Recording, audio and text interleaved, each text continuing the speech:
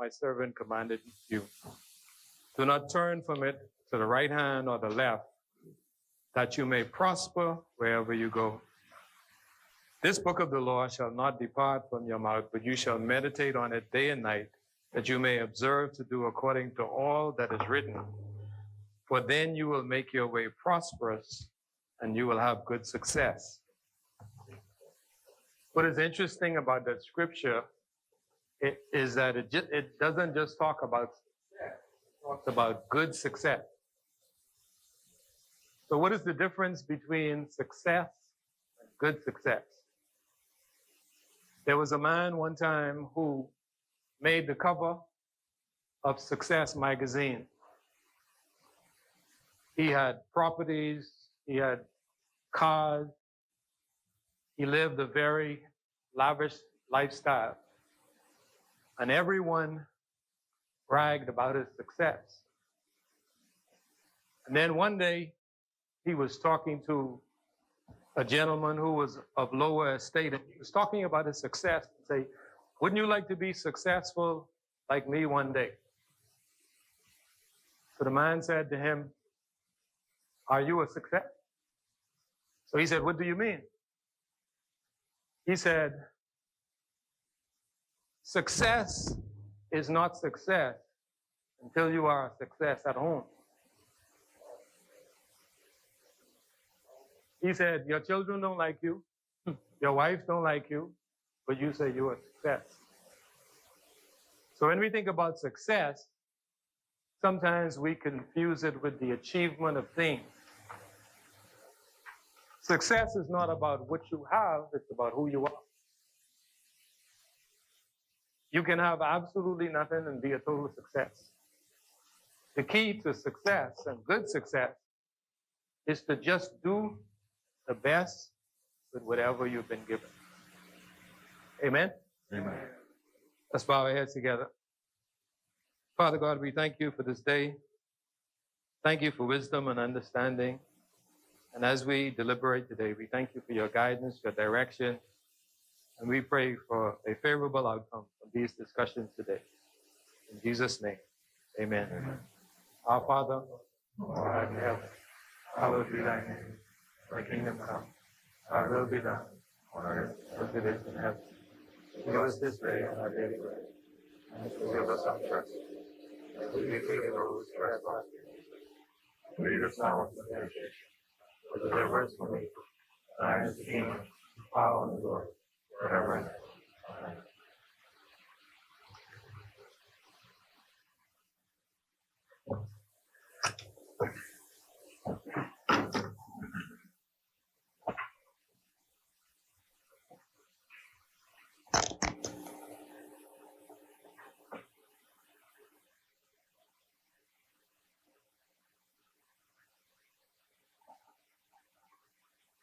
Good afternoon, honorable members.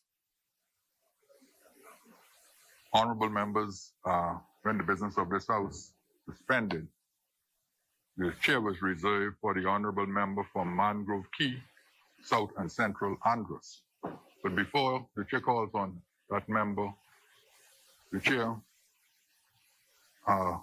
was requested and acceded to the Deputy Speaker and member for Tall Pines to address a matter in his constituency in the absence of the minister responsible. The chair recognizes the honorable member for Tall Pines. Mr. Speaker, I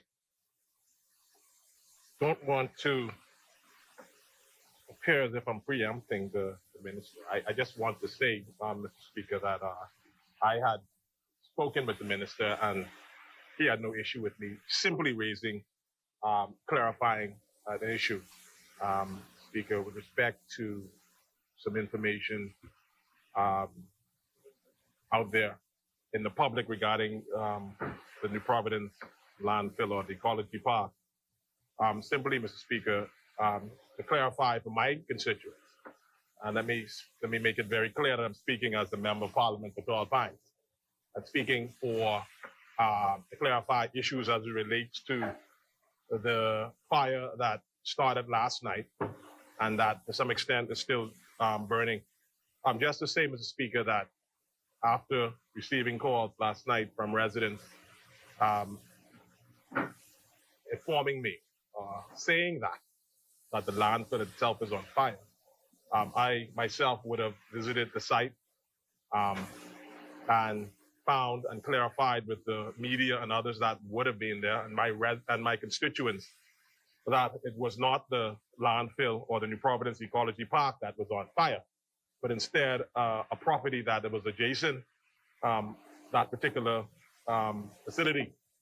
I think that residents were very concerned given the history of the fires on the landfill, and given the fact that I had on many occasions alluded to and informed the House of Assembly, this honorable House, that this government and that particular company had made steps to make the facility safer. Speaker, just as the Member of Parliament, I'm proud and honored to say that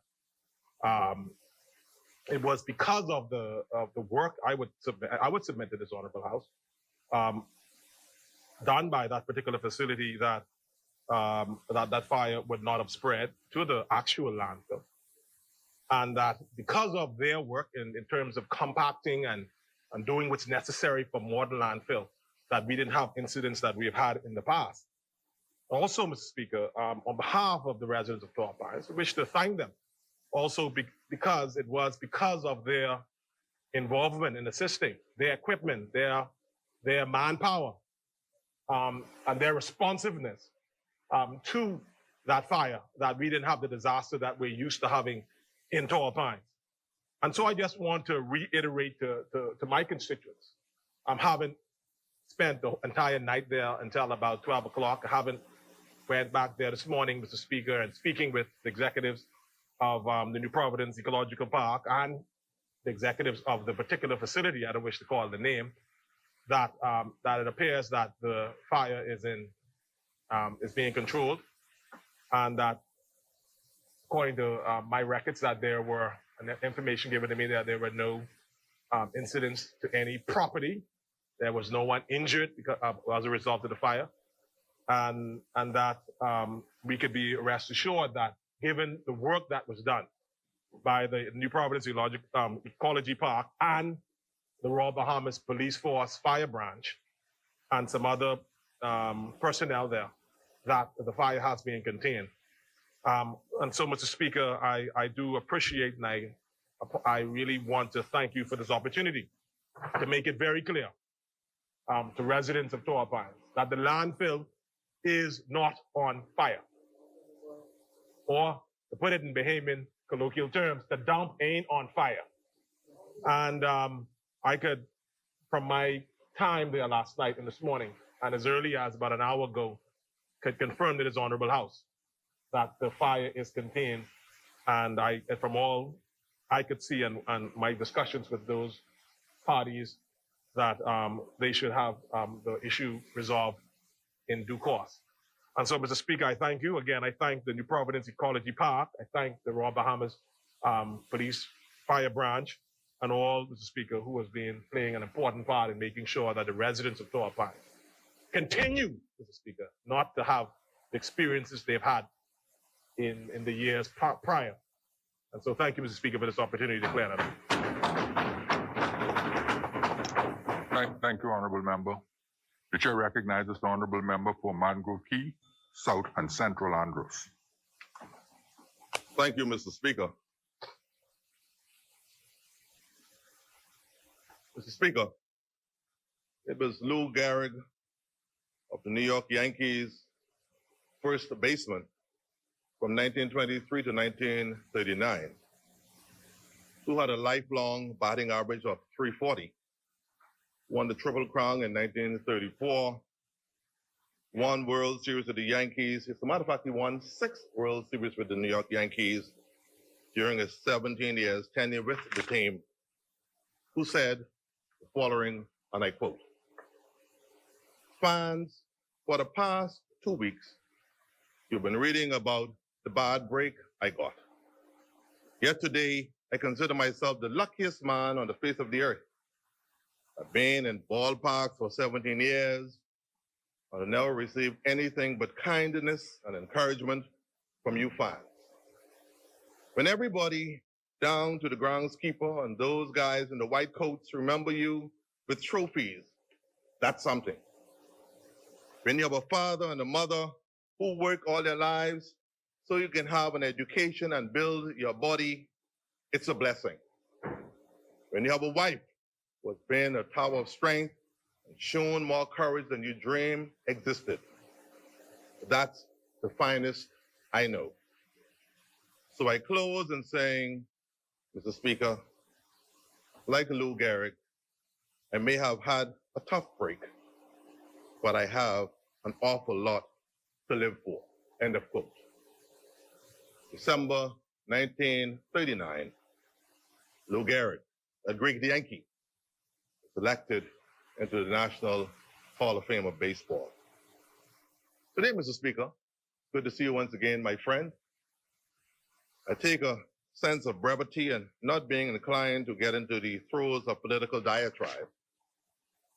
I just want to keep my focus on my thought process, being virtually parochial in my presentation, directed at the communities of Mangrove Key South and the Central Andros, my hometown. Like the late Dr. Martin Luther King Jr., pardon me, I think that'd be fatal for me to overlook the urgency of the moment, Mr. Speaker. The sweltering summer or sunshine with its legitimate discontent will not pass until there's an invigorating autumn of opportunity and equality. And for those who thought I would stand here today and simply postulate, blow off steam, not this member. The Bahamas beckons for far greater from this member and other Bahamians. This nation would be in for a rude awakening if we continue to go down the path of business as usual. Until the bell is rung, I plan to stand here with my God-given rights and wits about me to speak on behalf of the good people of Mangrove Key South and Central Andros. There were those, Mr. Speaker, on both sides of the political divide who would have made condescending, trite, and sometimes downright insults when I took my stance for my people over the years in this honorable place. We must realize that there are expectations, angst, and anticipation for a better day, not only here in New Providence, but across our fair land. There's inextricably tied to these anxiety and expectations. They want to see some things happening for them, emanating from this honorable place. When our people seem to lose a sense of hope, possibilities are running low, and all they hear is truisms, they lose respect and become unspeakably brutal in their attacks on politicians and those in public life.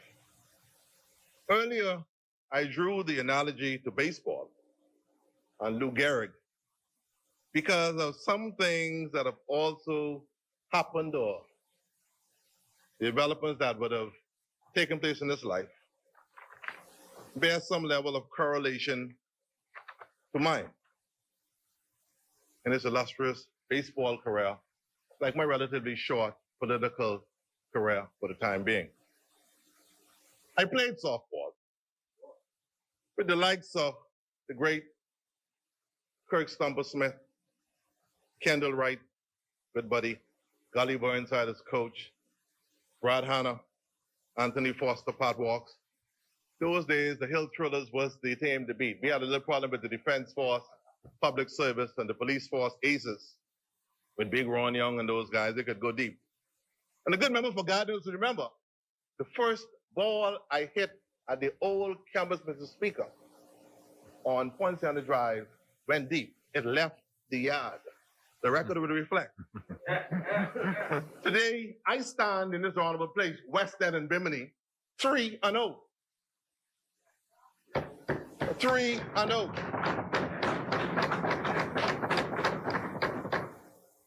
We took a high fastball, like a riser from Richard the Lionheart Johnson, and we survived in 207 South Beach.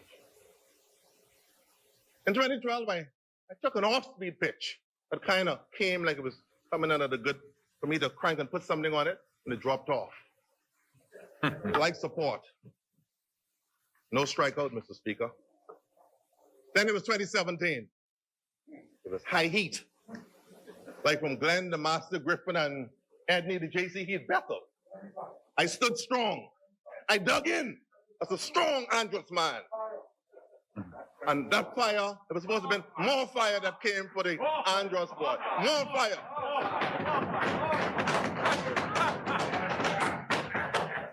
And they said to the member for South Central and Mangrove Key Andros, your shoulders are not broad enough for the fire that is coming at you. I dug in, swung, and I didn't strike out.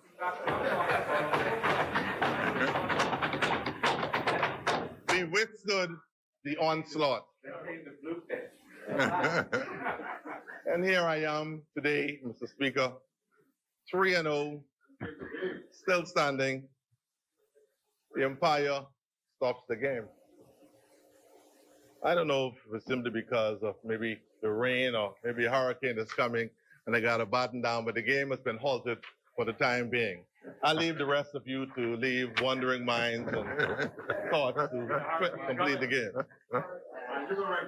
For the people of South Andros, I need the good MP for Long Island who is not here this afternoon, since we're using baseball and softball analogies, to simply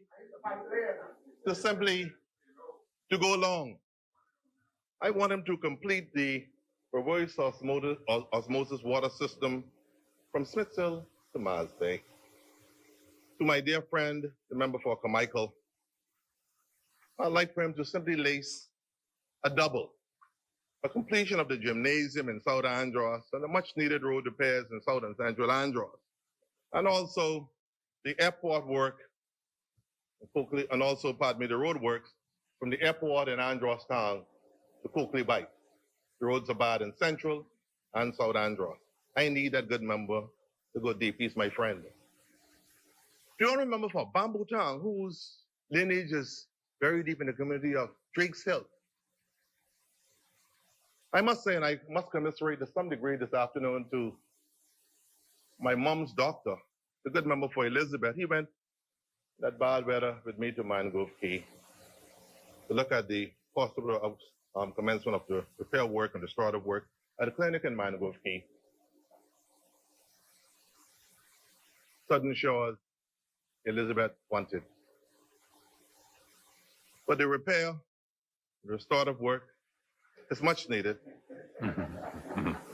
I'm asking the good member for Bamboo Town to come through and give us a triple in Mangrove Key.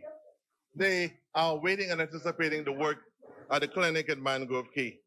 Maybe give us a good deep drive like Rod Carew or maybe Andre Dawson. A good lace, a line drive, triple.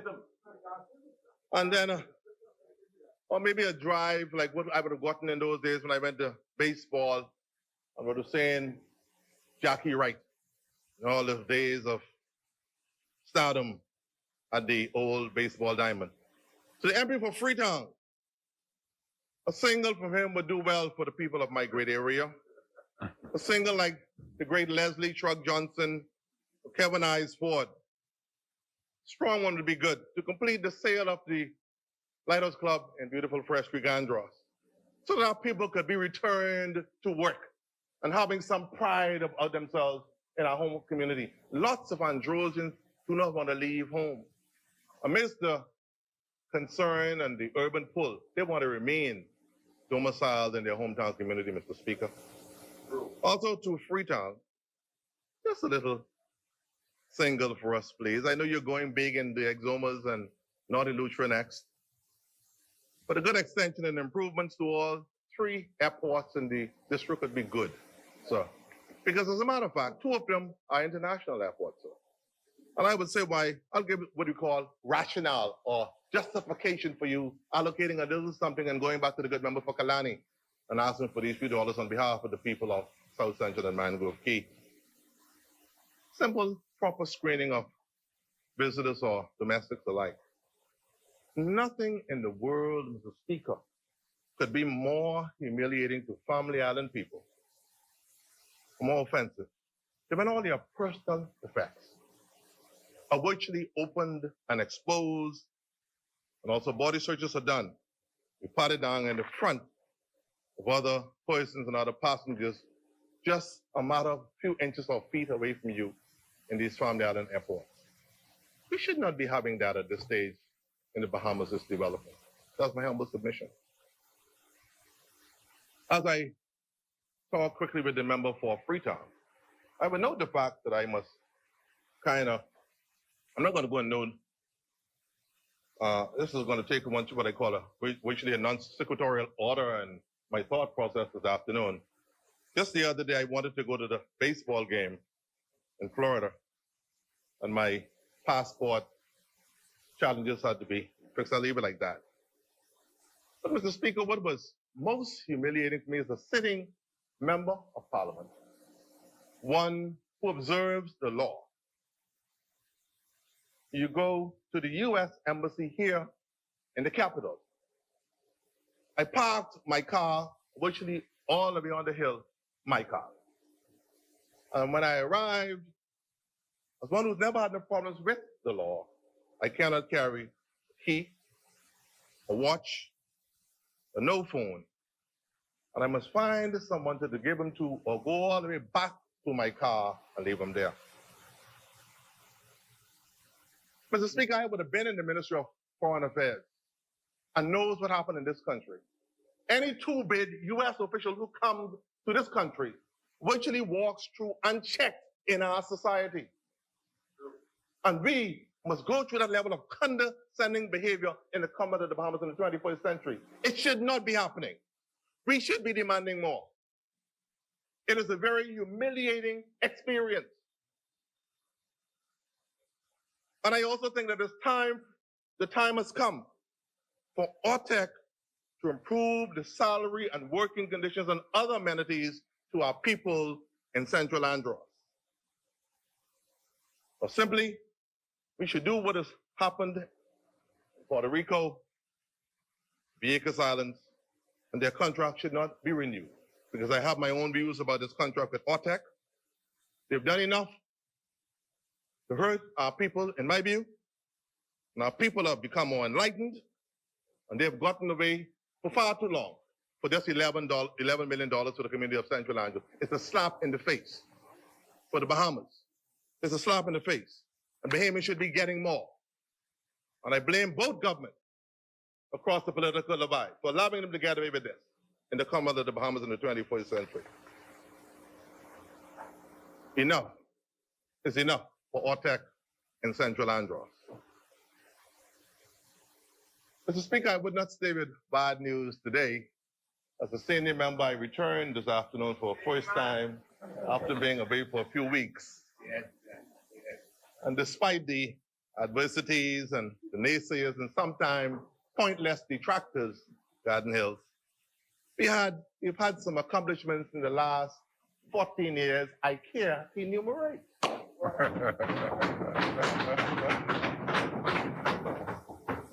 When I was first elected, Lord Abaco, the people grocery ran on the mailboat to Fresh Creek and they landed in the dirt and the dust. They're landing now courtesy of someone who would have been in your same position. I'm not talking politics today. Who gave us an $18.2 million state-of-the-art dock in Fresh Creek, Andros.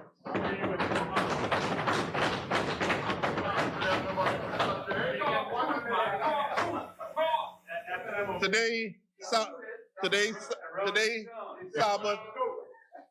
Sabbath, Klinger, Dion and the boys and Miss Ferdinand Scrolls and feel a sense of pride in going to work in Fresh Creek at the great dock in Fresh Creek.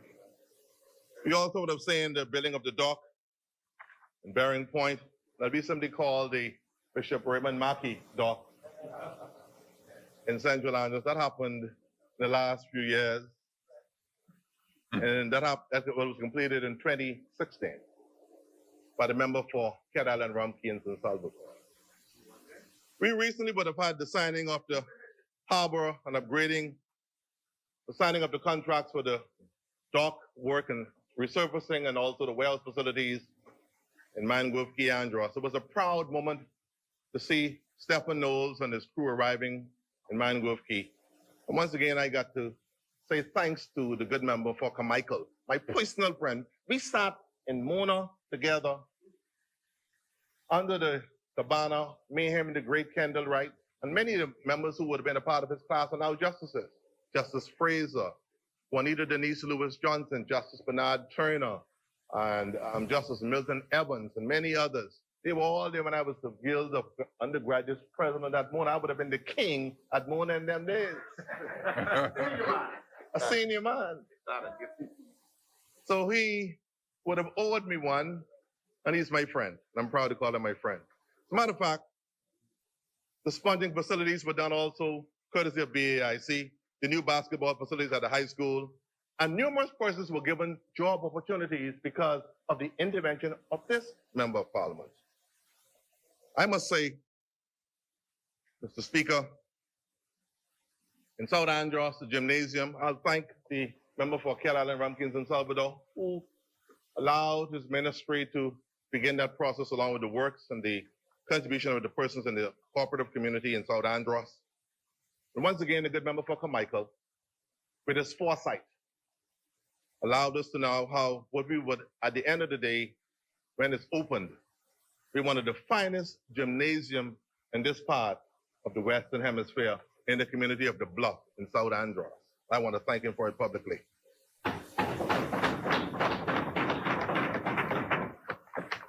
A water system, the dock in Mars Bay, South Andros, and many others.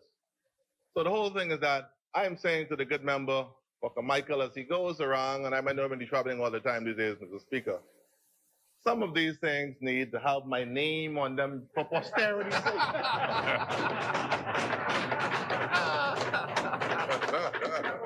You see, one thing that me, people know I don't story, I come straight at you.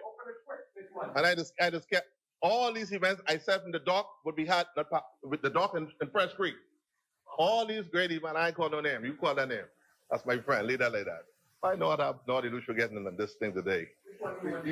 All of these events, but you know the one I really want to be named. The speaker tell the member, do not do that to a senior man today. He's my friend. But the whole idea is that a man's credit is due to what he worked hard for. He knows the hours I would have spent at his ministry. The former deputy prime minister and leader of our party, I would have been there asking. But today I stand to say thanks to people who would have been there as the wind beneath my wings as I'm about to wrap things up this afternoon. To speak of these moments becomes challenging at times in the political life. I don't want to go any further because it's become very emotional.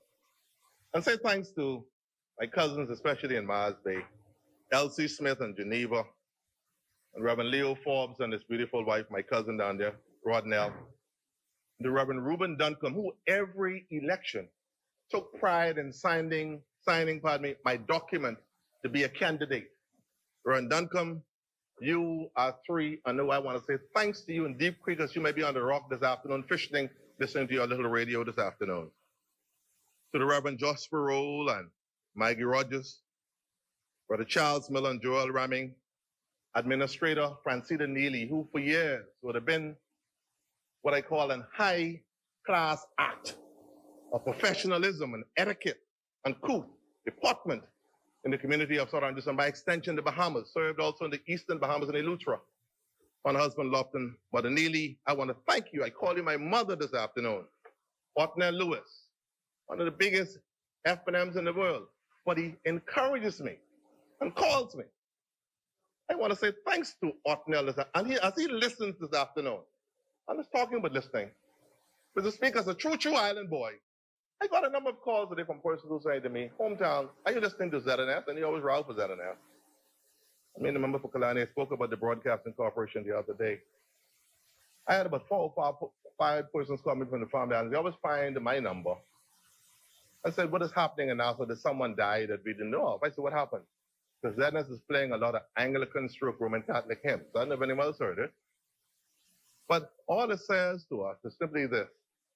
Persons in the family islands depend on the national voice of this country to keep them connected. And our content on the national station is important.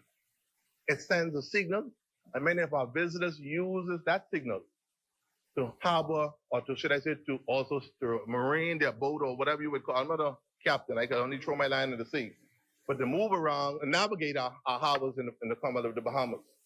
So I'm saying to the authorities at the corporation, I don't know what happened today. Always be mindful.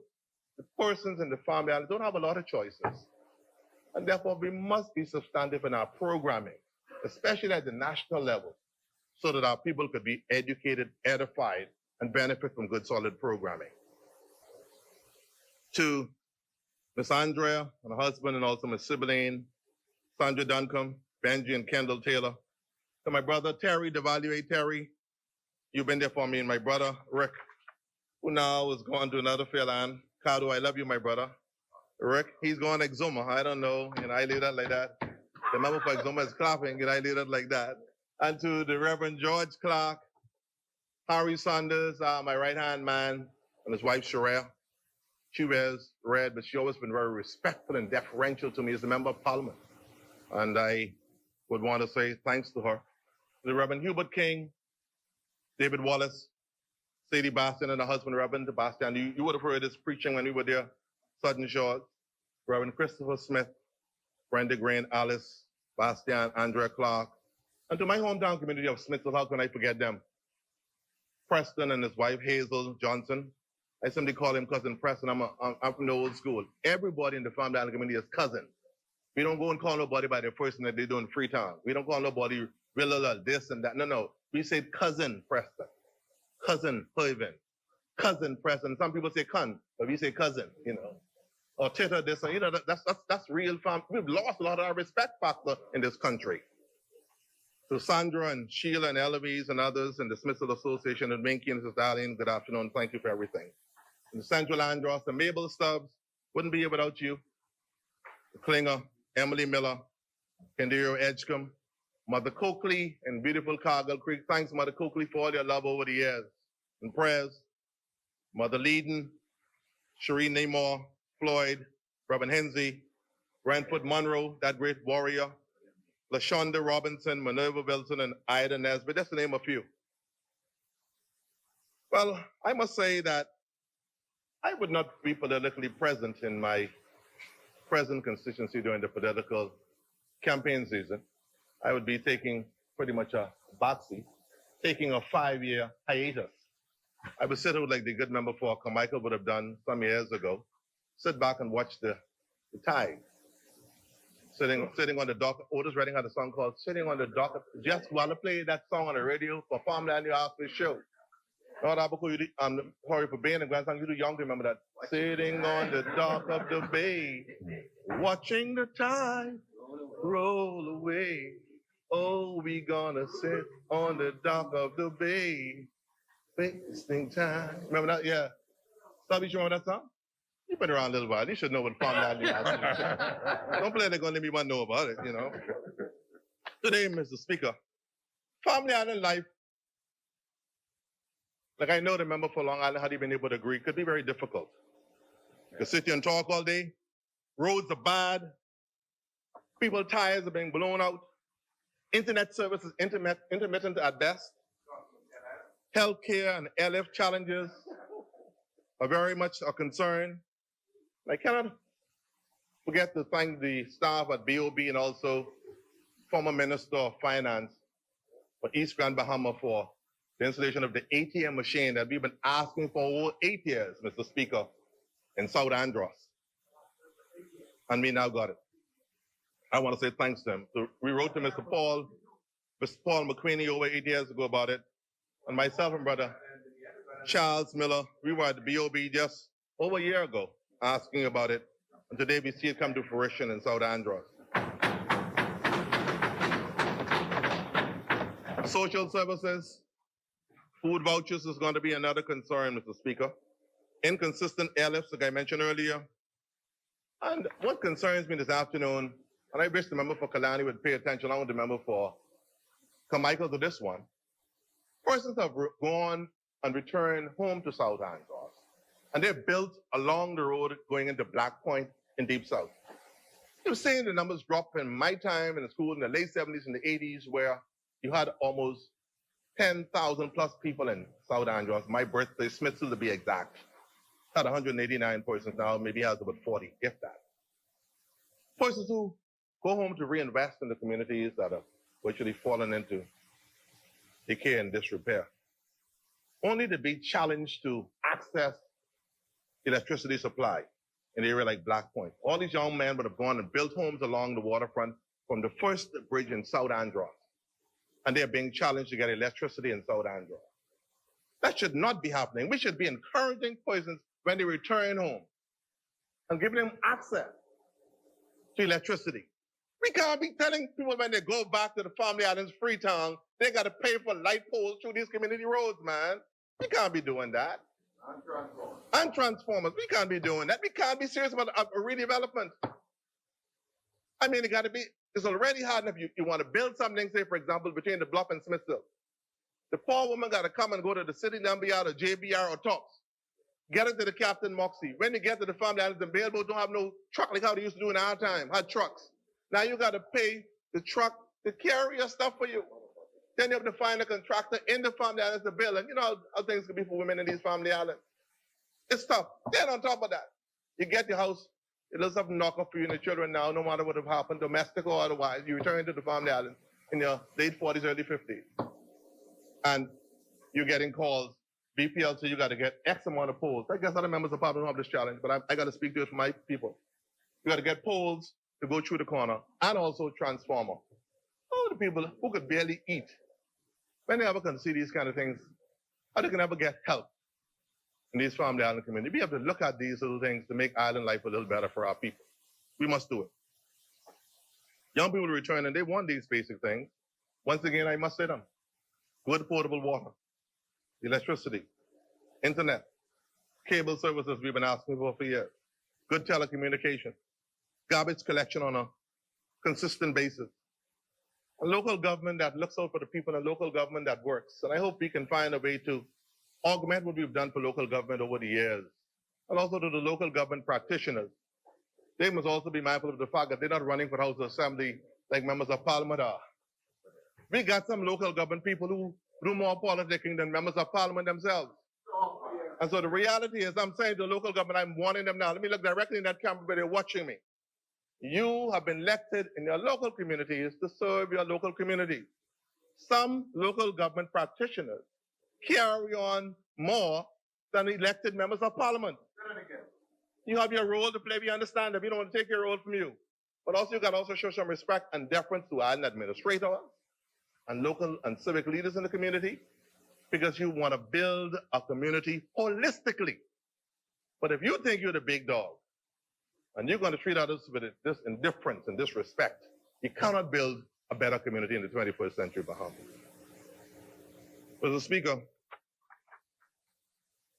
what's most comforting is that after all the schisms and jibes I have taken for asking for things for my people, it is comforting to see the U.S. President Joseph R. Biden is trying, as he's now completing his European tour and about to have a conversation with Russian President Vladimir Putin, is asking for the U.S. to give U.S. Treasury Department to give him $2.1 trillion for infrastructural improvement. Now, isn't that interesting? These are the same things now. What person would have made fun of me for? So that's all Vice could ask for. I tell him, no, I don't care what you say. You can put anything on paper and make it look pretty. But if you go to not doggone, Mr. Speaker, I can't say that. But if you land in Andros today in the road bad, and you know doctor there, and your children can't get a certain standard of education in these Family Islands, persons would return to New Providence totally frustrated and lose hope. That's all I'm asking for. We set up in New Providence and talk stuff in Parliament. But people catch eternal hell in these Family Islands. That's the point I'm making in this country today. Joseph Biden is today. I am in Florida, as a matter of fact, and I got to say this to the member for Freetown. I ain't no techie person, and I got there and wanted to go to the game on Sunday, and it took me almost 4 hours to get the rapid PCR test done. I was like the member for Cat Island and Exuma, who have a high net worth, who could get it done quickly. I couldn't do it like them. So I took my time, and I eventually found someplace out in Palmetto somewhere, and they said $200. Then when they did that, I'm telling you, I'm a historian, I got that. Then they said to me, then I called Woody at Bahamas. Woody, don't mind me referencing him. Then they said, you got an hour prior for the travel visa. This is my first time in the now almost 2 years. When I get to the line on your phone, on my Samsung, on both my iPhone, both here, you can't get on the site. Someone tells me a new problem, says, boy, you better try find one hard with a PC or get on a laptop. You'll never get on from your phone. Yeah, how in the world you could get on your phone? Ain't no Bahamians traveling to Miami or anywhere for another day with no laptop because they ain't gonna show up. Come on, man. The Ministry of Tourism, you got to be relevant to our people and where they are. Ain't nobody can't have no laptop when you going shopping. I had a very bad day. Yes, I did. And so I missed my flight to be back here yesterday morning. I was dressed to come to Parliament yesterday morning to speak yesterday afternoon. I had to come on the 145 in Bahamas there. The weather was bad, the airport was closed. And I prayed all day. And our God was good, and we had a good flight. We landed safely. As a matter of fact, when I was there in the airport and got lost getting it wrong in somewhere in that Miramar area, we saw the Amtrak chain passing, Mr. Speaker. And I remember just the other day, myself and Dr. Albert Donaldson would have been in Tokyo in 2014 when he presented his credentials. I headed the delegation. Stayed at Biard Airport. When you get into LAX, I said, my God. Woo. Then we went into, we were in London. You know, of course, the high speed trail that goes between London and France and what have you. I mean, you see the Amtrak is they're dirty and I say, man, I see what the man is. I said, you know. I said, I see what Joe Biden is talking about. And all I'm saying to you, here it is, this is the United States of America. Where points would have made light of the fact that I asked for these things from my communities. I asked for no one else. All the other persons in the other islands may be straight, but I am saying for the people of Mangrove, Key South, and Central Andros, they catch hell with them bad roads. They need water, they need good internet, and the list goes on in our communities. And so today, Mr. Speaker, Family Islands today are challenged. Before I take my seat, I would just like to note the fact that I mentioned this travel visa thing, and I hopefully we can get some relief from the member for Freetown. 3 ladies just the other night had to sleep in the airport because they couldn't get on the travel visa site. I was told this by officials. I have no reason to make it up. I'd like to extend condolences to the family of the late matriarch of the community of Central Andros and the person of Miss Eula Edgecombe, Lovell Andros, who passed just the other day. That's the mother, Fire, and Hogan's Edgecombe and the entire family. As a matter of fact, there's also an anticipation of having the high school in Central Andros named in her honor. By the Honorable Darrell and others would have mentioned that some time ago, we'll have such a high honor. I also think we need to do more with naming these schools of people who would have made such a great contribution in these family island communities. So it makes the community feel better. And the level of connectivity would be bonded through this process. The family of the late Father Addison Turnquest for his courtesies and philanthropy to me and my family. For years, when I would have known Father by being on ZNS radio, out of his goodness of his heart, he brought me a turkey almost about 15, 20 years ago when he was at St. James in Adelaide. And every year for almost 15 years until recently, we would have disconnected to some degree. He made sure, called me. He got my number from somewhere and said he has it for me. And he did it with a big glee and smile.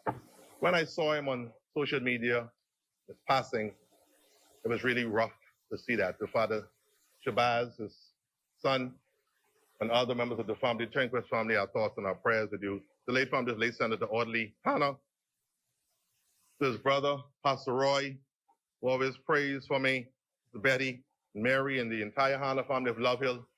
Our thoughts and our prayers are with you.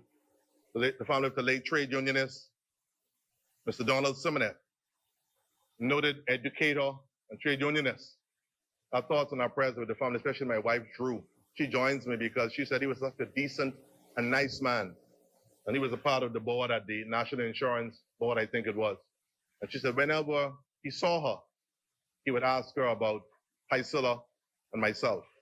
And that really was very emotional to her when she heard that he died suddenly the other day.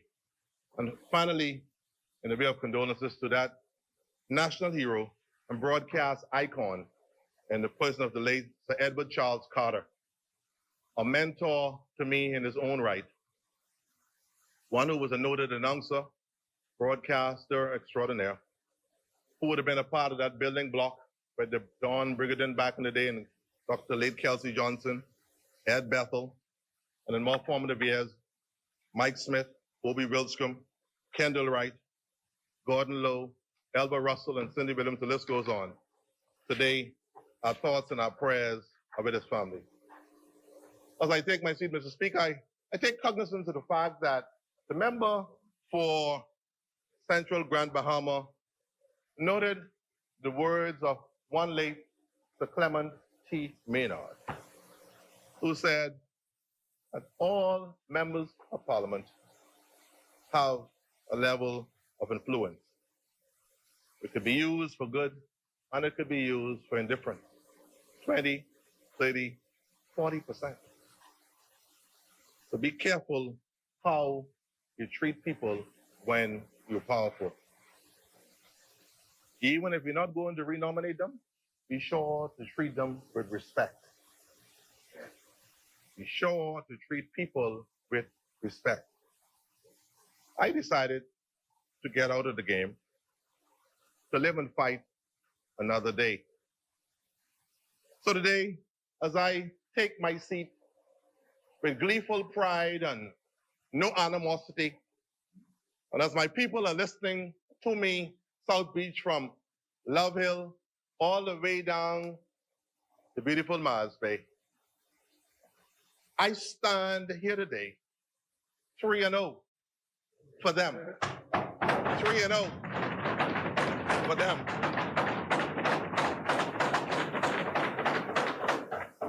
Unbowed, unafraid, unapologetic.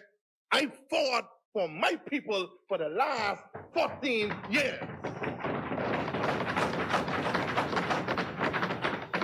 So, Mr. Speaker, my friend, I need no other argument. I need no other plea. Is this enough? That Jesus died, and he died for Lily Mae Forbes' son, that fallible, imperfect soul like me. Today, Mr. Speaker, with your concurrence, I support the honorable budget and I take my seat. Thank you very much.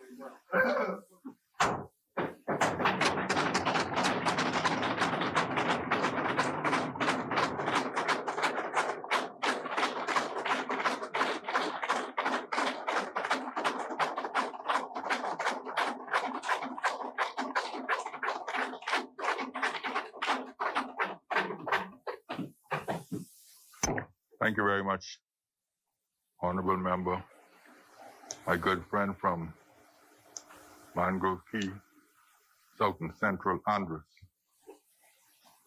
You serve your people well. And like you said, you are 3-0. You started off your contribution by talking about Lou Gehrig. And I know of another baseball icon who the bat was taken out of his hand while he was the leading hitter on the San Francisco Giants. He tested negative, but they accused him as if he was positive. And he was about to become the first home run hitter to reach 800 home runs. But the bat was taken out of his hand. But honorable member for Mango Key, South and Central Andros, you still have a role to play because you are unique in your disposition as a person who cares for the family island development and advancement. And I am a family islander hailing from the deepest south. And I know of the experiences that you talk about, how difficult it can be in the family island. And that is why we need more persons like you to represent us. And like the Lord said, from my perspective as your good friend, I can say for you, well done, good and faithful servant. To the people,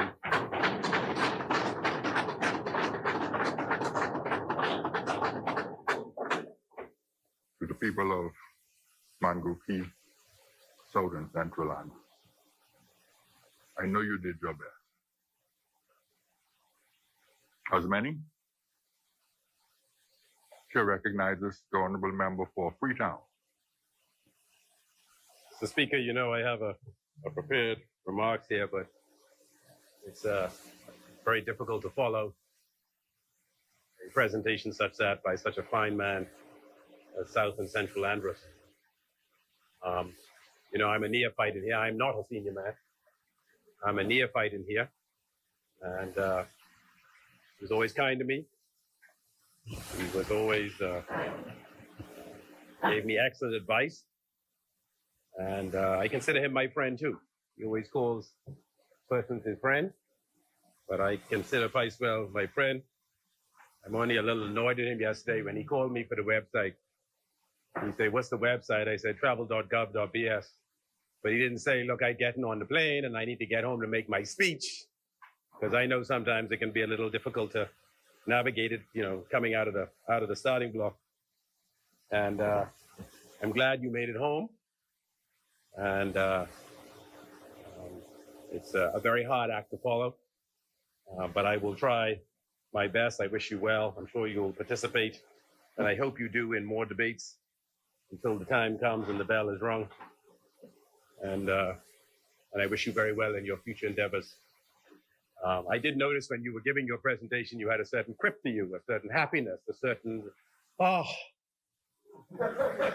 all of it is off my shoulders now. I am looking, you know, Brenzel got that same feeling. Brent got that, oh, sorry, Garden Hills and St. Anne's. I know I listened to their presentations and they're like, boy, I have run the course and I'm done. And hopefully one day, huh? Yeah, I know that. I hear that, but I ain't going nowhere. I stay right here. I will represent the good people of Freetown in the next general election. And on that basis,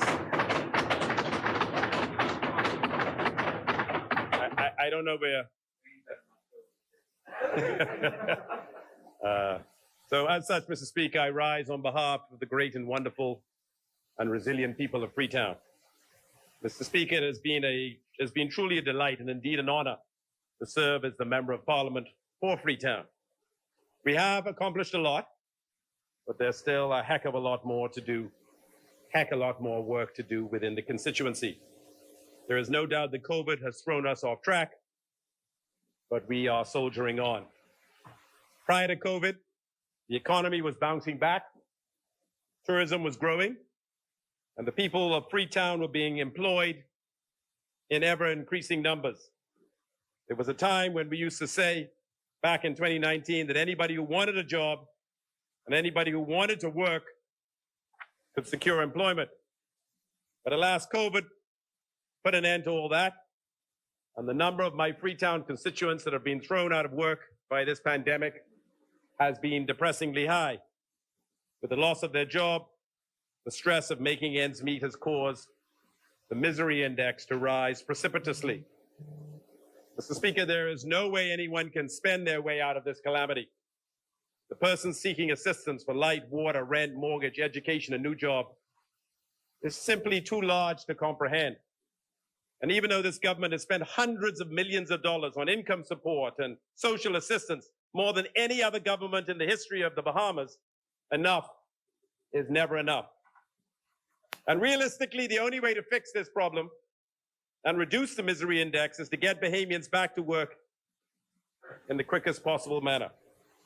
Freetown, that is what I've been doing in the Ministry of Tourism, gathering with my team tourism, brainstorming, being creative, being innovative, being aggressive about getting the tourists to come back.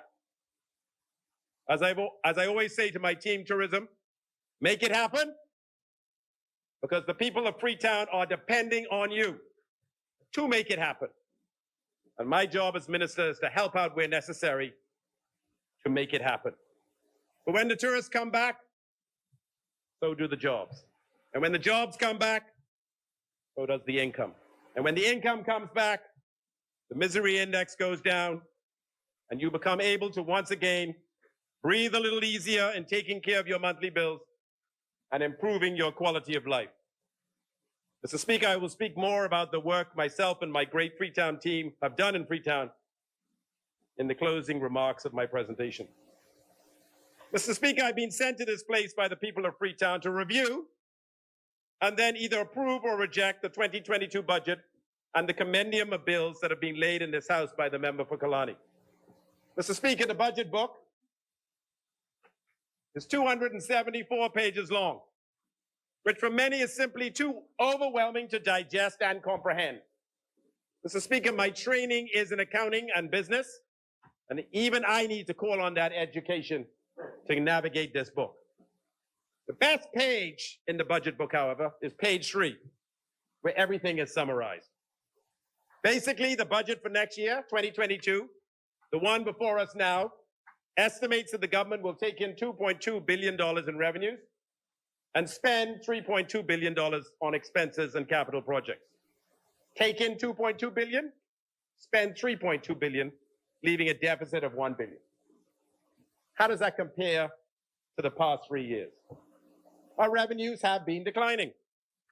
There were $2.4 billion in 2019.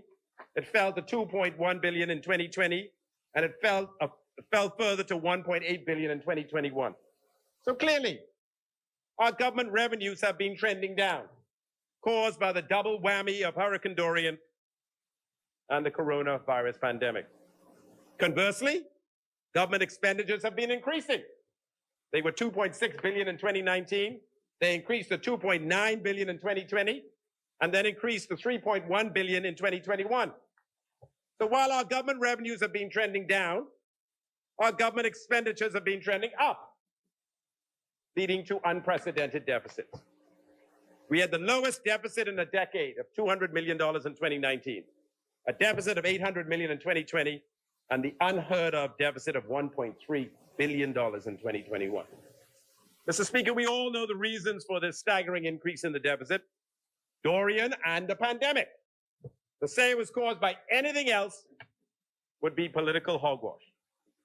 And Mr. Speaker, this government ain't running from the increase in the deficit. We consciously made the decision to borrow, to keep the Bahamian economy on life support as we navigated these two catastrophes. And the record will show that since coming to office, we borrowed about $1 billion, mostly to pay off bills left unrecorded in every crack and crevice by the last PLP government. And we will have borrowed another $3 billion to contend with the effects of Dorian and the pandemic. It's as simple as that. As such, our national debt, which stood at $6.5 billion when we came to office, will increase by almost $4 billion by the end of our 5th year in office. Mr. Speaker, this increase in the national debt is frightening to many, including myself, especially the increase in the annual interest expense as a result of this tremendous run-up in debt. But what gives me comfort, what makes me feel a little less uneasy, is the plan by the F&M to reduce that deficit over the next 2 years. On that same page 3, Mr. Speaker, is the plan by the government to reduce the deficit from $1.3 billion this year to $151 million in 2024. Lord, I pray no more calamitous weather events, or our people get vaccinated so that our economy can perform optimally and we can achieve our ambitious goals. But we have a plan.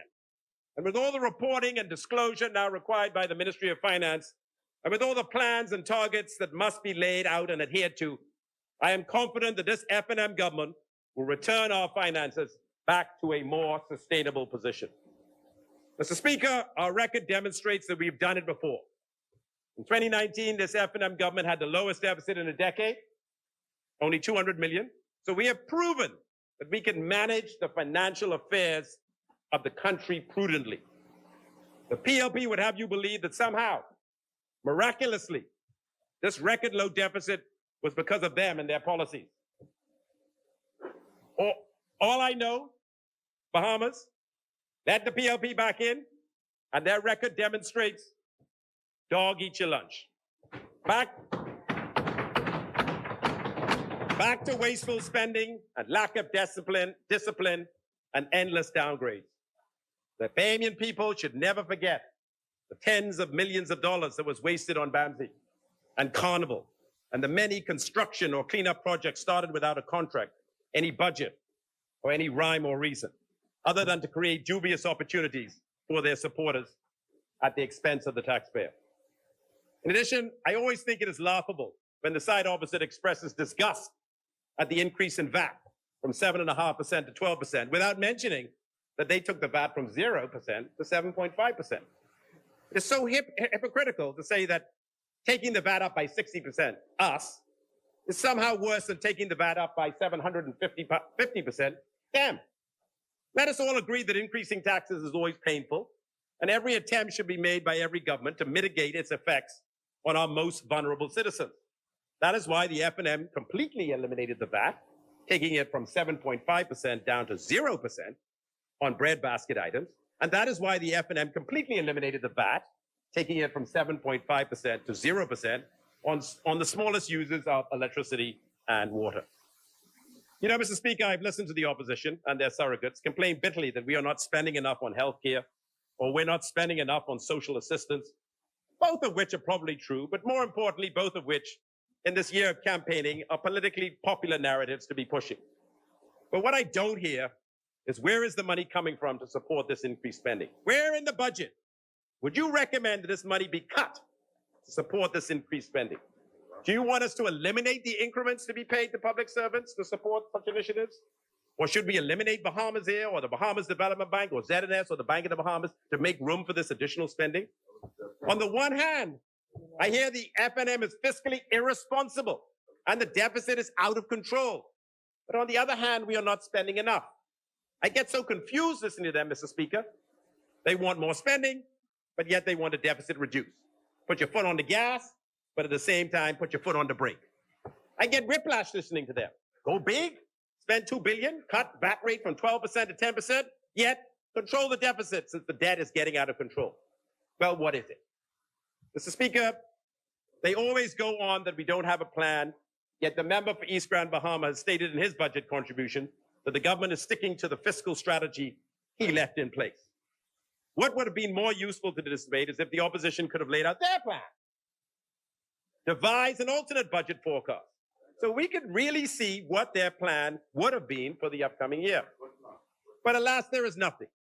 I guess they've concluded that it is safer to say nothing specific, throw jabs at the budget before us, because if they were to put all their numbers together, I doubt it would be very different from what this F&M government has presented. And they could not score the political points they think they are scoring by saying this is an election year budget, mired in fantasy and overwhelming ambitious revenue goals. But if the revenues are overstated, tell me what you would cut to compensate for that reduced revenue. Or would you just borrow more money and run up the national debt even further? Mr. Speaker, I am optimistic about the future, very optimistic. And as such, I am optimistic that we will hit our revenue goals. As the minister with responsibility for tourism, I can confidently and resolutely say today that our economy will get better and better as 2021 progresses. Mr. Speaker, on Saturday past, I proudly watched the member for Bain and Grandstown and the Parliamentary Secretary in the Ministry of Tourism, and Team Tourism, led by Director General Joy Jibaloo and Executive Director Dr. Kenneth Romer, pull off an historic event. For the first time ever, a cruise ship, Royal Caribbean's Adventured the Seas, started a cruise right here in Nassau. Not in South Florida, right here in Nassau. By starting the cruise here in Nassau, 1,068 passengers and 918 crew flew directly into LPIA here in Nassau to start their cruise. Mr. Speaker, I want you and the constituents of Freetown and Bahamians at large to think about the economic benefits that we all derive by that cruise starting here in Nassau. They would have used the airport. They would have used local transportation, a taxi, a limo, or a tour bus. They would have invariably arrived a day or two before the cruise, so they would have used a hotel. In the hotel, they would have used a restaurant, possibly gambled in the casino, shopped in a store, or gone out on an excursion. In every one of those instances, they would have been spending money, giving out gratuities, positively impacting the income and job opportunities of my Freetown constituents and those of my parliamentary colleagues. Mr. Speaker, we are all acutely aware of the hell that has been wrought on the economy of the Bahamas by this coronavirus pandemic. We are all aware that tourism represents almost 50% of our GDP and 60% of our employment. Mr. Speaker, our reliance on tourism is huge. And as the member from Elizabeth would have said in his presentation, we have been talking about diversifying our economy to be less reliant on tourism for as long as he has been alive. But the reality is that there ain't nothing going to come close to replacing tourism's dominance in our economic landscape for the foreseeable future. So given tourism's importance to creating jobs and entrepreneurial opportunities for my Freetown constituents and Bahamians up and down the Bahamas, I am so proud that my team tourism and I were able to pull off this home porting project.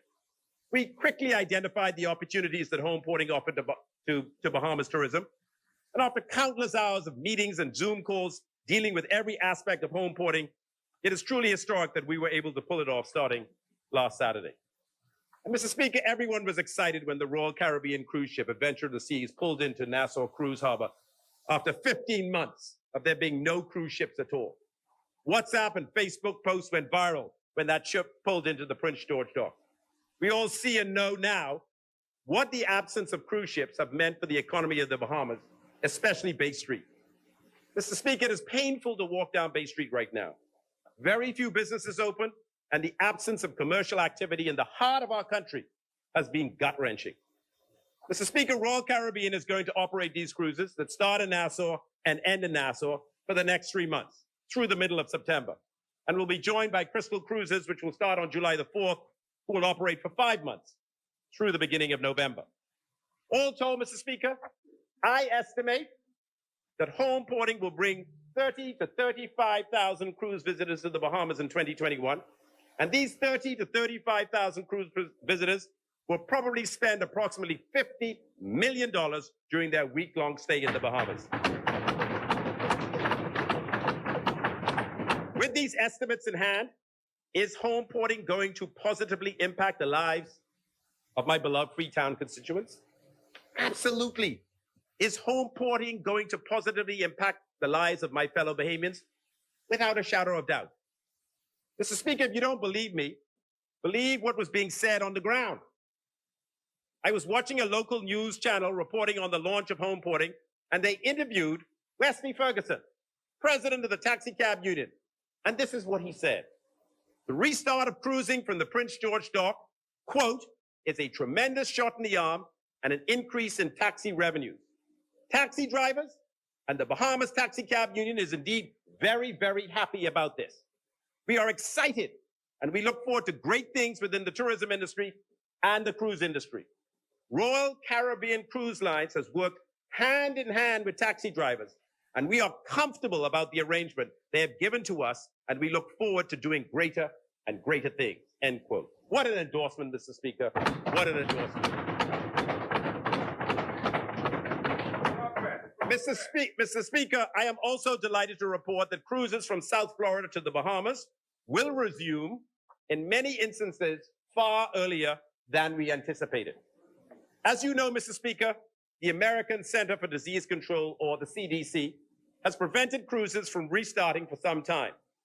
And given the CDC's seemingly disinterest in helping the cruise industry to get back on track, cruise industry executives were telling me a couple months back, don't expect cruises starting from the United States to resume until September, possibly November, or even just before Christmas. Well, Mr. Speaker, Royal Caribbean, as an example, issued this press release on the 4th of June titled, "Calling All Vacationers. Royal Caribbean announces U.S. comeback for the summer." And it goes on to say, travelers can once again mark their calendars and set their sights on a summer full of long-awaited cruise vacations.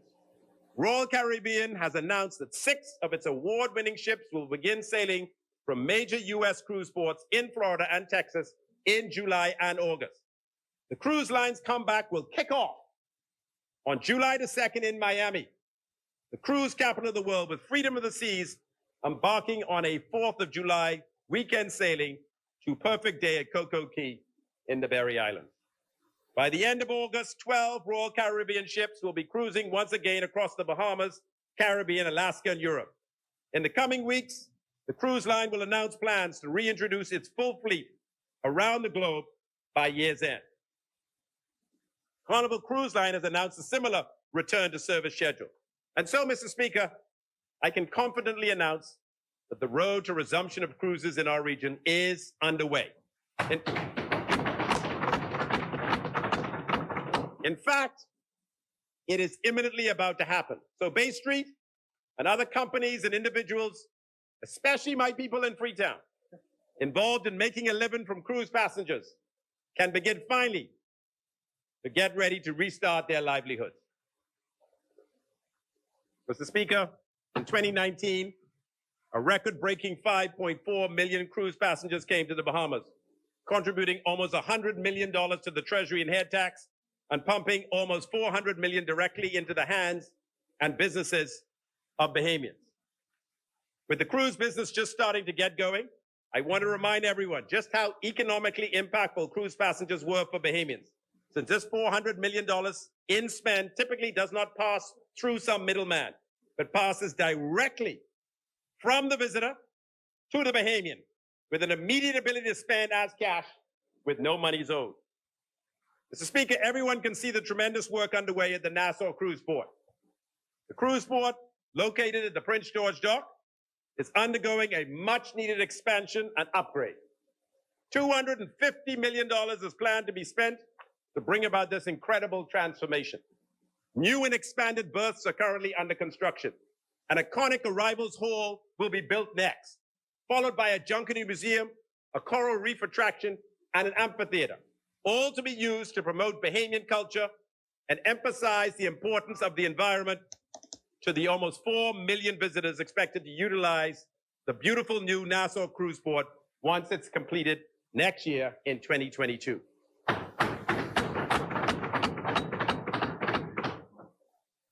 Mr. Speaker, the Nassau Cruise Port project will not cost the Bahamian taxpayer a dime, since private sector money will be used to finance its construction and operation.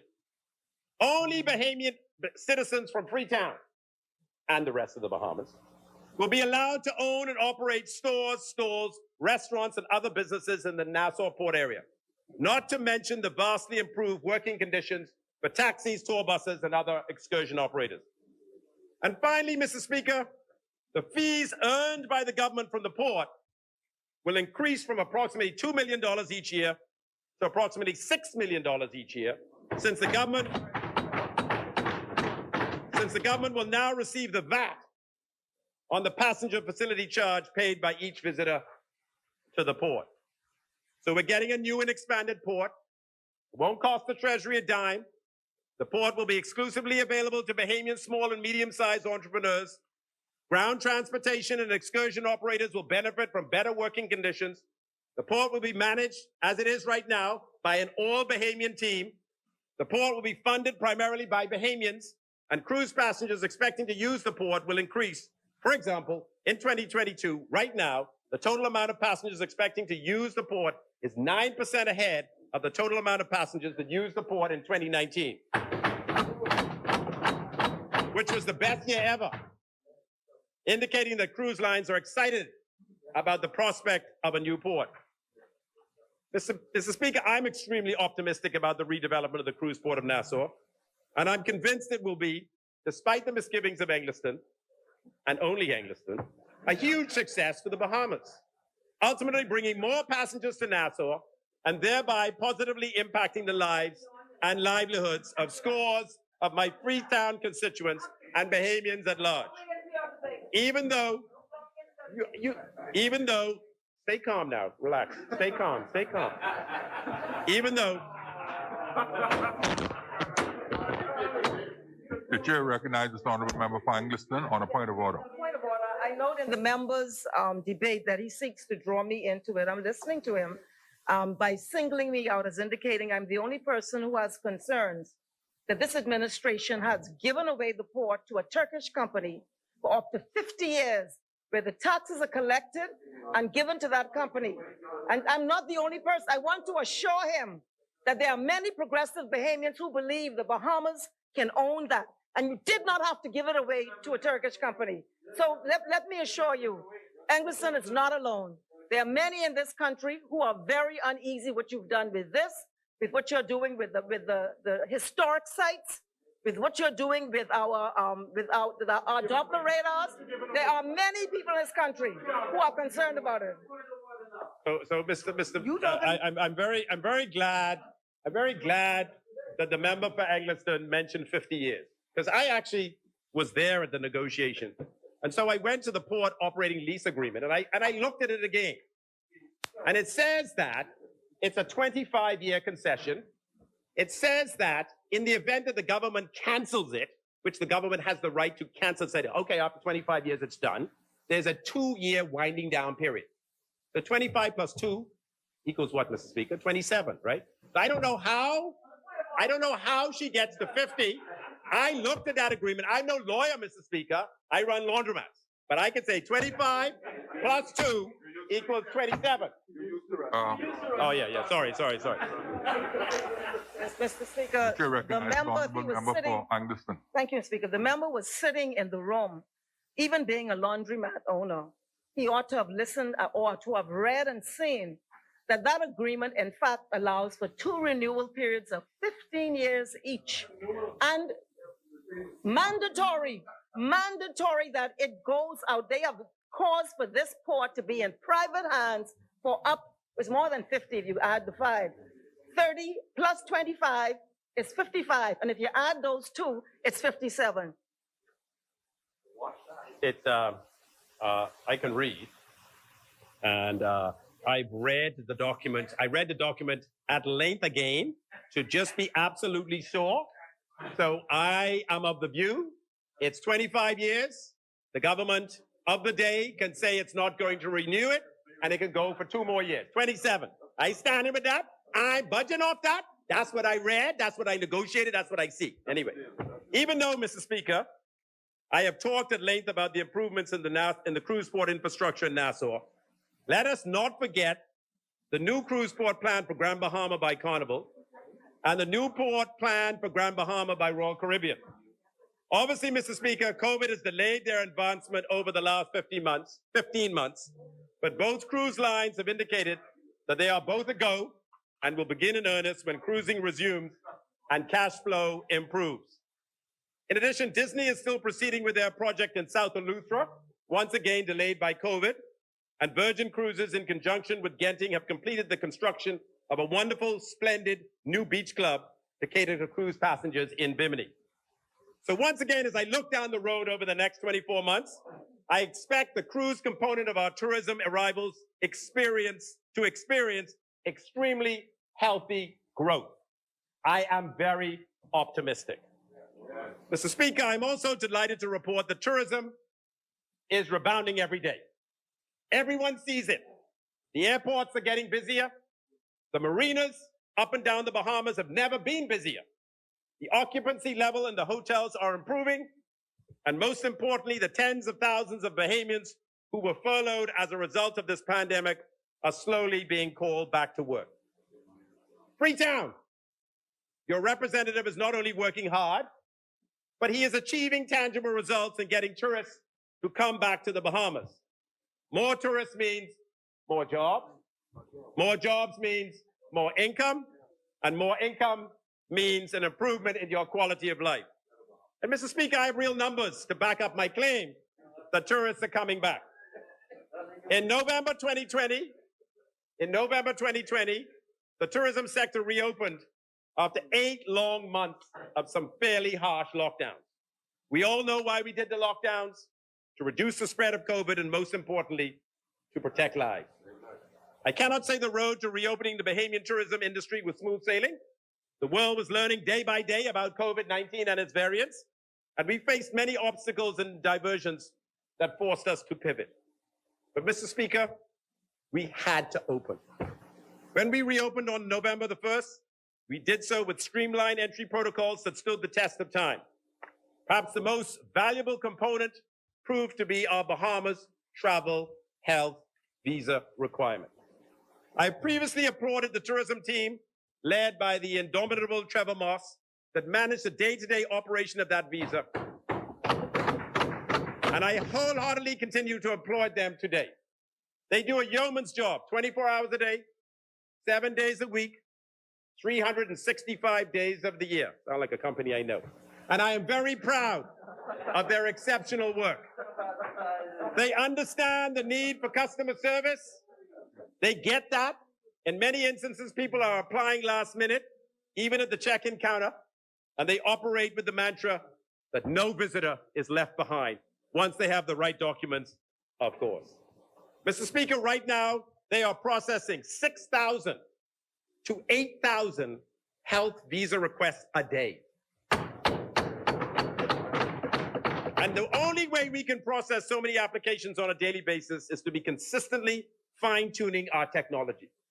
Even I, Mr. Speaker, have worked in the travel compliance unit at the Ministry of Tourism, processing travel health visa applications so that I can better understand the problems and participate in the process to make it work better. Every day, and my parliamentary secretary said he's done it too. Every day, Dane and Grandstown. Every day, we suggest ways to make it work better, much to the frustration of our programmer, Think Simple, which I am proud to say is a Bahamian company.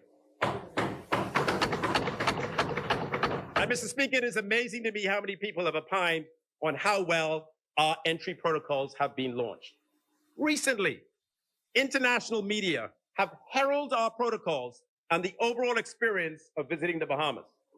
The Point Sky, one of the top consumer travel websites with a global reach of more than 10 million, said, and I quote, "The Bahamas is a model for how countries should approach reopening tourism. It's devised an easy to understand entry system," end quote.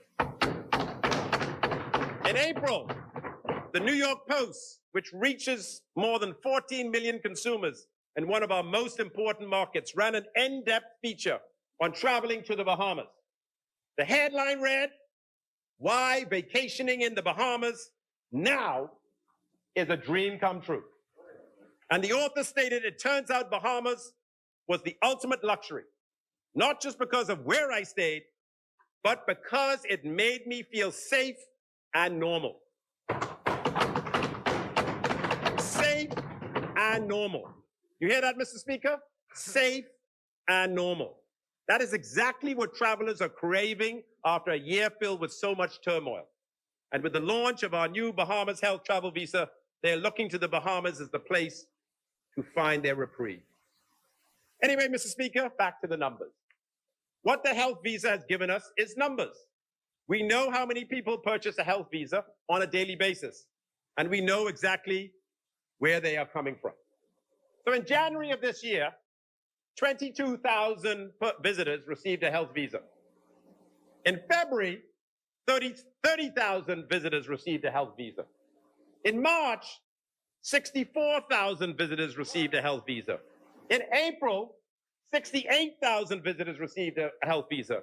And in May, 110,000 visitors received a health visa.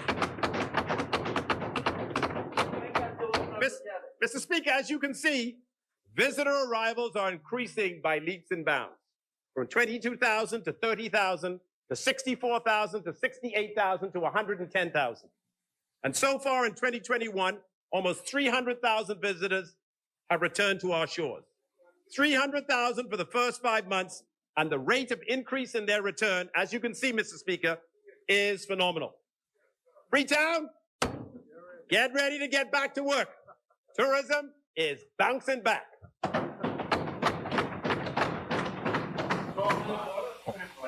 The chair recognizes the honorable member for Pine Ridge on a point of order. Mr. Speaker, through you to the Minister of Tourism. We're happy to hear this report. What plans, before you move into another section of your speech, what plans is the government making? It's a point of order, but point of order is that just recently, with all of this travel on the sea, persons who had taken the vaccination got caught also after taking the full vaccination, got COVID-19 on the boat. What preparations are being made with your ministry to somehow protect us from falling into that situation as well? That's a major point. I will come back to that at the very end. And when you dig into the numbers, Mr. Speaker, 60% of the visitors are coming to Nassau. Remember, 60% of the visitors are coming to Nassau, and 40% are going to the Family Islands.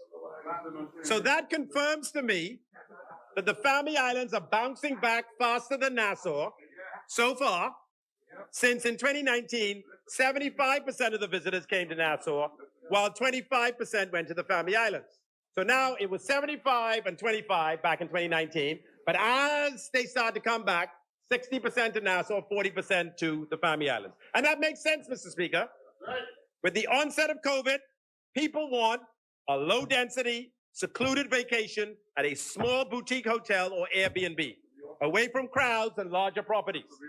And that is exactly what happened. And when you dig even deeper into the numbers, 27% of the persons going to the Family Islands went to Eleuthera, mostly Harbor Island. 20% went to Bimini and Cat Key, mostly by boat from Florida. 19%, listen, North Abaco, 19% went to Abaco, which is quite remarkable given the damage Hurricane Dorian put on that island, and leads me to conclude that those second homeowners are very, very loyal to Abaco. And 17% went to Exuma.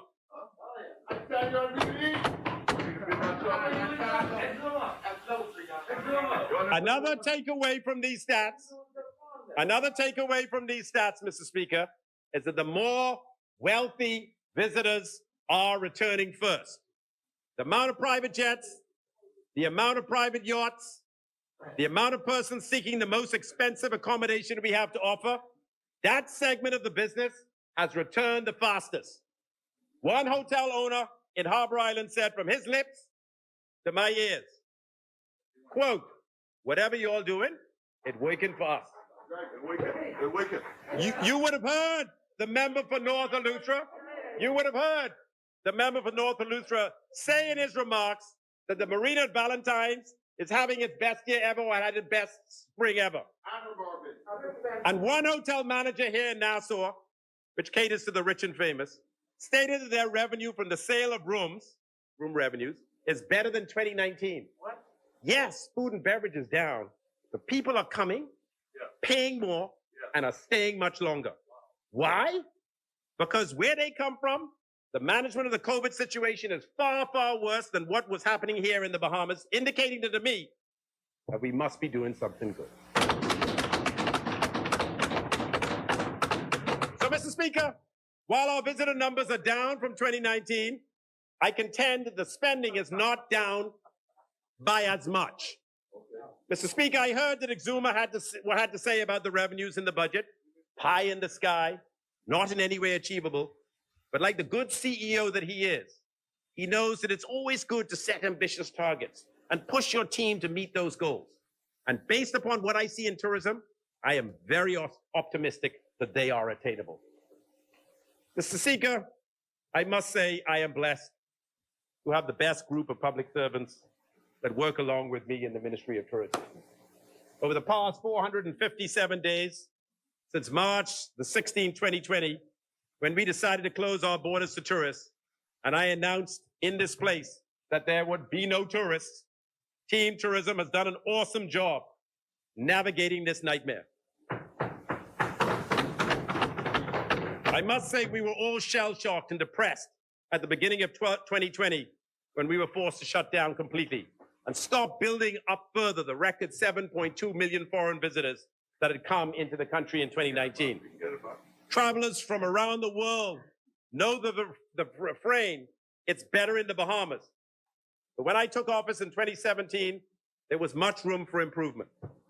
Indeed, incremental arrivals to the country were below those of 2016, and tourism segments, especially the key stopover visitor, was not growing. What's more, in 2017, the Bahamas and the entire Caribbean region stood on the precipice of a historic hurricane season that brought Irma and Maria, along with a tidal wave of negative media headlines warning of broad sweeping Caribbean devastation. It was evident that tourism urgently needed a reset to build demand and drive an increase in visitor arrivals.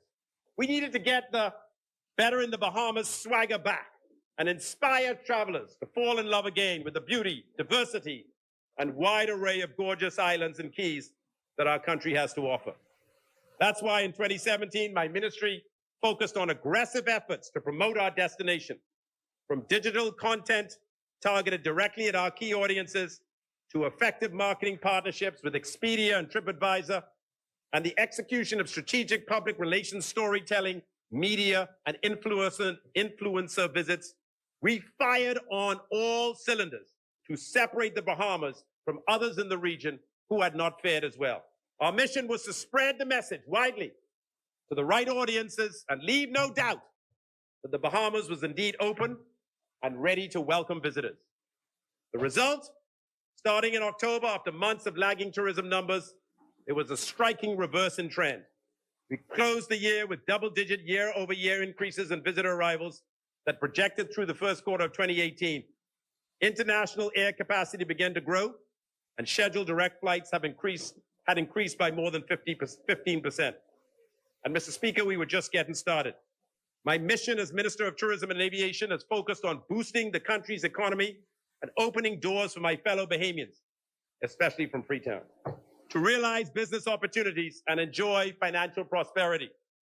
Specifically, my goal has been to expand airlift and increase the number of stopover visitors, attracting travelers to our islands who will stay for several days and inject money directly into our economy, right into the hands of the many, many ordinary Bahamians from Freetown who rely on tourism for their bread and butter. Under my leadership, and indeed through the collective efforts of Team Tourism, the Bahamas has made significant progress in growing this stopover segment. The data speaks for itself. In the first quarter of 2017, before I took office, expenditure from stopover visitors was approximately $627 million. During the same period in 2018, expenditure grew to more than $1 billion. This is a year-over-year increase of 62.5%. And again, we were just getting started. 2018 proved to be a banner year marked by incredible growth and a record 6.6 million visitors, the highest number of international arrivals in nearly 2 decades. International air arrivals had increased 16.7% in 2018, with expenditures from these stopover visitors topping $3.3 billion, an increase of 29% from 2017. The historic increase in arrivals was experienced nationwide, from New Providence to Freeport and in the major family islands. So yes, Engliston, Bahama has been a part of the reason for the increase in arrivals in Nassau. And I wish you could have gotten the property open earlier instead of allowing it to languish in the courts for 2 years. Just think how many Bahamians would have negatively impacted by that delay. Anyway, I digress. I take that back. But the impact of Team's tourism strategies was felt in almost every island in the Bahamas. Exuma and Abaco and Eleuthera can attest to that. But the impact of Team tourism strategies was felt in almost every island in the Bahamas. Exuma and Abaco and Eleuthera can attest to that, indicating to me that Team Tourism was on a winning strategy, helping all the islands.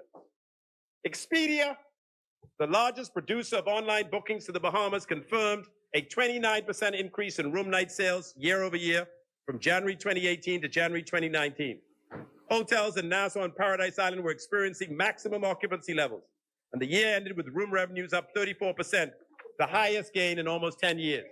The world was taking notice that the Bahamas was on fire, and the accolades rolled in from top-tier media outlets and international associations and like. In 2018, we were honored to have landed on many hot lists from publications. Caribbean Journal honored the Bahamas as Caribbean Destination of the Year.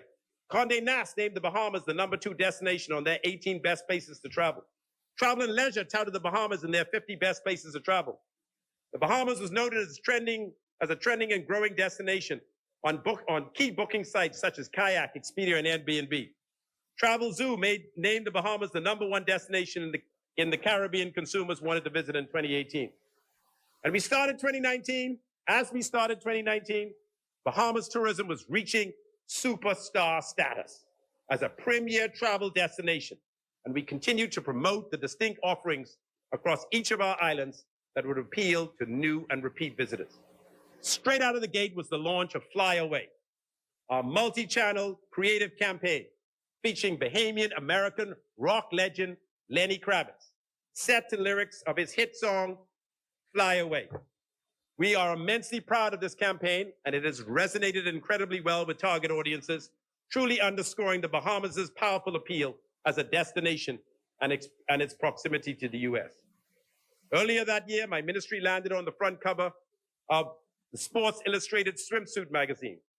This annual issue was promoted across print, digital, social, and broadcast outlets, bringing the Bahamas to the attention of more than 70 million consumers with extensive photo and video content of breathtaking beach scenes of the Bahamas. As we all know, 2019 was also the year we as a country faced unimaginable devastation wrought by Hurricane Dorian, the effects of which we will feel in our hearts forever. In the face of that crisis, tourism had a critically important role to safeguard the Bahamas' economy. It would be easy for travelers to assume the country was in ruins, as those were the headlines and images splashed across media outlets the world over. We now face the same challenge the Caribbean region navigated during Hurricanes Irma and Maria in 2017. It was imperative to change the narrative. My ministry took immediate action to impress upon and educate media and consumers that the Bahamas is an archipelago, and 14 of its 16 major islands remained unscathed by Dorian. Myself and my ministry executives appeared on major networks like CNN and traveled to New York and Miami and Canada and London, speaking at top tourism conferences and meeting with media and influencers to spread the message. The Bahamas is open, beautiful, and ready to welcome with open arms. There was a tremendous outpouring of support from the global community asking how to help. Our answer was simple. The best way to help the Bahamas is to plan a vacation to the Bahamas.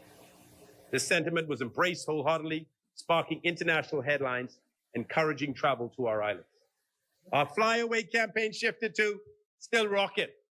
And this, combined with data-driven, agile marketing, authentic storytelling, and aggressive public relations, sales and airlift strategies led us to make an unprecedented comeback. Indeed, right up to Dorian's arrival, 2019 was showing the highest levels of arrivals with year-over-year increases every single month. In the weeks immediately following the storm, arrival numbers fell 7.5%, and the outlook for the rest of the year remained challenging. But the Bahamas is resilient, and our tourism sector is strong. Despite everything, December arrivals rose by more than 3%, and we closed 2019 exceeding the historic 7 million visitors, the best year on record. As I've said before, increasing airlift is manifestly paramount for successfully growing tourism. Having plentiful flight options from the United States, Canada, and Europe is crucial for attracting stopover visitors.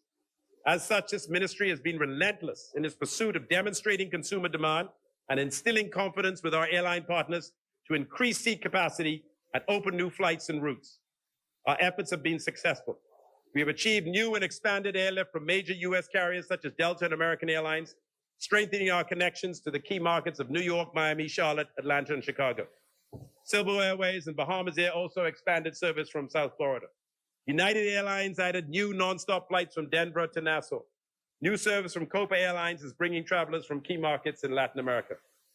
It's hard to think of what could have been in 2020 had the COVID-19 pandemic not brought the global tourism to a stop. The Bahamas tourism sector was continuing forward momentum, and for the first 2 months of 2020, air and sea arrivals were up 12.3%. This all came to a grinding halt in March when the Bahamas, along with the rest of the world, was forced to close its borders to protect against this deadly virus.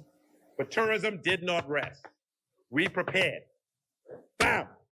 Right out of the gate, the Tourism Readiness and Recovery Committee was formed to tackle the Herculean effort of safeguarding every aspect of our tourism product across each of our islands and ensure we produce the gold standard in public health and safety protocols. Nothing was more paramount than ensuring our citizens and visitors alike felt confident that the Bahamas is committing to protecting their well-being.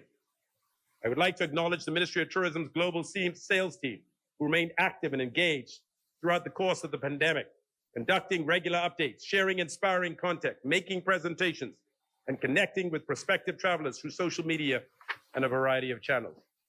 Their goal was to keep the pipeline full of prospective travelers, working with airline and tour operator partners to drive demand and stimulate bookings. One such program was with Delta Airlines.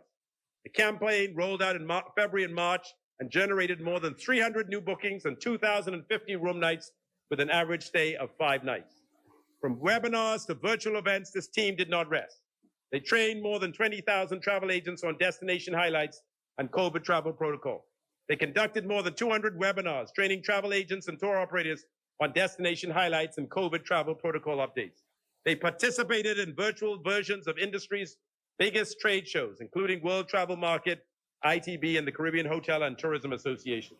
The team attended its first in-person trade show, Sun Fun, Florida's largest annual convention for private aviators, where their collateral materials were grabbed up by the second day, demonstrating the level of pent-up demand for the destination. Over 200,000 persons were in attendance. The efforts of the sales team are paying off in dividends, and we are seeing the results of these tireless efforts, particularly with group sales. The Bahamas is showing an uptick in requests for proposal submissions and contracts for 2021 and beyond. To date, we have already received more than 400 RFPs. Hey, we want to come to the Bahamas. What can you do for us? For groups through 2023, which could potentially translate into over 300,000 room nights. Of this, more than 20,000 room nights have already been contracted. Mr. Speaker, I have noted the concern of some of our stakeholders expressing concern about the level of airlift to the Bahamas. They complain airline prices from our key markets are too expensive, and we are monitoring this very closely. Resuming airlift has remained of utmost importance, and my team monitors airlift closely and are in constant communication with our airlift partners. Our airline partners not only reassure us, but have also demonstrated that as demand picks up, they will increase seat capacity. And this has indeed been the case. Airlift is approaching pre-pandemic levels. And we are nearing the return of all major airlines from key markets in the United States, Canada, Europe, and Latin America. We are starting to see new markets open and partners adding increased capacity to existing routes. Mr. Speaker, the lifeblood of this economy remains the stopover visitor, which is why we are watching with great excitement as major hotels across the Bahamas continue to safely reopen. Atlantis was one of the first to open in December, followed by Bahama, Hilton, Sandals, Exuma, Viva, Wyndham, Fortuna Beach, and many others. New developments are rapidly coming online, such as Resorts World Bimini, which recently debuted its magnificent new private beach club. Margaritaville Beach Resort here in Nassau is set to open in July. The new water park and a huge new beautiful restaurant will be opening at Bahama during the July 4th weekend. Many more reopenings and new developments are on the horizon, including the complete renovation and upgrading of Sandals Royal Bahamian, which is scheduled to open in the first week of November, with almost 1,000 Bahamians returning to work. As for boating and niche markets, the Bahamas quite simply remains the place to go. For more than 25 years, the Bahamas has maintained a top spot in Scuba Diving Magazine's Reader's Choice Awards, and 2021 was no different. The Bahamas won top spots in more than 7 categories, and once again secured the #1 spot for big animal encounters. On our 2021 summer boater flings are almost all fully subscribed, which is an indicator that our boating market will return to previous year's records. Earlier this year, the Bahamas made a historic appointment of 14 new diving and boating ambassadors. These hand-selected professionals are considered the best of the best in their category and are influential experts in scuba diving, boating, travel, underwater photography, media relations, and marketing. Mr. Speaker, one of the most incredible accomplishments of team tourism has been the complete relaunch of Bahamas.com. Mr. Speaker, more and more of our visitors book their vacations online, and almost all of them do their research about possible destinations online. I complained bitterly when coming to office that Bahamas.com desperately needed a refresh and an upgrade, since that would be the first gateway experience by a visitor thinking about a vacation in the Bahamas. As such, 2020 saw the tourism communications team go into bunker mode, where they work quietly and diligently on reimagining a new website. Mr. Speaker, it is clear to me that the momentum is building, and the Bahamas stand once again at the foundation of something major. I'm quite sure that the good times are back within reach. In fact, Forward Keys recently reported that the Bahamas should obtain just over 80% of its 2019 volumes in stopover visitors this summer. Mr. Speaker, that is amazing. Our numbers are coming back quicker and stronger than we could have ever imagined. Just 3 months ago, and once again, Freetown, your MP and his team at tourism is working day and night to get our economy back on track, and as many Bahamians as possible, as many of the constituents as possible, back to work. The last year has been excruciatingly difficult for everybody, every person in the Bahamas, and to have our vital tourism sector back and thriving is an accomplishment that we should all be proud of. I said before that tourism is everyone's business, and the success of tourism is everyone's reward. Together we have fought and persevered, and together we have much to look forward to. Mr. Speaker, I am fully vaccinated, both shots plus 14 days. And to ensure that our tourism-led recovery remains on track, it is absolutely essential that as many Bahamians as possible get vaccinated. As you can imagine, Mr. Speaker, ain't nobody who want travel to no country that has high levels of COVID. And vaccination keeps the level of COVID down. That has been proven in almost every country where vaccination levels are over 70%. In the US, for example, back in January of this year, just 5 short months ago, they were experiencing 250,000 positive cases a day. Now, with the robust rollout of the vaccine, those cases are now down to an average of 11,000 cases per day. And the number of daily deaths has dropped significantly. So we see with our own eyes that vaccines work at not only reducing the number of COVID cases, but also stopping the spread of the virus. If you are vaccinated and you get infected with COVID, you're almost over 90% less likely to pass that infection on to somebody else, like an elderly and vulnerable parent or grandparent in your home. Many Bahamians are skeptical about the virus. I've heard all the reasons, from "I scared of needles" to Bill Gates trying to exterminate Black people. Whatever your reason, the vaccine has been proven in many countries and communities to save lives. And this is what it's all about, saving lives. By getting vaccinated to the point where we achieve herd immunity will allow the government to remove these truly annoying and restrictive measures presently in place, like curfews and lockdowns and limits of the size of family gatherings. It will also signal to the world and to our tourists, our lifeblood, that we got COVID licked and we are a safe place to visit. Once again, more tourists means more jobs and opportunities. And more jobs means income, and more income means an improvement in one's quality of life. In closing on this section about tourism, tourism is back, improving every day. Once again, Mr. Speaker, I'm confident about the immediate future. I am confident that we will bounce back faster and more robustly and be back on track in the shortest possible time. Mr. Speaker, I now turn to the second half of my ministerial portfolio, which is aviation. Mr. Speaker, clearly the highlight, clearly the highlight in the aviation sector was the conclusion of decades upon decades of talks between the Bahamas and the United States about the management of the sovereign airspace of the Bahamas. On the 1st of May, 2021, the Bahamas assumed for the very first time the management of its sovereign airspace. Mr. Speaker, I heard Eggleston yesterday trying to claim some credit for this development. And you know what, Mr. Speaker? If you want some credit, I will do the honorable thing and give her some credit. Chair recognizes the honorable member for Eggleston on a point of order. Mr. Speaker, this member continues to draw me into his debate, and I invite him not to do that. Particularly he talks about Bahama when we know he was paid by the then owner to be the voice or whatever it was. He admitted that he was on the payroll. But as it relates to the airspace, I'm not looking for any credit. The facts are the facts. And so I don't want this member to do me any favor. The Bahamian people know, you know. They're very intelligent. They've been around. They know what has happened. Speak factually to what you want to say, but do not, I invite you not to draw me into your debate. Can't help myself.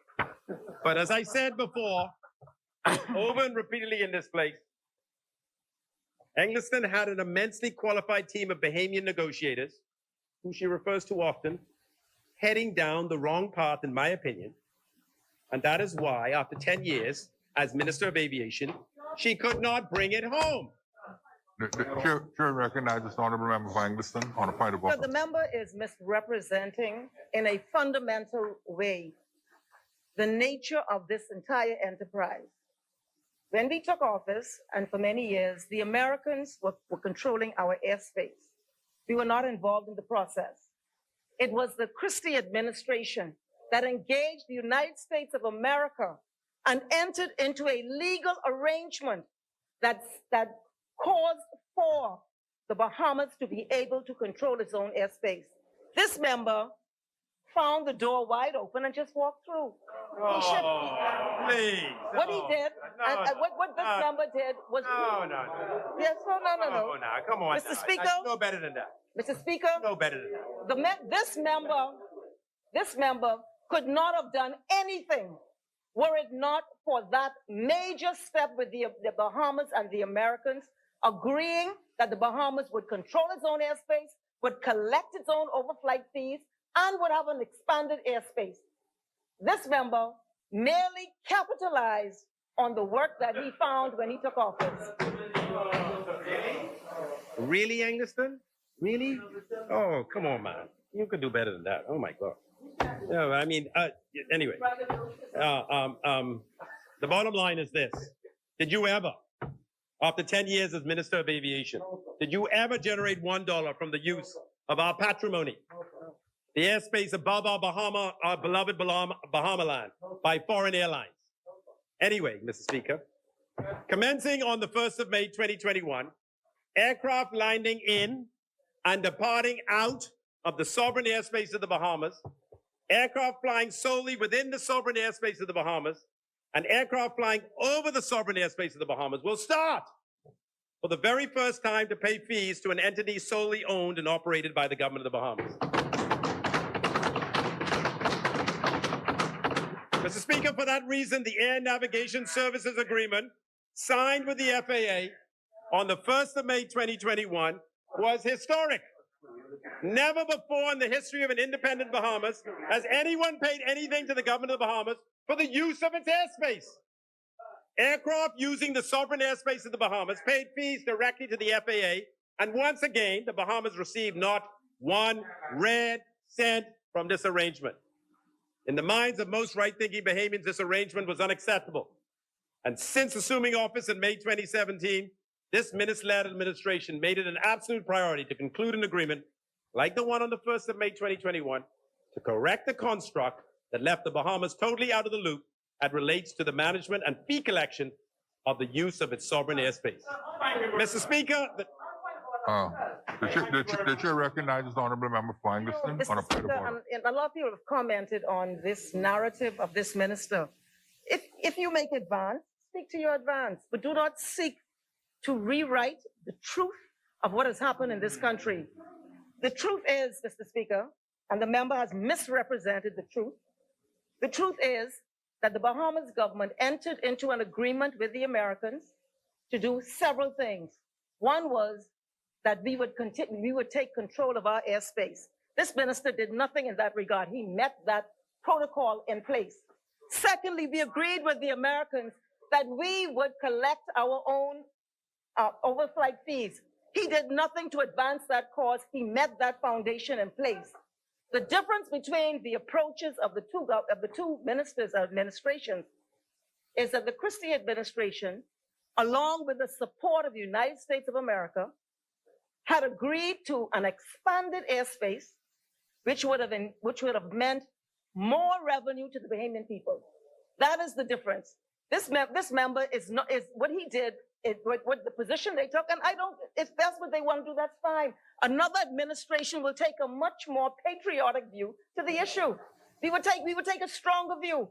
But this is the position of this administration. So be it. They're not going to be in government forever. But what the prior administration was doing was looking at an expanded airspace. Speaker. An expanded airspace, and that's the difference between the two. They have worked out an arrangement with the Americans where the fees would be collected and the Americans would not charge for the service, which I find very interesting. I find that very interesting. Speaker, the details of how we got it done have already been talked about. But the most important thing is that we got it done.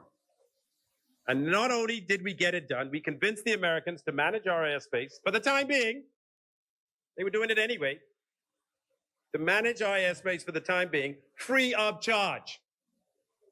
Until we could grow the capacity and infrastructure to do it ourselves. You like to read agreements? Read the agreement.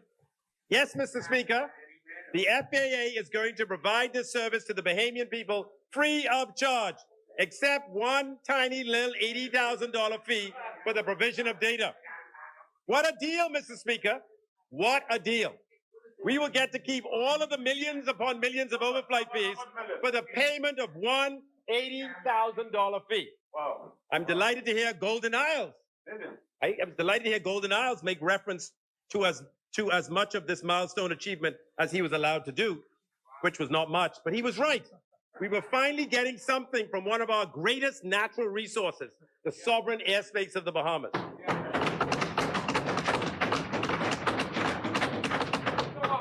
Mr. Speaker, we don't have to dig, we don't have to drill, we don't have to mine, we don't have to extract, we don't have to dredge anything, we don't even need to pontificate anymore. We just need to build and collect what is rightfully ours.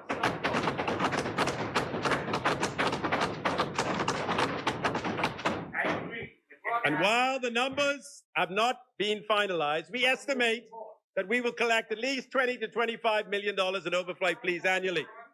That means that the government will not be required to find the money to pay for the provision of air traffic control services, nor fund the Civil Aviation Authority. These departments can now be paid from the overflight fees, and the amounts that used to be spent on these departments can be used to assist the constituents of Freetown and other Bahamians in meeting their most pressing needs. Thank you, sir. Well done. Engliston has now moved her attention, because you mentioned it yesterday, to who could collect the fees. Once we get past, at least we got fees to collect discussion, the negotiating team, led by lead negotiator and lawyer Brian Clinton, is working on the details and how this collection will occur. We will first have to understand the process of getting data from the FAA and how that will be translated into bills that can then be sent to IATA for collection. IATA is the organization that gets all the money when a ticket is paid for and then breaks the total amount down and distributes all of the entities that get a piece of your airline ticket. So when you pay for your airline ticket, a piece go to the airport, a piece go for security, a piece go for overflight fees, and IATA is the organization that breaks it all up and sends you the cash. Currently, we are using the same consultants that guided us through the FAA negotiations. And since we have not done this before, we want them to help us set up a best-in-class system that maximizes the amount of money that goes to the Bahamian people. Yeah. Yeah. Huh? No. For the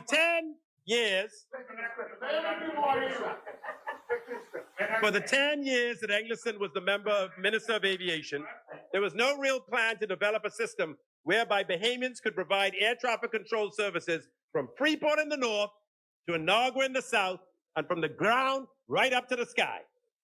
When aviation traffic returns in earnest over the next 2 years, the additional monies from the overflight fees can be set aside to pay for just such a system. Mr. Speaker, we now have a real funding mechanism to build an air traffic control system that covers the entire Bahamas.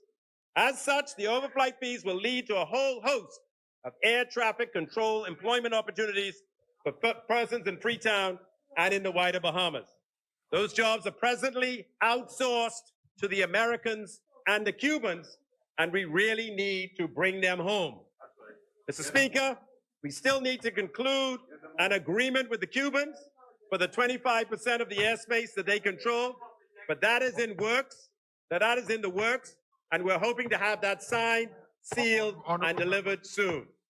Mr. Speaker, my aviation portfolio includes the Civil Aviation Authority of the Bahamas Air Navigation Services Authority, Airport Authority, NAD, Nassau Airport Development Company, Nassau Flight Services, Bahamas Air. In order to centralize these, in order to centralize these units and augment my overall effectiveness, the Cabinet of the Bahamas formed the Department of Aviation to assist in the management of all these aviation-related entities. With the support of the Department of Aviation, we were able to bring more structure to the aviation sector. And I think the department headed by Algernon Cargill and his team and all the aviation heads, I thank them for their continued contribution and support. Over the past, Mr. Speaker, protect me. I asked him. Over the past 4 years, we got a lot done in aviation. We passed legislation to create the Air Accident Investigation Authority in order to separate the lines of reporting for air accidents away from the Ministry of Tourism to the Ministry of Transport.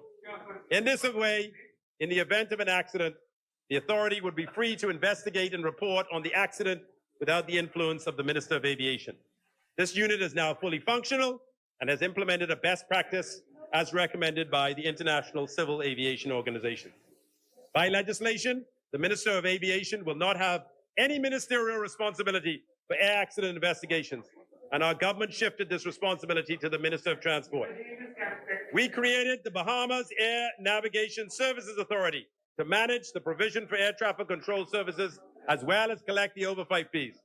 And we repealed Eggleston Civil Aviation Act 2016 to replace it with a new Civil Aviation Act 2021 and a new Civil Aviation Authority of the Bahamas Act 2021 to allow for the regulators of the aviation sector to operate more nimbly and keep up to date with the ever-changing international rules and regulations that regulate the sector. The passage of the new Civil Aviation Authority of the Bahamas Act 2021 has also laid yet another foundation for our aviation sector to compete in the global arena as a sought-after aircraft registry state. Our consultants are still busy working, and within the next few months, we will introduce to the world the newest aircraft registry state, where the Bahamas will attract aircraft registration and exponentially increase the revenues in this sector, or rather, decrease government's funding from the aviation sector. Through this process, we have also readied our aviation sector for an audit by the International Civil Aviation Organization later this year. And while there remains work to be done in order to ensure that we pass this rigorous audit, we are well on the way to audit readiness. Mr. Speaker, our airport infrastructure program, Long Island show up, will position Bahamian Family Island airports as profit centers, commercial centers, and modern facilities that Bahamians will be proud of. Already under construction is the Great Harbor Key Airport that is now about 70% completed and will open for business with a new 5,000-foot runway by the end of this year. Berry Islands, you hear that? I say that the airport in Great Harbor Key is about 70% completed and will open for business with a new 5,000-foot runway by the end of this year. We have already broken ground on the Exuma International Airport, and this $65 million project will position Exuma as the hub for the Southern Bahamas and create opportunities for expanded flights to Exuma from North and South America as well as Europe. Now, I heard yesterday that when I came, I met all the plans in place. I meet all the plans in place. I met some plans almost, not almost, but 75% completed, but they weren't completed.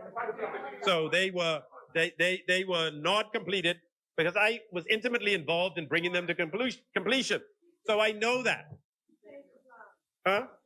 No, because what I did, no, listen to me. I went down to Exuma.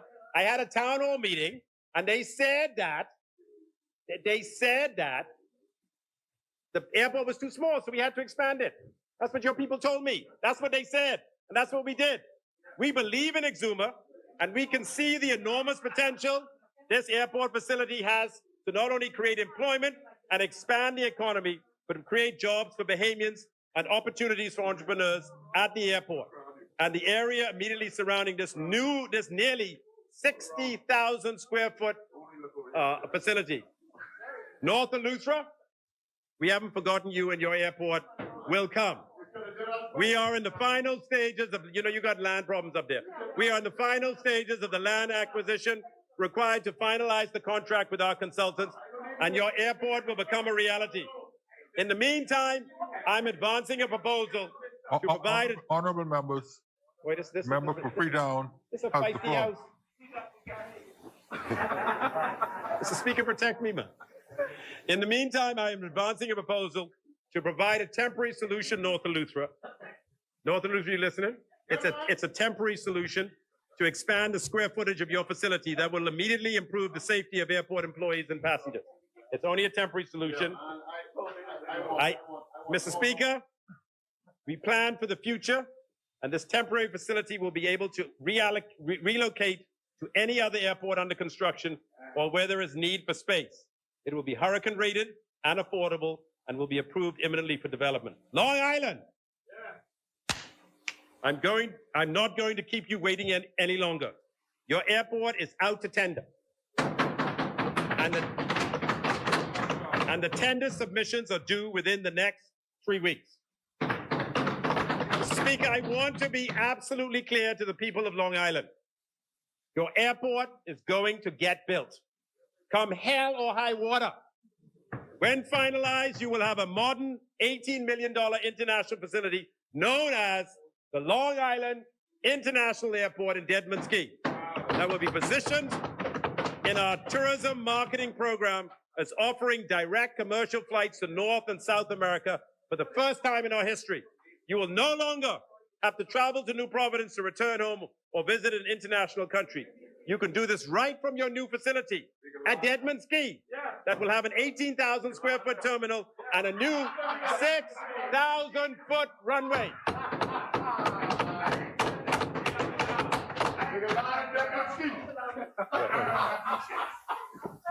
The chair recognizes the honorable member for English. I'm proud of you. I'm proud of that sign of maturity. Thank you. Mr. Speaker, I thank the member for yielding when he talks about the traveling from the United States to Long Island. I'm wondering if he can advise the status of the pre-clearance that he announced that was supposed to happen from Florida. Are you able to advise us on that?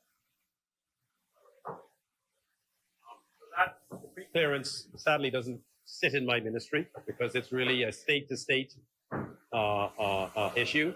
So it really sits. No. So I spoke to the lawyers in Washington. The lawyers, Hoagles, whoever you, Lovell, Hoagles. Yeah, and they advised us that that's what we had to do. So I would have loved to go on the other route where I could have just arranged it, but I was told. Mr. Speaker, I will now tell you a secret. We have plans for Cat Island. The Department of Aviation. The Department of Aviation is. Where they're supposed to come.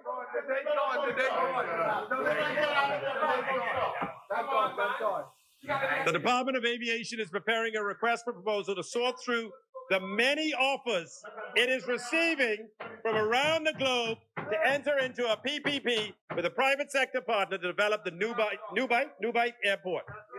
I expect that this RFP that is currently under development will be issued to the market early in September 2021.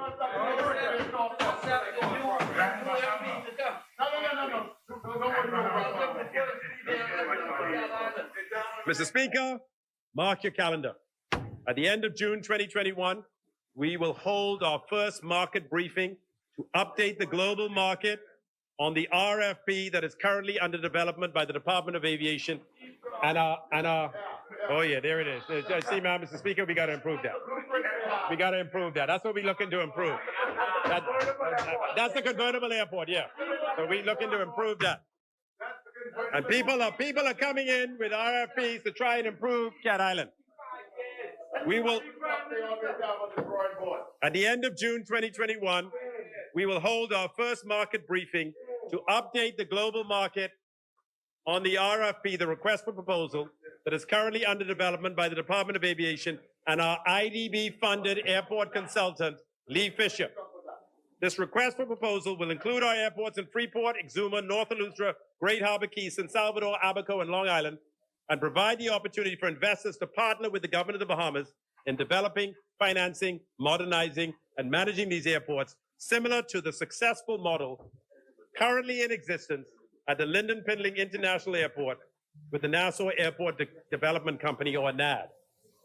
We have created two SPVs, special purpose vehicles, Freeport Airport Development Company, or FAD, and the Bahamas Airport Development Company Limited, or BAD, that will operate both the Freeport and other identified Family Island airports independently of the Airport Authority in much the same way as NAD manages LPIA.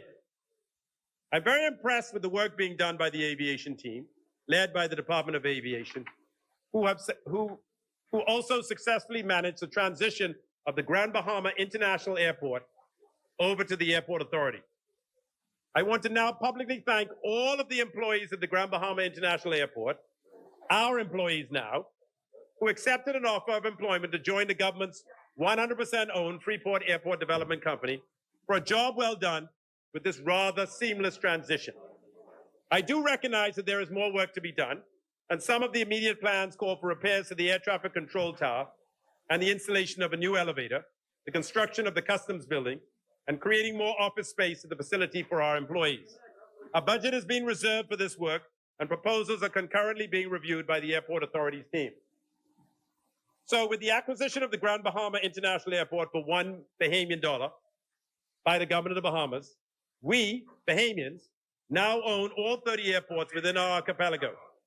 I heard the member for Pine Ridge lament that $1 plus $1 million in severance costs was too much. But I can assure him, what did you say? Sorry, I misheard you. Chair recognizes the honorable member for Pine Ridge. Yes. No, he's on a good, Freetown's on a good wicket, but I don't want you to put words in my mouth. Okay, I didn't say that. I did indicate, however, that as far as I was concerned, and in the minds of many Bahamians, Grand Bahamians and Bahamians, you paid $1,001,001, and that you indicated that the $1 million was to help the Hutchison Whampoa or whoever with employees, to help with their employees. But we don't have employees. So therefore, we thought it was robbery for you to pay $1,001,001 and then say it was for something else, as far as we're concerned. No. So I can tell you, Pine Ridge, I can tell you why we paid the $1 million, because they wanted to do it much earlier, and we weren't ready. So the deal that we struck was, look, we'll cover some of the severance costs to allow it to go to the point when we would be ready to absorb it. So but I can assure you, Pine Ridge, that the assets that the people of the Bahamas received in thousands of acres of land, a recently resurfaced runway, and a good much ramps and taxiways, plus the buildings that are currently in use, are worth well in excess of $10 million. No matter how you look at it, the purchase of that airport for the price we paid was a steal. What hurt us what could hurt us, yeah, what could hurt us is the operating losses that the airport will incur in the short term and the tens of millions of dollars that must be spent on that airport to get it back up to world-class standards. That's what could hurt. The plans for the development of this airport include building a resilient facility that can withstand storm surges and monster storms and maximize all of the commercial opportunities inherent in a 12,000-foot runway and aprons at this facility. I'm convinced that this airport should be used as a cargo hub and mirror the marine setup for cargo at the Freeport container port. Honorable members.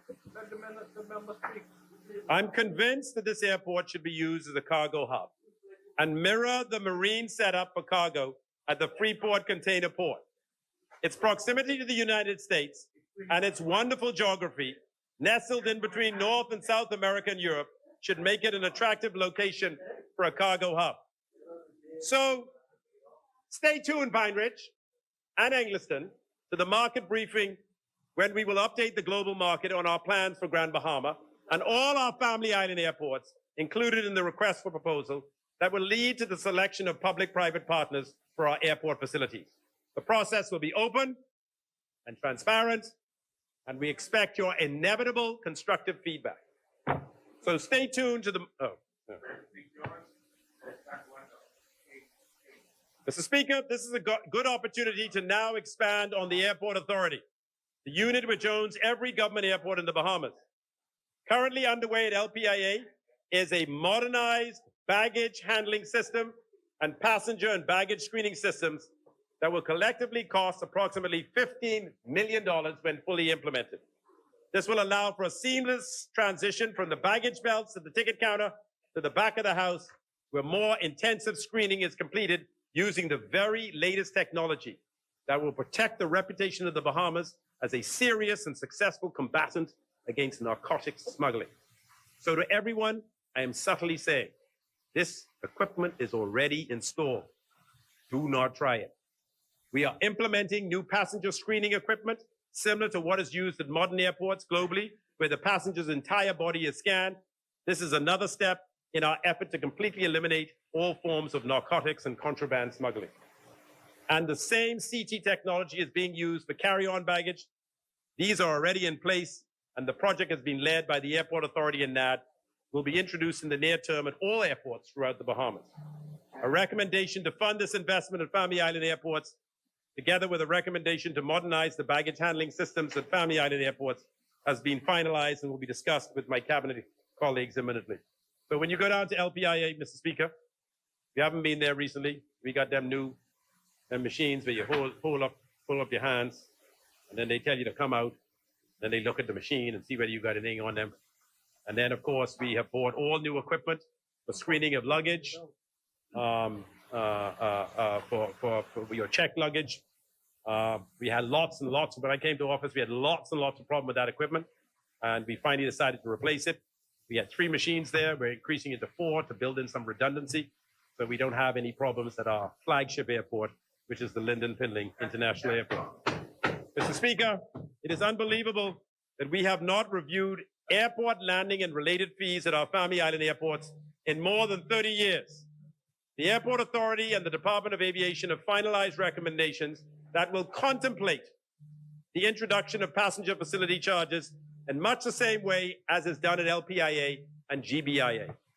If we're going to enter into PPPs with our Family Island airports, the investments to upgrade the airports will have to be repaid through the introduction of user fees.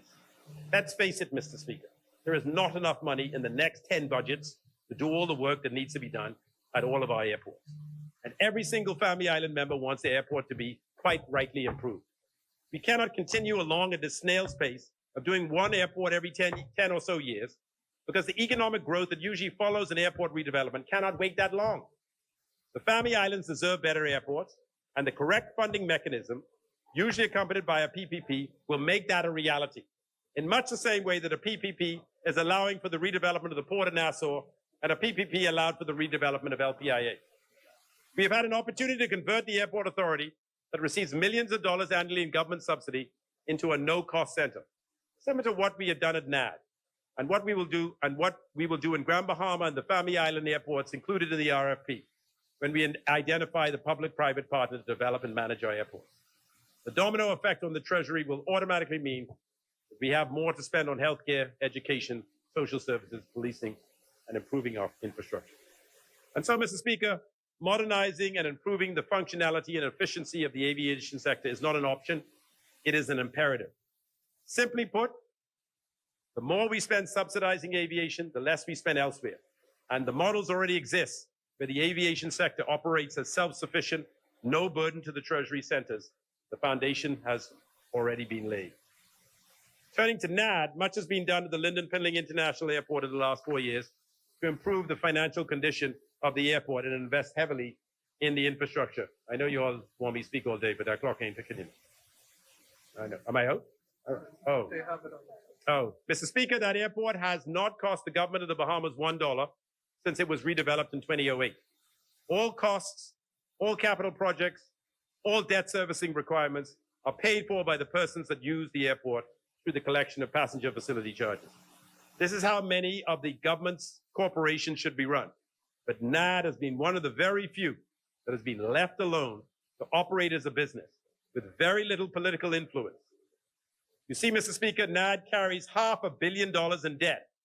So if there is ever political interference which impacts their revenues, the government as the sole shareholder will have to step in and fund any revenue shortfalls.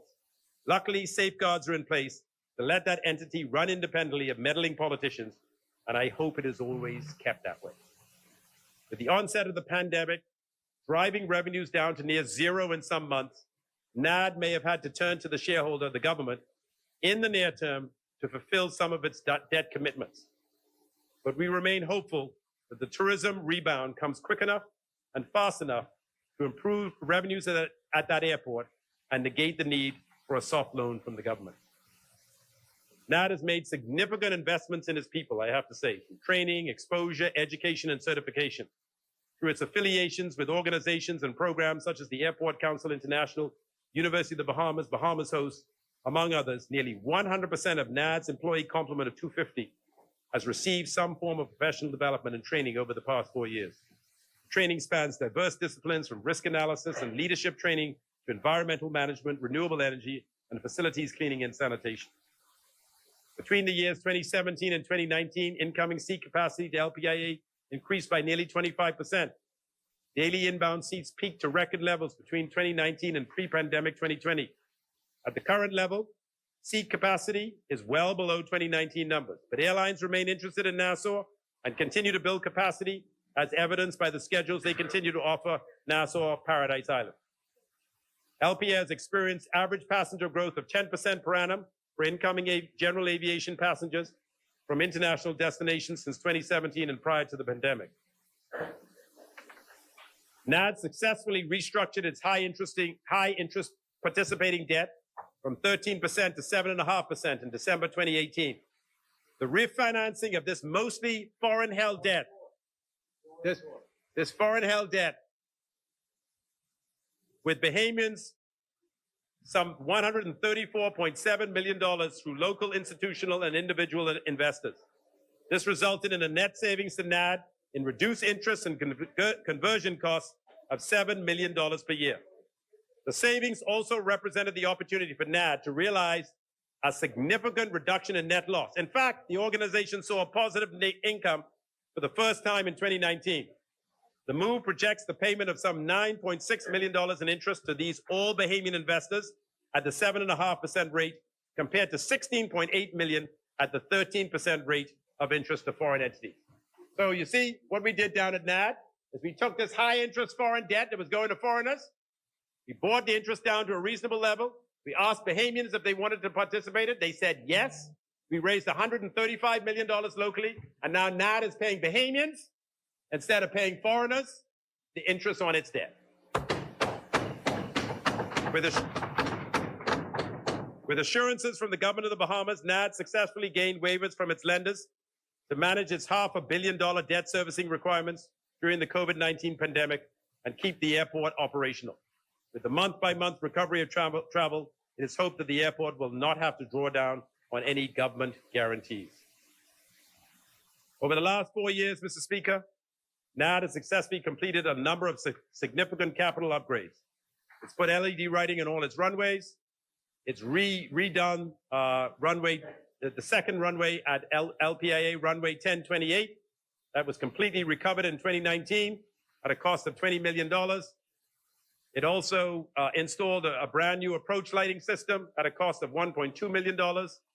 It put in redundancy lighting on the main runway in cases of power loss at a cost of $300,000, and it demolished the old domestic terminal at a cost of $712,000. To improve, it also has improved all of the Wi-Fi in the terminal. We've discussed the belt system that they put in, and you'll notice that when you go to LPA right now, they've installed a brand new carousel, the fourth carousel down there, and now you can't pick what customs agent you got to go to. You got to get in the line. So they put these new line systems to get people to move through the system. Mr. Speaker, I now turn to Bahamas Air. Bahamas Air, as a state-owned enterprise, has proven a continual drain on the country's finances. During the fiscal year 2020-2021, to date, Bahamas Air would have received a subvention of in excess of $60 million. This has been to both support operations and the retention of employees. In this upcoming budget cycle, fiscal year 2021-2022, the government is allocating $30 million to Bahamas Air. This is due to prolonged suppressed operations resulted from COVID-19.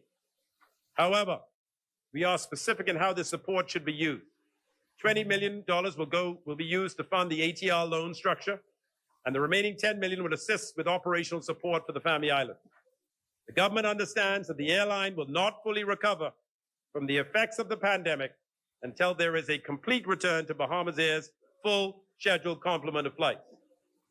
To give context to the position that Bahamas Air finds itself in, it's important to reiterate the fact that upon assuming office in 2017, the board of directors and Bahamas Air management were given the task of providing significant improvements to the airline with the expectation of bringing that state-owned enterprise to a point of being self-sustaining. The strategies for meeting these goals were upgrade technology and electronic infrastructure, ultimately building towards greater automation. This collectively was expected to improve efficiency and reduce costs. Implement a self-service and mobile check-in element that will provide a faster and more efficient processing of passengers versus the current long line and queuing process. Upgrade the aging Boeing 737 aircraft from the nearly 25-year-old relics to the more efficient next-gen 737 aircraft. Enhance revenue possibilities through adjustments with ticket pricing and baggage fees. Expand cargo and other ancillary processes. Provide a better working environment for staff at the administration's headquarters. For the first 2 years of this administration, the improvements were noticeable and commendable. Between fiscal years 16 and 17 and 17 and 18, passenger growth for one-way travel grew by 10% and passenger revenues increased by nearly 20%. At the end of fiscal 2019, the airline had realized full revenue of over $92 million. And with the record-breaking 2019 tourism year, Bahamas Air's improvements were influenced by increases in both domestic and international travelers. It was and continues to be our hope and expectation that Bahamas Air will be able to reform itself to require less than the yearly sums allocated, with the ultimate goal of it becoming a self-sustaining and profit-generating enterprise. However, the lingering effects of Hurricane Dorian, followed so closely by COVID-19, have had a disastrous impact on the airline's operations. To say that fiscal 2021 was a challenging year would be an understatement. There was great hope for Bahamas Air as the company saw its revenues for the fiscal 2019 climb to $92 million, and we were on target for $100 million in 2020. During the last 15 or so months of COVID-19, the airline was either completely shut down or operating at less than 35% capacity when compared to pre-COVID rotations. This resulted in revenue streams of only $60 million in 2020 and $12.8 million up to April 2021. So it's gone from 92 million down to 12 to 15 million. Notwithstanding the economic hardships, Bahamas Air is taking a strategic look at the way in which this airline operates, and every effort is being made to enhance revenue and reduce costs, in addition to putting in place additional accountability and cost control measures. We can say, however, the times are changing for the better. 3 days ago, on June the 12th, Royal Caribbean Cruise began a 7-day cruise out of New Providence. Crystal Cruise Line will also begin a 7-day cruise out of Nassau starting July 10th. Both entities will be using Bahamas Air for the movement of their cruise passengers. In addition, since allowing fully vaccinated persons in and around the Bahamas without COVID, move around the Bahamas without COVID testing requirements, air traffic on the national airline has improved significantly. To meet the expected increases, Bahamas Air has adjusted its flight schedule and recently made further adjustments to align our flight schedule at a level approximately 65% of pre-COVID rotations. Looking ahead to the future, Bahamas Air Board and management understand that to be effective, they must keep up with the improving technology of the day. Over the past 3 years, the airline moved to implement a rejuvenation of its strategic electronic platforms and its aging 737 classics. In 2018, Bahamas Air operated a fleet of 3 old 737 aircraft. The average age of the fleet was 25 years and carried a heavier cost for maintenance and operation. In February 2019, we acquired a new 737-700, and in October 2020, we acquired another 737-700. This allowed for the retirement of the 2 old 737 classics. The replacement process has given the airline more modern, cost and fuel-efficient airlines that will serve the airline effectively for the foreseeable future. However, the reliability of a second long-haul aircraft gives the airline the opportunity to work with the Ministry of Tourism to assist with the development of the Latin American market, as these aircraft now have the capacity to fly nonstop from Nassau to Mexico City, as an example. Another cost-saving alternative that has been implemented was the passenger service system. In November 2019, the airline began the replacement of the legacy Sabre passenger service system with the more progressive Crane passenger service system. This is the main platform for the sale of airline tickets and management of the airline. Using this single, streamlined approach, the airline is saving over $3 million per year. The new communications management module now allows the airline to communicate with passengers in real time via SMS, text, and emails through the touch of a button. This has had a tremendous positive impact on customer service, as management can now reach the client efficiently with any message or marketing promotion. On the topic of customer service, Bahamas Air has installed 16 self-service kiosks at the Lynden Pending International Airport, 8 at the U.S. terminal and 8 at the domestic terminal. The units are in final testing and will be available for use this summer. The kiosks will allow persons to self-check-in and avoid lines and confusion at the counter. This will eventually lead to more effective passenger processing and improvement in the overall quality of service. Passengers will also have the option to online mobile check-in, using the Crane Departure Control module. In 2019, Bahamas Air implemented a cashless process at all U.S. stations and a station in Providenciales. Presently, the airline is also working with a local service provider to implement this process at LPIA. Moreover, in the area of ransomware, and given Bahamas Air's high reliance on software programs, the airline has moved to add significant levels of electronic security.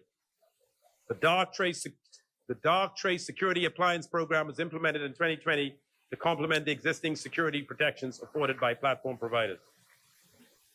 Mr. Speaker, in January of this year, the decision was made to provide a marginal adjustment to ticket pricing and baggage fees to bring better in line their pricing models with industry norms. Prior to this, Bahamas Air had not increased prices on domestic airfare in nearly 9 years. Indeed, whereas this pricing model is beneficial for the consumer, it ultimately becomes the burden and responsibility of the public treasury. These adjustments are expected to provide an additional $7.3 million in annual savings when operations fully recover. The situation, however, is not as dire as it may seem. The last 12 months is not the best assessment period for the airline due to the debilitating effects of COVID-19. As we are aware, aviation in general was one of the hardest impacted industries globally, and full recovery is not expected until mid-2022. Of special note is the Bahamas Air is still limited in its flying to Haiti and Cuba, two of the best yield markets for the airline. Many airlines didn't survive. Bahamas Air did through the help and assistance of the Bahamian people. Mr. Speaker, I now close with a few comments about Freetown. Mr. Speaker, my constituency, yeah, I know. Yeah, I could be, I must ain't long for you. My constituency office remains open every Monday to Friday from 9 to 4. It's located at number 56 Village Road.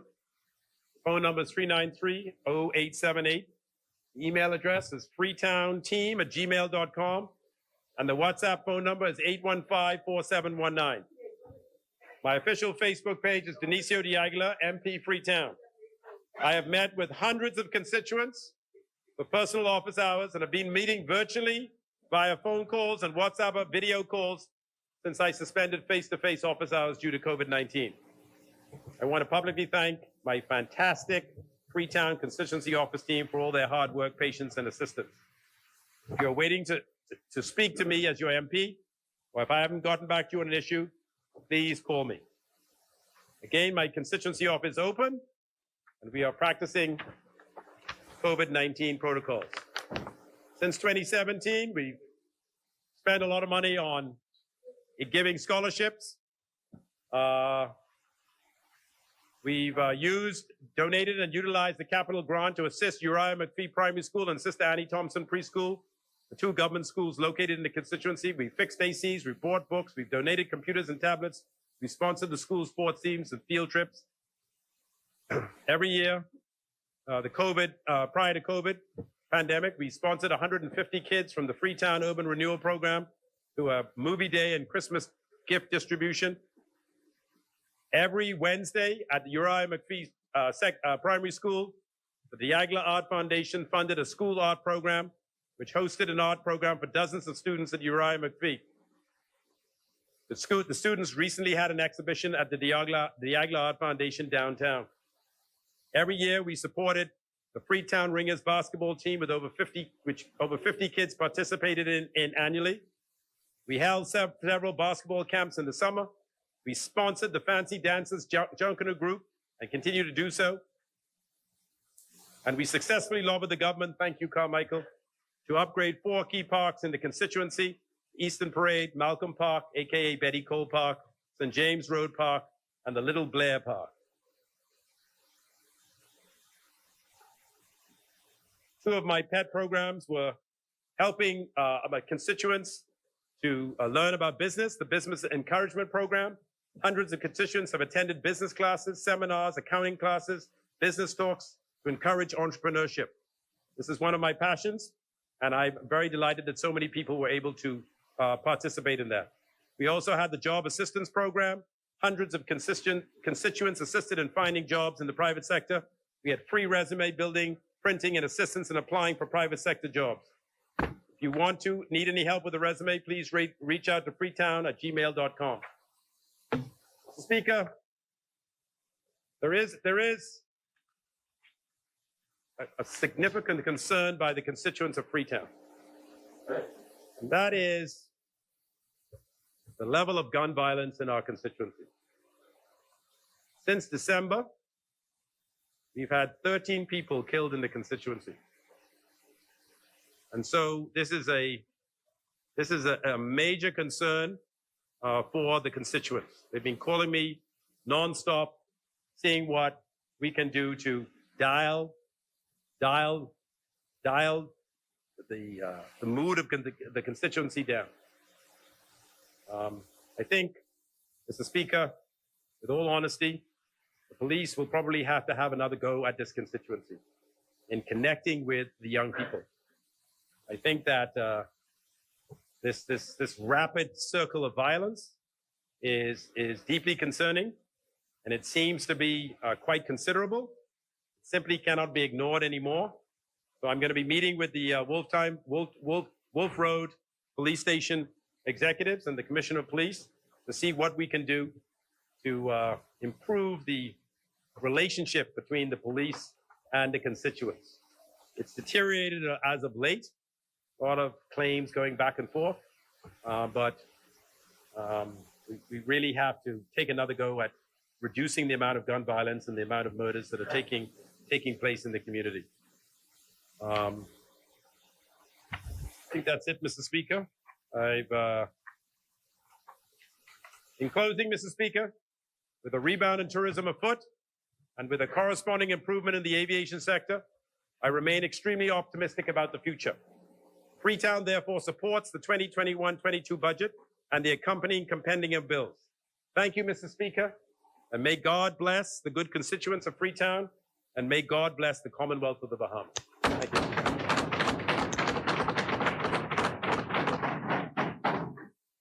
Thank you very much, Honorable Member. Chair recognizes the Honorable Member for Pine Ridge. Thank you, Mr. Speaker. Are you on a point of order? If the good Speaker and Freetown would just indulge me to Honorable Member, the member for If he's Freetown is completed. He's finished, and you've already spoken. even to ask about the $40 in the visa. I just wanted to know where, if the government was collecting that and if it was going to. Are you on a point of order? Okay, yes.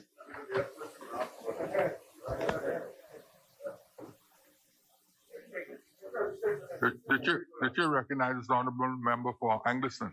When I spoke yesterday, I made an assertion that this government was passing legislation for accountability and transparency and doing the complete opposite. And I cited an article from the Tribune for the one Daniel Ferguson, and I was asked to lay it at the end of my contribution. He was the procurement officer, and he helped draft the legislation, and I forgot to do it. And I'd like to do it now, please. Yes, it's a reference to a newspaper. Yes, State the Okay. date.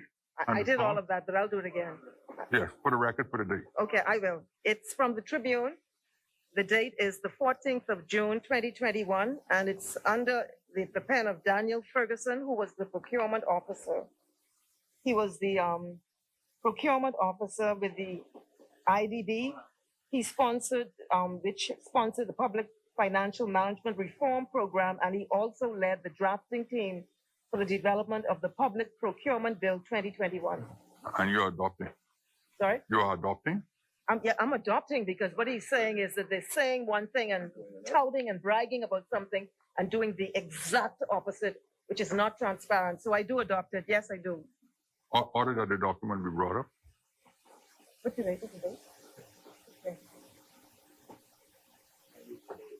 Thank you, Mr. Speaker.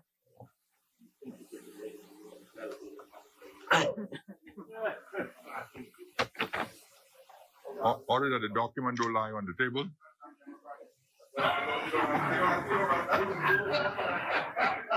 As many? The chair recognizes the Honorable Member for Cat Island, Rumkey, and San Salvador. Thank you. Thank you, Mr. Speaker. Mr. Speaker, I am pleased to be able to recognize in the gallery this evening future members of this Parliament. I have Speaker, next Member of Parliament for Seabreeze, no disrespect to present members today. Leslie Price. Yes. And the next Member of Parliament for Golden Gates, Sophia Roll. Oh, yeah, oh, yeah, oh, yeah. And the next Member of Parliament for Angleston. On a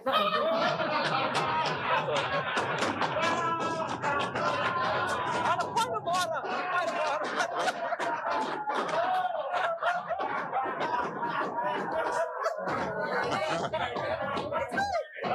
I'm the next member. I'm the next member. The next and the next member and Honorable members, and the next member honorable members, and the next member of Parliament and the next member of parliament for Elizabeth. Now, the reason why the name of Angliston was called, because you would notice, Mr. Speaker, I was introducing the female candidates for the Progressive Party. And I could not have done so without acknowledging the presence of the sitting member who is a woman in this house. Who is the future member? And who is still the next member of parliament for Angliston. Honorable member for So, Cat Island, honorable member for Cat Island, Ramkins and Salvador. Yes. Just a moment. Can you turn up the volume on his microphone for me? Thank you. Thank you. So, Mr. Speaker, it is always an honor. It is always an honor to rise in this house. All right, that's enough.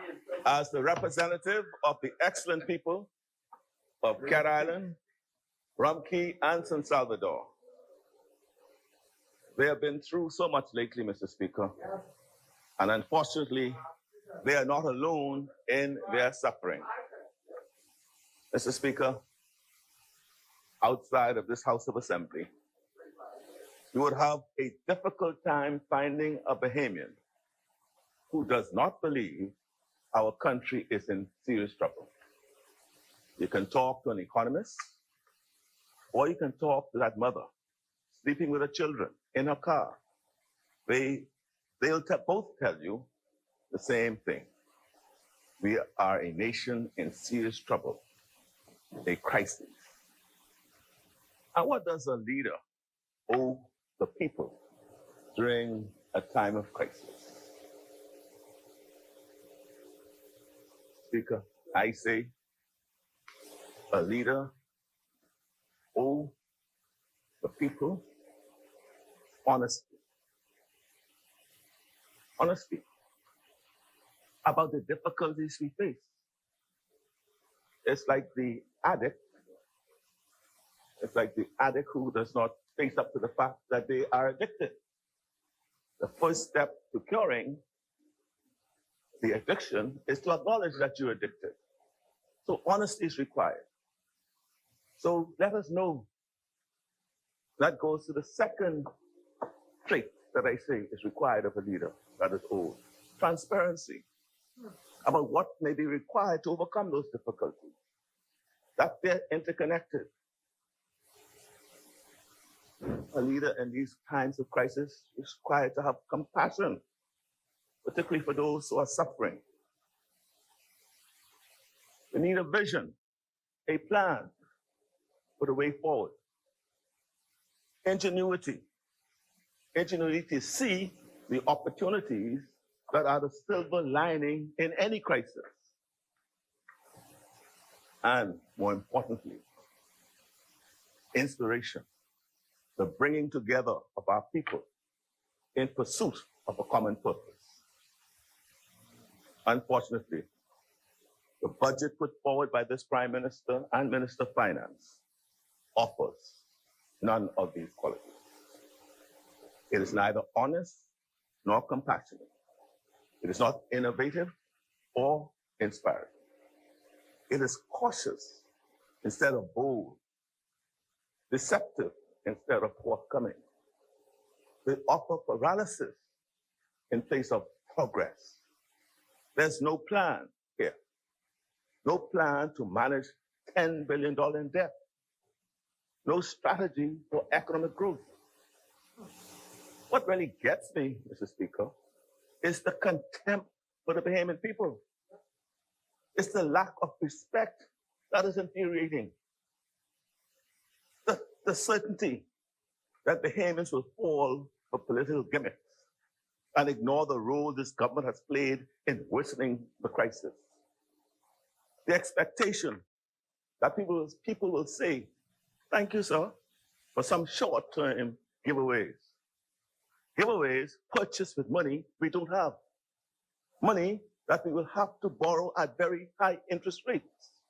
Why? Because lenders don't believe this government has a credible plan to pay it back. This budget is about selfish political ambitions selfish political ambitions, not shared national ambition. It is not what our country needs right now. But they cannot do better than this, Mr. Speaker.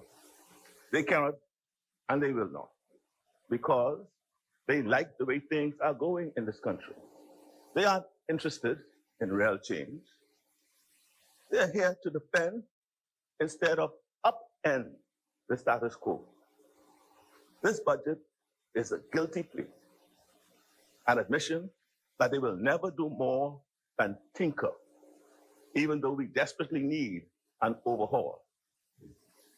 You want someone to transform the economy, don't we? It ain't gonna be these fellas, because it's working just fine for them and for their friends. And it's not working for nearly anyone else. Mr. Speaker, many Bahamians feel this is the worst of times. Young people struggle to see a future here. That means everything important is on the line for us. We can't afford to continue on this path. We have to make big changes, not small ones. We need to restructure our debt so it doesn't drown us. I'll make some suggestions later in my contribution as to how we may do this. We need to end stupid spending. Some of the decisions this government has made, it's like they lit money on fire for all the good it's done for the people. We need to invest in new sectors of the economy. The over-reliance on the one industry is something we can and should leave behind. There are more opportunities than ever before to diversify, and doing so to create wealth and ownership for a new generation. And Mr. Speaker, we urgently need to help Bahamians who are suffering the most right now. You know, Proverbs 29:2 tells us, when the wicked rule, the people mourn. I suffer. And today, the people are suffering in the Bahamas. And it's widespread, leaving no island untouched. Mr. Speaker, it's important to understand that the Prime Minister, the Minister of Finance, when constructing this budget, faced a choice. He could confront the nation's problems head on, or he could kick the can down the road. He made his choice to delay and therefore to deceive, and the country is worse off because of it. Mr. Speaker, the government is asking the people for more time. That's what they're doing. They say they were knocked off course by Dorian and COVID. So how would they have governed without these crises? How would they have governed without these crises? We don't have to guess, because nearly half their term took place before Hurricane Dorian. And none of us have forgotten what those years were like. None of us. A shock 60% increase in VAT with no accompanying rise in the minimum wage. Remember that? Tax breaks for the wealthy and well-connected. Remember that? The VAT breaks for the multinational corporations in Grand Bahama. Remember that? Remember that? The reduced business license fees for businesses with more than $50 million in annual sales. Remember that? The disgraceful Oban scandal, never fully explained. The purchase of the Grand Lucayan, which we warned against, during which negotiations they failed to include the furniture and golf course. The bill to taxpayers is now nearly $200 million and counting. The millions spent on failed prosecutions against the PLP, which featured cabinet level interference with witnesses, including a $1.9 million government contract given to a key witness on the eve of the trial. All this is for Dorian. And a very lucrative government contract for a member of their own cabinet. An agreement that the Prime Minister himself long ago promised to share with the Bahamian people. Just add that hidden lease, the very big pile of broken promises on transparency. That's something else they didn't do before Dorian. That's something else they didn't do before Dorian. Keep their campaign promises on reform and accountability. So when they ask for more time, Mr. Speaker, you know exactly how that would go. At least I don't. More pain for the small man. More tax breaks for the wealthy. More scandals like Oban. More incompetence. More political vendettas. More broken promises. And more special deals for F&M insiders. Bahamians deserve better. They deserve a government that gives tax relief to those who need it most, instead of a government that makes fat cats even fatter. Money going where money is. Money always going where money is. We are going to disrupt that, and you can count on it. They deserve a prime minister, Mr. Speaker, who won't get swing at the negotiating table, who knows how to be an effective advocate for the people. They deserve a government that makes the hard decisions and then owns up to them instead of hiding behind excuses.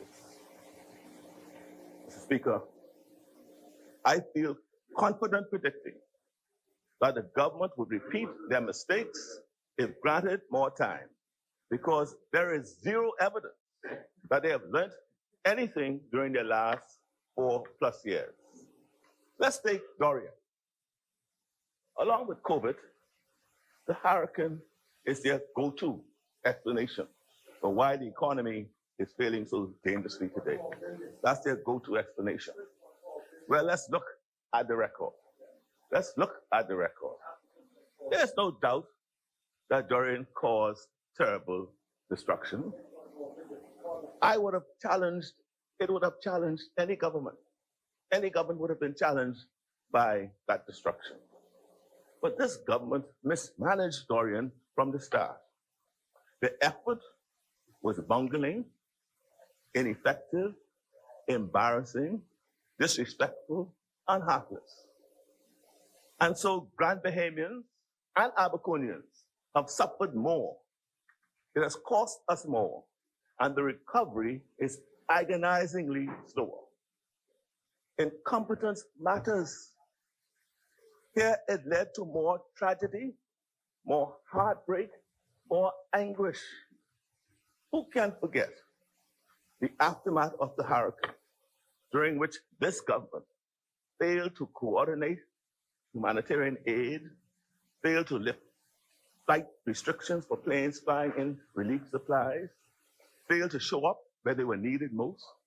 Who can forget the Bahamians begging for the government to show their face?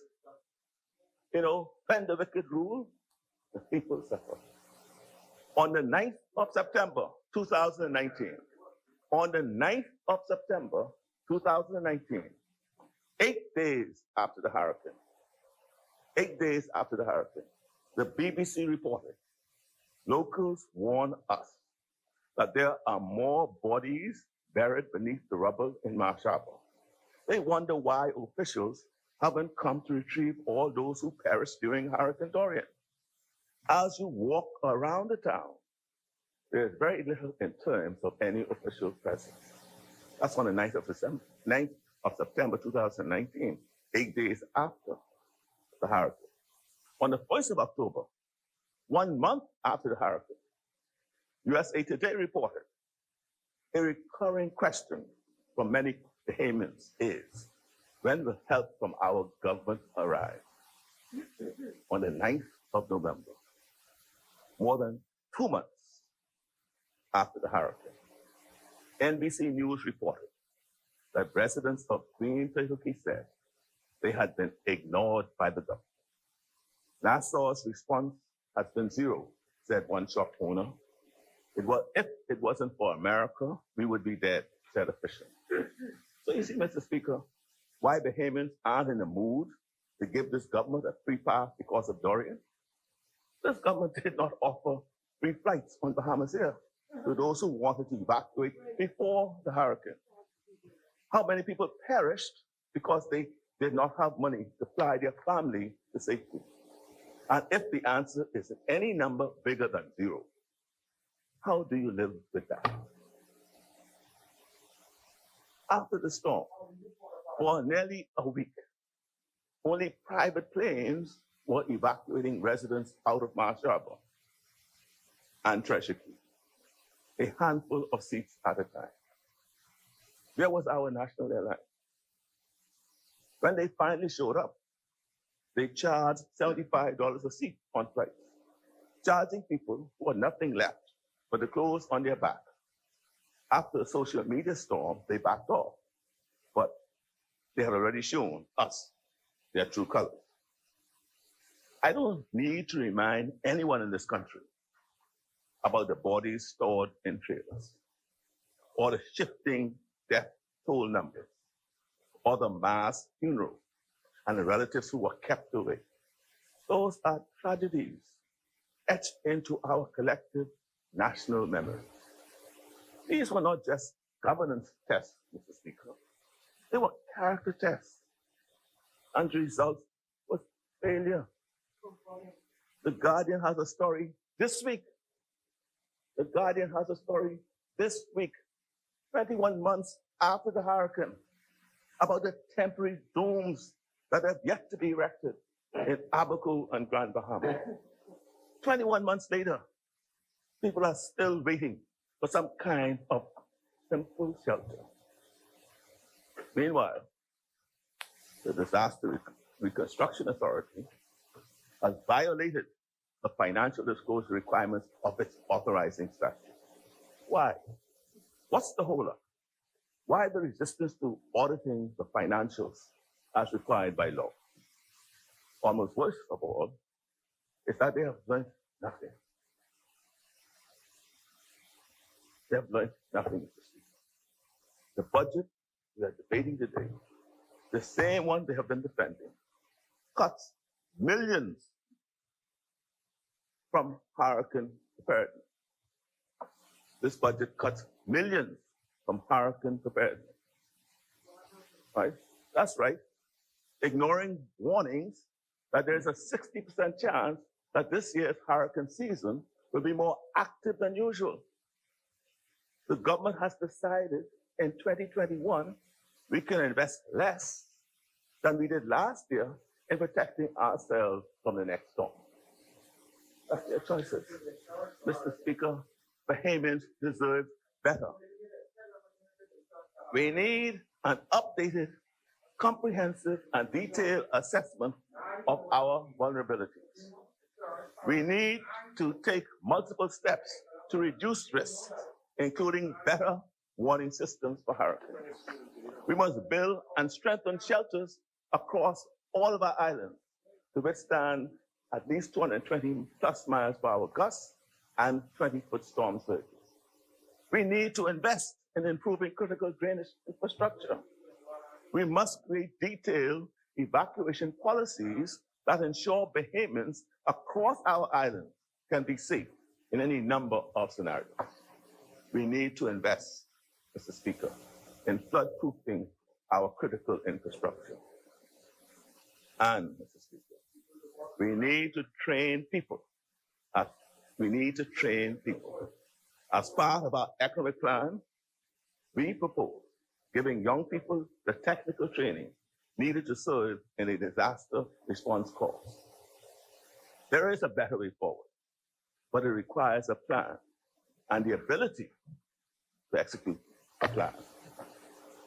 Mr. Speaker, the other go-to, the other explanation the government offers for the death of our economic crisis is COVID-19. Here again, one can sympathize with the initial difficulty in managing this new threat. Indeed, my colleagues and I supported the initial state of emergency. We thought the government deserved time to come up with a plan. The problem is, 17 months later, there's still no plan, no coherent plan. 17 months later, it's still react. The shortest term thinking, instead of incorporating all that has been learned since the start of the pandemic into a thoughtful approach that balances health and economic considerations. 17 months later, this government is still over-relying on the blunt instruments of lockdowns and curfews, imposing enormous economic costs, especially for those who can least afford it, for Haman families and small businesses. This government has not been effective at stopping the virus or protecting our economy. I pause here to table the latest data from the World Health Organization, which shows the Bahamas continues to perform poorly in comparison to other countries in our region. Don't take my word, just go to the World Health Organization website and you'll see where we are, right? We have both fewer COVID cases and fewer COVID cases per capita than all the other countries. We are ranking, you see the red? That's us, the last, Mr. Speaker. And I lay this on the table now. So, Mr. Speaker, that's what happens when you don't have a plan. That's what happens when you have a competent authority who doesn't truly listen or consult. That's what happens when you disrespect local voices. Instead of a plan, the competent authority instead has issued and continues to issue dozens and dozens of emergency orders imposing and changing restrictions that result in what I call a zigzagging maze of regulations, prohibitions, and penalties. We needed fairness. Instead, we got a government that appeared to pick favorites. Remember when certain restaurants and liquor stores were allowed to serve customers and others were not? Remember when food chains like Burger King and Wendy's got better treatment than the folks at Iraqi and Fortescue? Remember that? Remember when hundreds of Bahamians were stranded abroad? The request to return refused, even as wealthy foreigners were allowed in without testing, and foreign flights were allowed in to land to take home their own citizens. Remember that?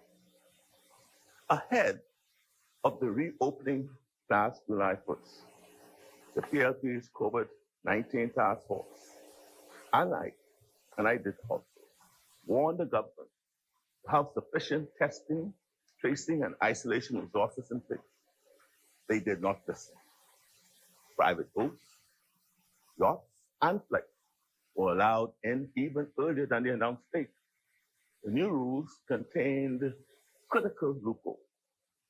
Because the government did not know, still does not know, how to use testing to stay ahead of an outbreak, a few cases turned into many thousands. And then started a series of lockdowns that were the final death blow to so many of our local businesses. Mr. Speaker, forward, when the wicked rule, people continue to suffer. Families learned that they would be locked down for a full week, effective immediately. Only when people took to the streets did the competent authority reconsider and allow some stores to open, although he had scores of the protesters arrested. I think it was 39 of them. By October 2020, Mr. Speaker, by October 2020, Sandals, the Haman Resorts, were among the only, was the only of the Sandals Caribbean resorts to remain closed.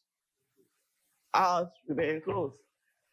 As the Tribune reported, given that other Sandals around the Caribbean, from Jamaica to St. Lucia, Grenada, and Barbados are now open, with only its Bahamian properties still shuttered, the signs are that this nation's own COVID-19 levels and travel-related restrictions may have been the greatest factor. Indeed, Sanders' chief executive blamed confusion in the government's COVID response for the delayed reopening. And I repeat that. Sanders' chief executive blamed confusion in the government's COVID response for the delayed reopenings. Club Med opened in Mexico and Guadeloupe, but still has not opened in San Salvador. I shall get to that very important issue later. What is absolutely clear is that the repeated lockdowns and the delayed openings had massively destructive impact on our economy. If we had opened successfully on July 1st and stayed open instead of locking down and delaying reopening until November, we would have had an entirely different year, one where more Bahamian businesses would have survived, more people continued to work, and revenues much healthier. Mr. Speaker, poor governance matters. This government's mistakes have been expensive. It is really something to see the government cite the economic impact of COVID as if they played no role, as if Bahamians aren't smart enough to know that more successful COVID policies would have reduced the impact to the economy. Again, it's the contempt, the lack of respect that infuriates. Even as visitors have started to return, Mr. Speaker, as of April, it was estimated that some 75% of hotel workers were still out of work. On the issues of redundancy, severance, and the extension of the emergency order, the government has not heeded the input of these workers. Then there's the issue of testing. Late in July 2020, the government required testing for inter-island travel, but did not do enough to expand access to testing or to reduce its costs. The PLP task force called for free testing. The Customs Authority said it was Alice in Wonderland. In fact, the PLP task force has issued detailed, constructive recommendations for combating COVID on multiple occasions. And I table those now.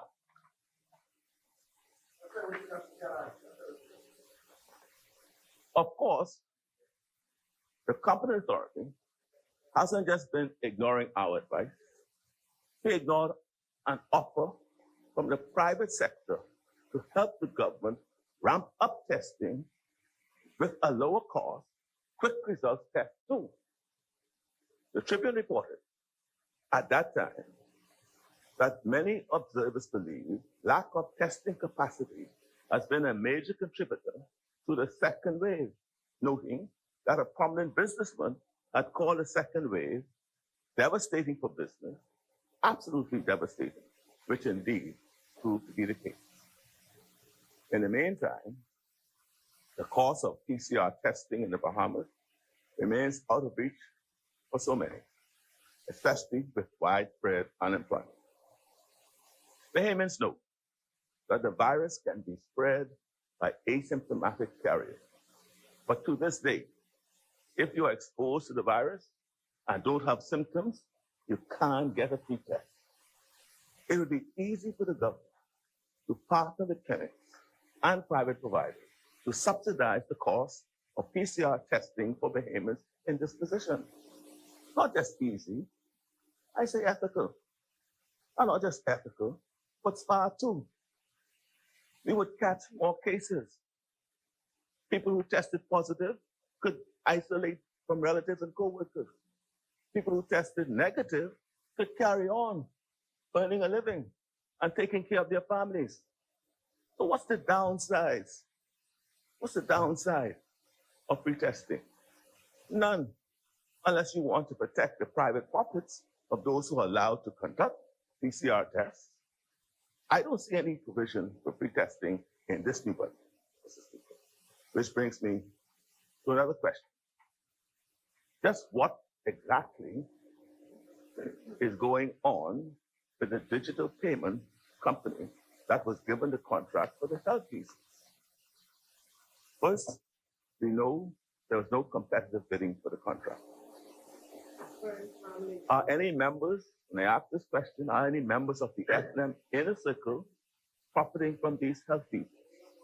That's all they do. I'm sure that's something Bahamians, that is something Bahamians would like to know. And why does the collection of monies by this company appear to violate our constitution, which requires that all revenues be paid into the consolidated fund? But that's not happening in this case, is it? Is it?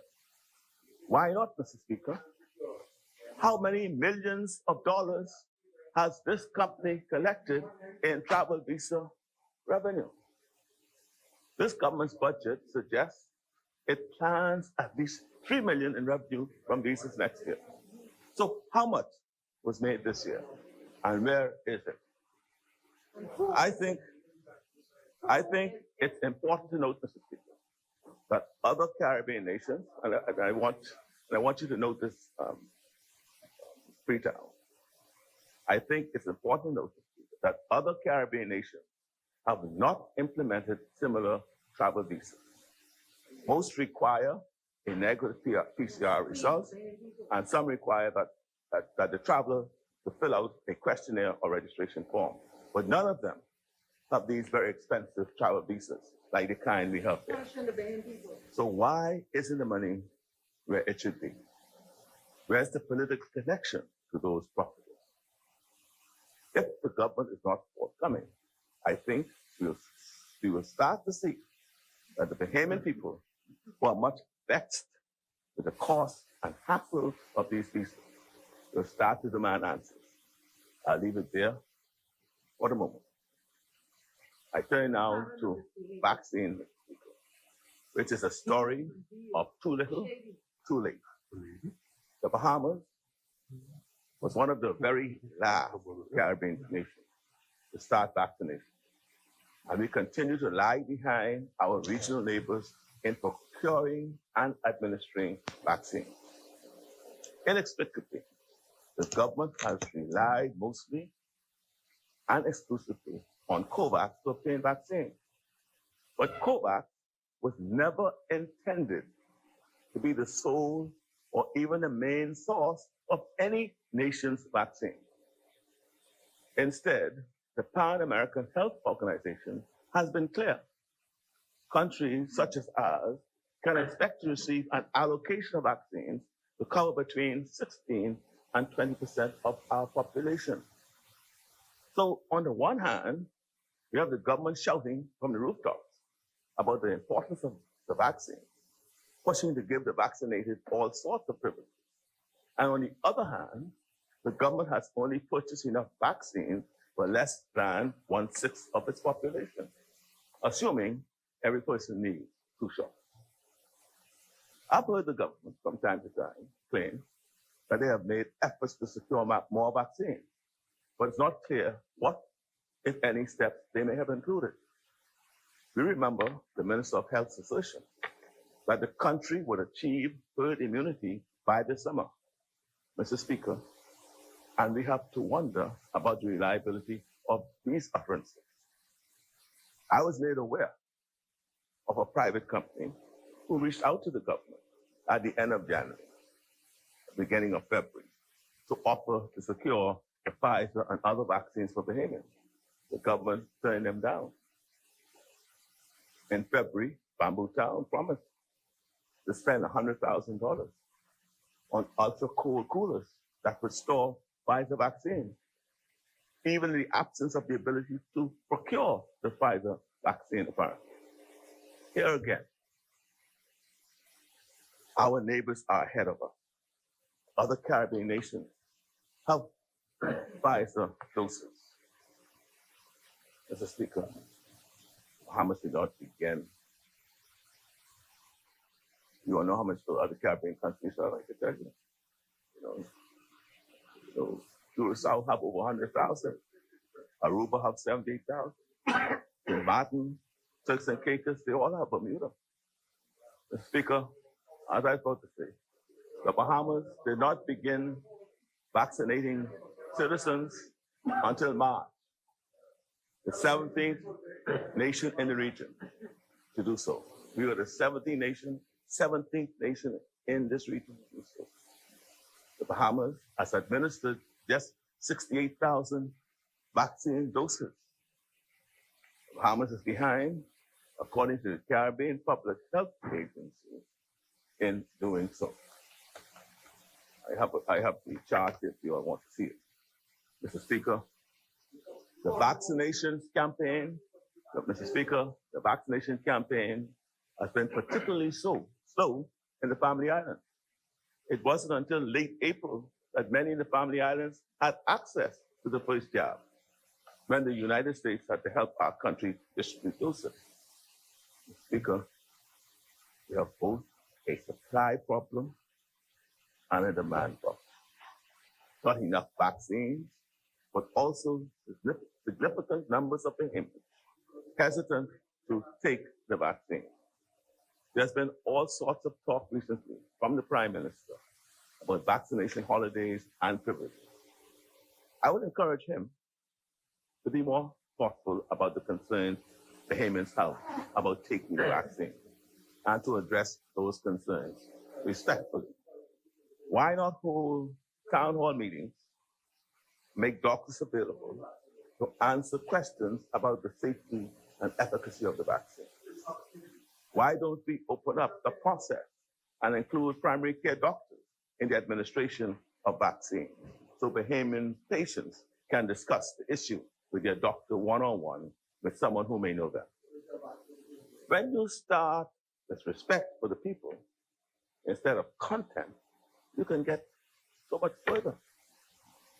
Speaking of respect, the competent authority has refused to properly engage doctors and nurses or to train and retain sufficient healthcare personnel during a pandemic. Since as early as last summer, Bahamian physicians and nurses have been nearly begging the competent authority for proper consultation to protect public health and the country's economy. And nothing has improved since. In April and then again in May, the Consultant Physicians Staff Association raised concerns over the lack of consultation, saying physicians are still not being engaged in meaningful dialogue with government officials. Doctors and nurses have said they were not included in conversations about vaccinations or discussions about the extension of the emergency orders, or in the decision to allow vaccinated travelers to enter without a negative PCR test. In the meantime, nurses report being owed money and training hours by the government. All that rhetoric about essential and frontline workers, what's all that talk worth to them when this is how they are treated? The competent authority has also made a habit of ignoring pleas from the business community. Again and again, he has imposed lockdowns without consulting with business owners about how to limit the economic fallout. The small business program they spend so much time boasting about, too often it has failed to get help where it's most needed. As the Tribune reported, Grand Bahama, micro, small, and medium-sized firms have to date attracted just under 4% of the $50 million made available to the sector this fiscal year. Meanwhile, the business continuity loans came with a 5% interest rate. This is what I note in the Access Auxiliary Business Continuity Loan Program that you have in your book, frequently asked questions. The deferral period was too short, 5 months, and the government extended it, but only to January 2021. Many small and medium-sized firms are now struggling to repay the 20,000 business continuity loans that they received by the SBDC last year. Mr. Speaker, again and again, Again and again, we see a government that wants to hide behind COVID to say it was COVID's fault. Don't blame us. A government that is uncomfortable with scrutiny of their policy choices during COVID. Perhaps they ride around in their government cars and don't see the fallout from their mistakes. But the rest of us are painfully aware of the suffering. The rest of us live with evidence of their failures all around us. Mr. Speaker, how is it that after so many hours listening to this government over the last few weeks, we have heard nothing, almost nothing about the children who could not, for a variety of reasons, participate in virtual classes during this pandemic? We heard nothing about that. In February, the Minister of Education acknowledged that at least 30% of students were not participating. 30%, he said.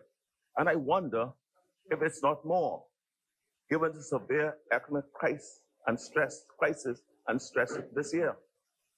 When interviewed, the minister sounded almost like he was blaming the children themselves. And I quote him, "The children have a responsibility. This is their education." In March, it was reported that some public school students' participation dropped to less than 50%. My God, if that's not a crisis, I don't know what is. Yet the minister blamed parents, said families were investing in $2,000 iPhones instead of an education. That's what he said. How many homes are we talking about where in 2021, misplaced luxury spending was really the main thing holding back our public school kids? And how many homes are you talking about? It's almost as if the economic crisis does not exist in their world. What do you think upwards of 40% unemployment does to a family? The family. What kind of pressures do you think that exists? You see people waiting for hours in long lines for one bag of groceries, and you're still blaming families? Maybe that's easier. Maybe the minister believes that absolves the government of responsibility to do more to catch these students up, because it's not an easy thing. The obstacle isn't the same in all homes. Sometimes it's a connectivity issue. Sometimes the family is moving around without a stable place to live. Sometimes there are learning challenges that didn't allow for learning through a screen. But we have to help.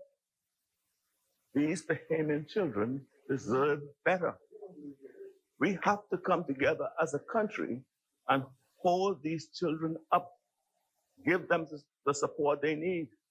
We cannot let a pandemic year steal their potential, steal their future from them. Helping them catch up is absolutely achievable, but only if there is the compassion and the will to make it a priority. It will require bringing people together, teachers, principals, families. Yet, Mr. Speaker, no one could be surprised when I share the following. Teachers were not consulted sufficiently ahead of school reopening. And just so we are clear on this government's priorities, they cut education funding during the pandemic, hampering reopening plans. As students were finally returning to in-person learning, dozens of schools could not reopen due to uncompleted construction. As many as 30,000 students on 4 islands did not have students return to campus in February for face-to-face instruction because necessary repairs had not been carried out.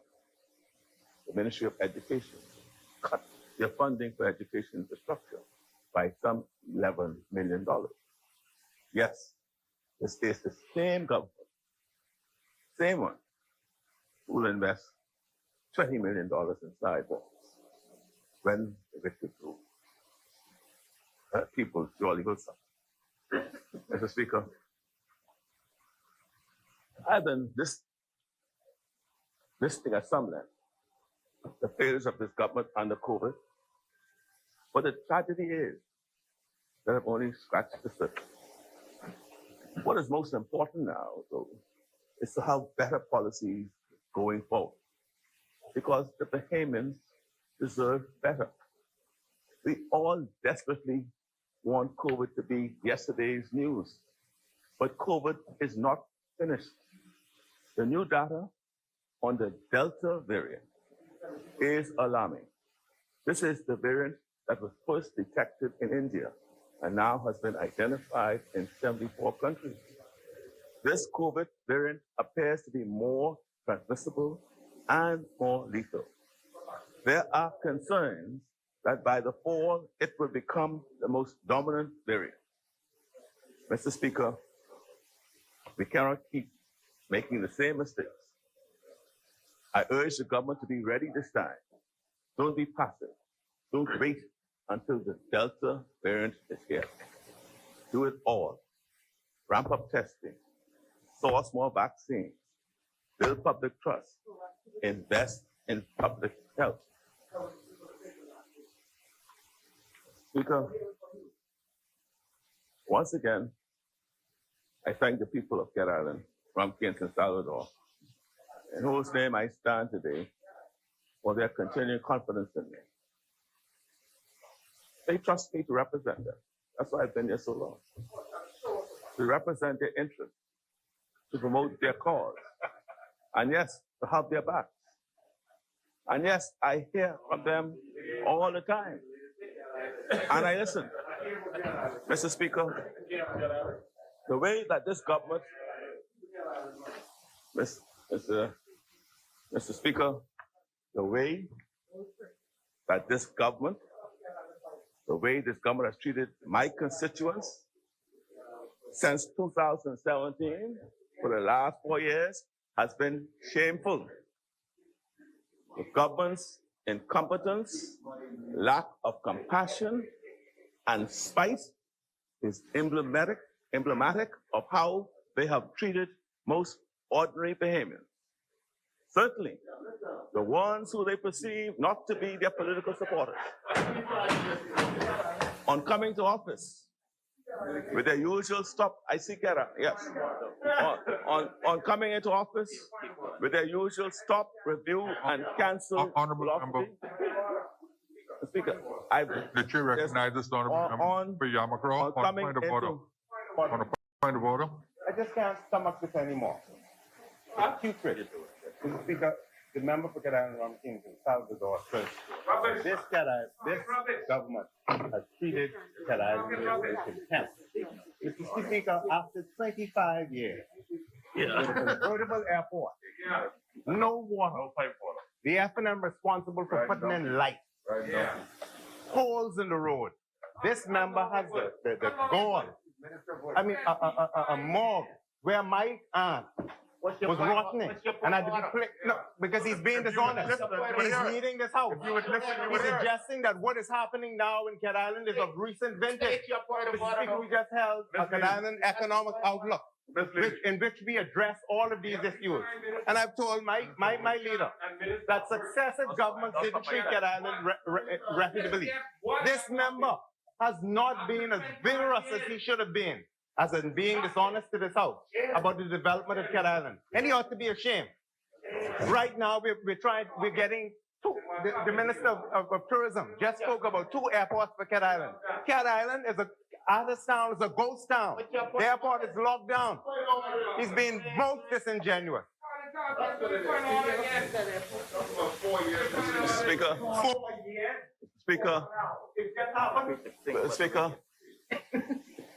When the wicked rules, people suffer. So I go back to I start. I said, Mr. Speaker, the way this government has treated my constituents since 2017 has been shameful. On coming into office, Mr. Speaker, on coming into office with their usual stop, review, and cancel philosophy, this F&M government canceled the building work on the clinics in Cat Island, San Salvador, and Rumkey, which our administration had started. One clinic was 3 weeks away from completion. Canceling it was an act of pure spite. Honorable members. The same. Honorable members. The same. I am not going to speak. Speaker, thank you, Mr. I'm not going to repeat. You cannot get to your feet and begin to speak unless you're recognized by the chair. When you get up to your feet, you're recognized by the chair. You take your point of order. The speaker will rule on it. I noticed today in particular, we got a number of speakers in this house. Everybody's trying to determine what is a point of order and what is not a point of order before the speaker even have an opportunity to rule. And that is happening on both sides. That is not the way we conduct business here. And so what I try to do, so as not to kill the debate, is to allow some exchange. But you cannot be excessive, and you cannot continuously disrespect the member who has the floor by just carrying on a conversation across the floor as if the speaker don't exist. The chair recognizes the honorable member for Cat Island, Rumkey, and San Salvador. This government, emblematic of how they have treated most ordinary Bahamians, they treated Cat Island. So I'm going to use that as the example of how Bahamians have been treated across the length and breadth of this country. After coming into office, there were building works in respect to clinics that were being done. In Orange Creek, this is how, when they came to office, they met this. That is where the construction was. And this is how they left it. Nothing was done. The photograph you saw that they held up, the photograph that they're holding up over there, it is that way because they did nothing for 4 years. That's the result of 4 years. The Speaker, that's North Carolina, right? This is how they left. This is how they left the clinic. Honorable members. This is how they left the clinic in Old Bight, Cat Island. Just a moment, honorable member for Cat Island. Sorry. Are you on the point of order? Yamakro, the chair recognizes The picture that Yamakro on a point of order. Yes, so, Speaker, I grew up on Cat Island. That airport was there for years since I was aboard. Recently, but I'm talking about clinics now, Mr. Speaker. I'm talking about clinics.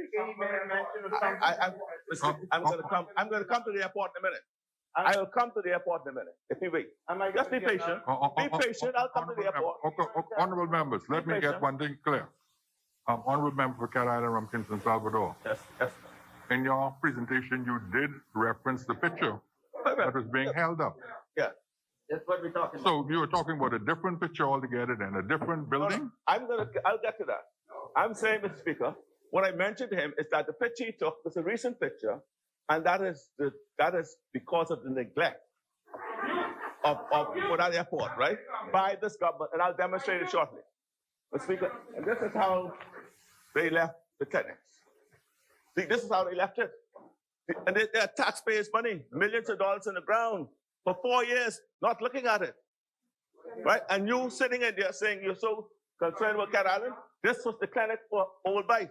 That's the clinic for Orange Creek. They were being constructed. One was being constructed as well in Smiths Bay. You all stop it all.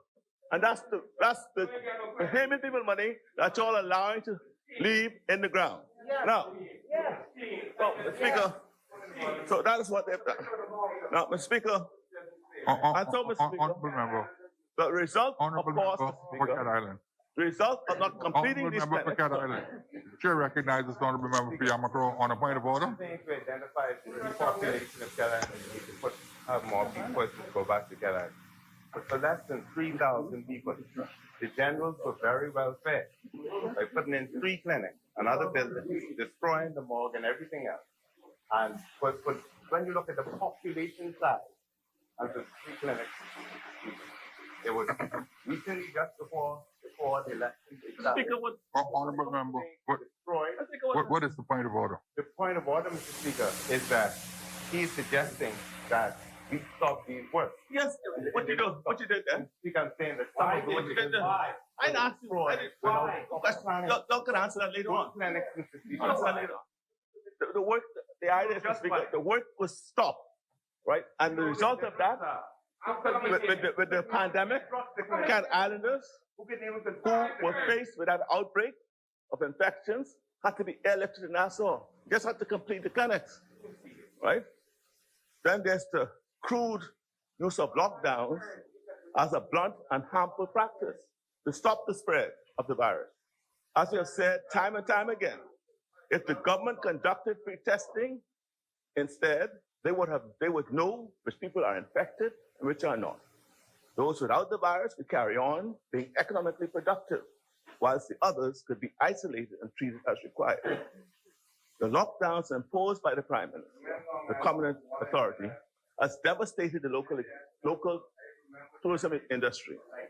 Boutique hotels have especially suffered, making a bad situation much worse. He refused to reach out to the owners of Club Med when they were deliberating over whether to keep the resort open. His petulant response that they should have contacted him or they didn't contact him displayed the kind of callous mindset that we have so often seen on display. Never mind the hundreds of Bahamians who lost their livelihood as a result. Never mind the families who depended on their incomes to sustain them, Mr. Speaker. Mr. Speaker, the people are suffering. And the reason why Club Med just wanted to talk to them. Club Med just want to know, and as they would have said in the newspaper today, they put off the opening until December, but they still want to know what the medical facilities are in the event one of their guests were to contact COVID. And what is it? And look, and Mr. Speaker, see here, I want to show you all another one. See, this clinic, Mr. Speaker, was built in San Salvador. This was built, this, Mr. Speaker, was left as is in 2017. When the Prime Minister went to San Salvador once, he went and saw it, and he told him this could never open.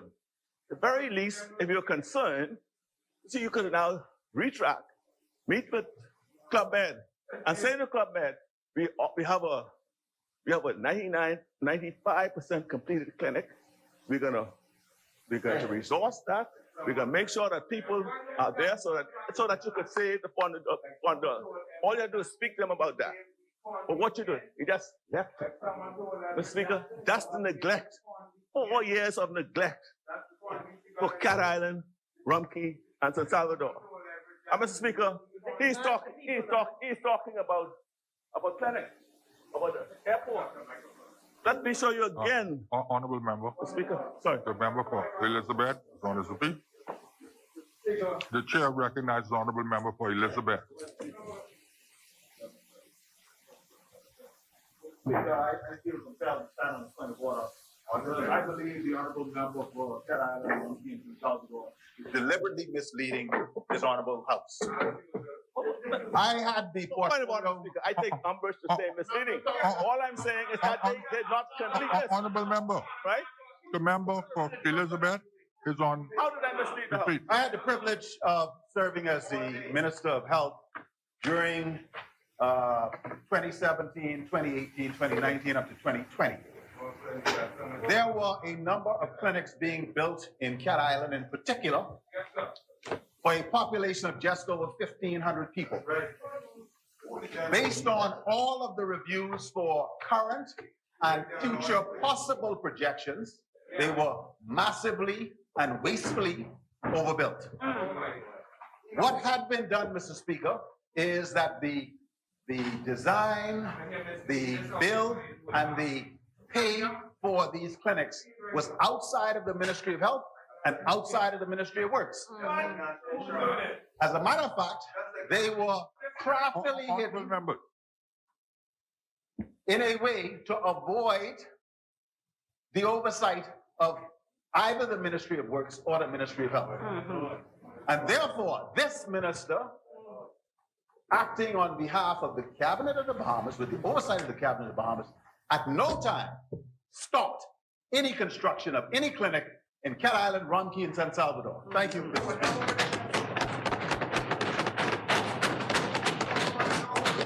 You know,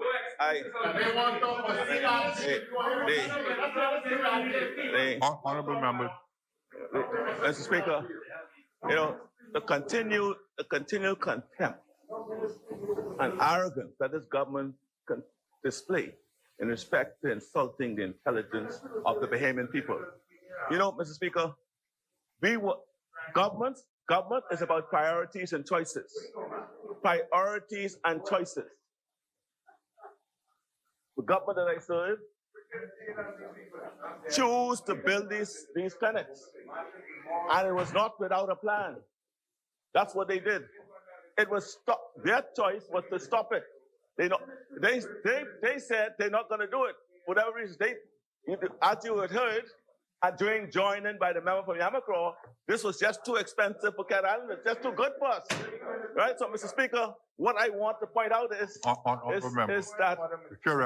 the point I am making is that we have no clinics now in there. The chair recognizes the honorable member for Yamakro. We know each other. As a matter of fact, we're family. You should keep quiet. Shows of my love and I leave you alone. I don't think anything is too expensive for Cat Island. That's why we call the Cat Island Outlook. I leave you alone. The Chamber of Commerce, so that Cat Island can have airports, roads, and be a part of the socio-economic environment of this country. Well, for him to say that I'm saying that something is too much too expensive for Cat Island is totally false and totally untrue. What we are saying, as the Minister of Health is saying, that you don't build 3 or 4 large clinics for 1,500 people, and you build it outside of the normal structure, so you can't trace the funds.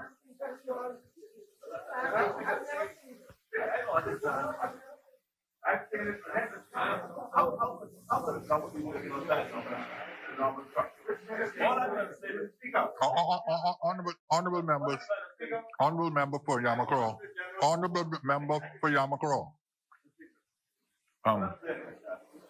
Very well. I'm saying that I can tell you right now, our choice, their choice, stop and to build that at all. If they thought that the street, He's built one then. 4 years you build none. And you say you care about Cat Islanders and you sit around the table, at least build one. That's what I'm saying. Now, Mr. Speaker, when we left... Honorable member for Yamakro, are you on a point of order? The chair recognizes Yamakro. no shame. Honorable member. No shame. Honorable members. Speaker, my leaders have spoken quite eloquently to telemedicine and the provision of medical services to Cat Island. Speaker, no one can deny that medical services are being provided to Cat Island. What we say, Mr. Speaker, is the wastage that has occurred in Cat Island, rebuilding and destruction of the morgue to the point where bodies start to decay and we have to put them on ice. It's totally unacceptable. Honorable member for Cat Island. Speaker, I made the point. Speaker, in respect to the Speaker, I also wish to point out, we left in our... Don't forget to delay the news. Put the news off.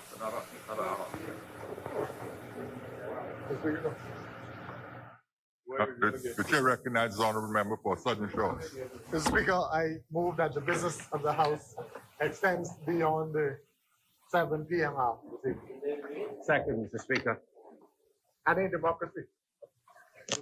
Thank you, honorable members. Honorable members, you all have sent me back to my rule book on certain matters that are being raised.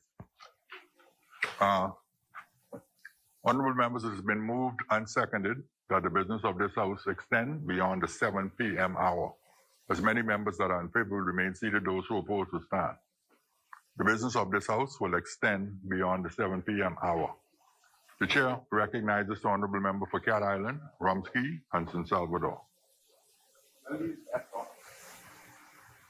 We left in place completed survey and architectural plans for a new state-of-the-art international airport at New Bight. It started in 2015. I draw, this tells you when we started. It was in May 2015, June 2015. And it was then because we had then to reverse. Yes. These are the plans. Yeah, I see that. These were in place. These were in place. That's what we left in place. Don't let them. They're all in the Ministry of Works. Kalani, don't let them keep these from you. You should see these. These were in place. You should demand these at your office. Yeah, these were in place. These were the surveys for the airport. Right? All in place. Give Right? that. That's in place, right? Give that to Michael. Give that to Minister Wade. So just, Mr. Speaker, we left those in place. Right? Minister Wade. These were the surveys for the airport at New Bight that we left in place. Now, Mr. Speaker, we also left in place completed architectural drawings and actual drawings for the airport. That's permanent. For the terminal. That's it there. That's nice as Long Island. Right? That is it there. We left in place, and this is the renderings of it. This is what we left in 2015. Right, Mr. Speaker? This was left in 2015. This one they use. Right now, I'm saying, Mr. Speaker, They use that in Long Island. also, the government had already, the government had approved and awarded a contract towards the construction for the construction. So if they had followed through with the plans we left there, the photograph that they now show around here would not be there. That is only there because they did not follow what we were doing. That's what we left. So 4 years. That's what we had. It was all the contract had already been awarded, Mr. Speaker. So I hope we put that they just need to do that. No. Mr. Speaker. Yeah, McCraw, that's enough. Speaker. Honorable members. It's another spiteful, cancellation. Honorable member for Cat Island. People, Mr. Speaker. They cancel it. That's enough. No, right, Mr. Speaker. Chair recognizes the honorable member for Yamakro on a point of order. Mr. Speaker, this is becoming abusive. This is becoming abusive. I'm going to do. Oh, I know how they feel. I know how they feel. Mr. Speaker, I think, Oh, she can win. Honorable members for Yamakro, state your point of order. I do take exception. Speaker, I want to reassure this House that I have the greatest respect.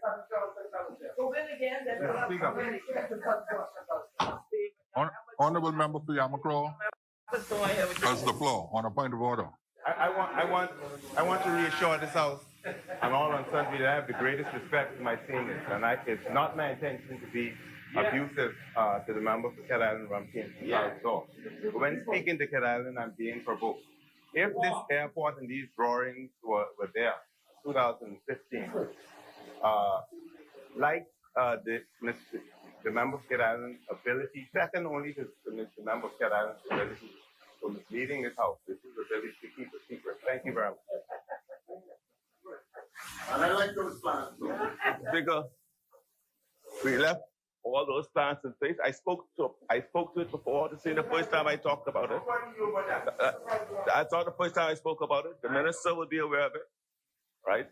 They were in his office, and you will find that if you're interested, You could check the cabinet office, you'll see cabinet conclusions in respect to it. So, 28, because, you know, they keep talking with name fights. But I need not repeat. The efforts that's being ongoing in respect to the waterworks, in respect to potable water, was negotiated by me. Yes, I negotiated the loan with the CDB Bank in 28. I did that. We signed off on it, right? And we were doing the works. Cat Island was on the draw. The member, the chairman decided that he wanted to take care Long Island first. That's no. And I spoke. No, and I commended him for it. I commended him for that. Honorable member for Cat Island. The chair recognizes the honorable member for Long Island on a point of order.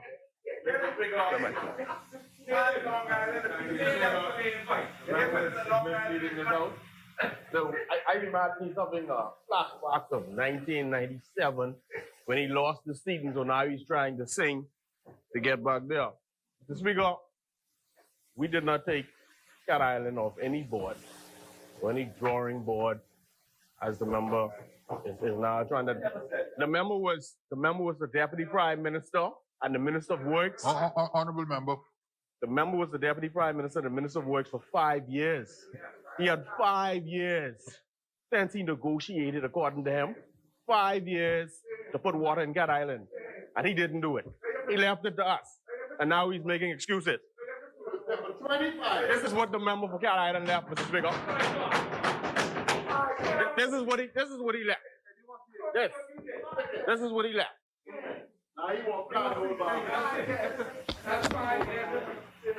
Thank you very much, honorable member. The chair recognizes for Cat Island. They're able to do what they're doing because of what we would have left in place. And they prioritize how they want to do what they want to do. Right? Personal insults is one thing. Right? But the Bahamian people understand. Right? See, what I'm pointing out, Mr. Speaker, what I've hoped to demonstrate, I have demonstrated. In each of the examples I pointed out, we see the uncaring and incompetent faces of this administration that have taken over the whole country. The incompetent handling of the pandemic, the uncaring closure of the clinics and stopping of the clinics, the unwillingness to lift a finger to keep open a major employer in San Salvador, and continuing to give me their support. The people of Cat Island, Rumkey, and San Salvador look forward to a new day when their suffering will end and the wicked rule no more. Speaker, our deputy leader, our party spokesperson on finance has already delivered a detailed analysis of the government's budget, and his verdict was damning. As he said, it's not a strategic budget. It relies on everything going exactly according to plan, when hardly anything ever does for this administration. What if their revenues are again off by 10%, as they have been in the past? What if the expenses overrun by 10%, which looks likely given how unrealistic they are and have been in the past? What if the economy doesn't rebound as quickly as forecast? What if there is a hurricane? Mr. Speaker, this budget was the Prime Minister's last chance to step up, to show leadership and govern in the national interest. Instead, he chose to present a budget that ignores the dire economic reality of our country's crisis. His budget offered no serious attempt to grow the economy and develop new sources of revenue, merely hopes that the tourist comes back quickly. Having racked up millions in debt, he offered no strategy for managing that debt, averaging almost $2.5 billion of borrowing each year. There's not a single new hospital, school, or road to show for it. Bahamians are mocking them for the fact that their biggest achievement in the government is that drivers can now turn left on red lights. But this business of not articulating a debt management strategy, that is serious and an absolute disgrace. With projected interest payments of over $500 million per year, how can the Prime Minister so casually fail to deal with the biggest stone around the necks of the Bahamian people? Over $500 million, Mr. Speaker, is nearly more than the combined expenditure for education and health. The government is using more of the Bahamian people's money to pay interest on reckless borrowing rather than to educate and secure the health of our people. Bahamians deserve better. Mr. Speaker, we need to stabilize the country's economy while at the same time improving our future prospects. In order to do this, countries must first have to acknowledge, that's the first thing we have to do, acknowledge and quantify the problems they face. Consider a range of options as to what changes are required, then develop and implement a strategy to solve the problems. What a country shouldn't do is exactly what the government is trying to do here. Present a sugar-coated reality, deny responsibility for it, offer no new solutions, and carry on as though it's business as usual. It's dishonest to the citizens and undermines confidence among lenders and investors. Who wants to put their money in a place where the Prime Minister, the Minister of Finance, pretend that everything is fine while the economy is on a cliff's edge?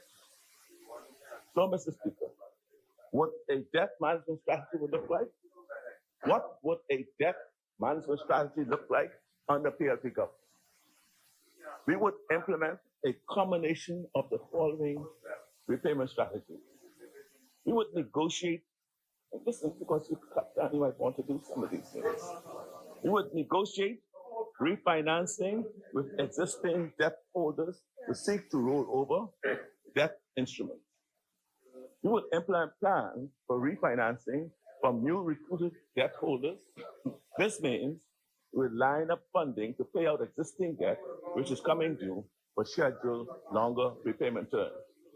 We would seek to extend repayment terms and also to convert to amortized payments so that the country is not making unsustainable large payments at one time.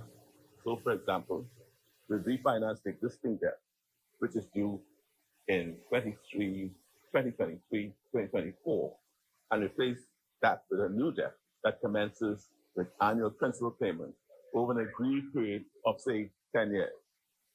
We find ways to reduce expenditure on operating activities so that we can use more of the revenue to repay debt. And finally, as we have already committed in our economic plan, published in March, we would review our entire tax structure to seek to expand the revenue through fairer taxation measures. Mr. Speaker, these are some of the obvious prudent measures which the next PLP government will take as a strategy for repaying the debt.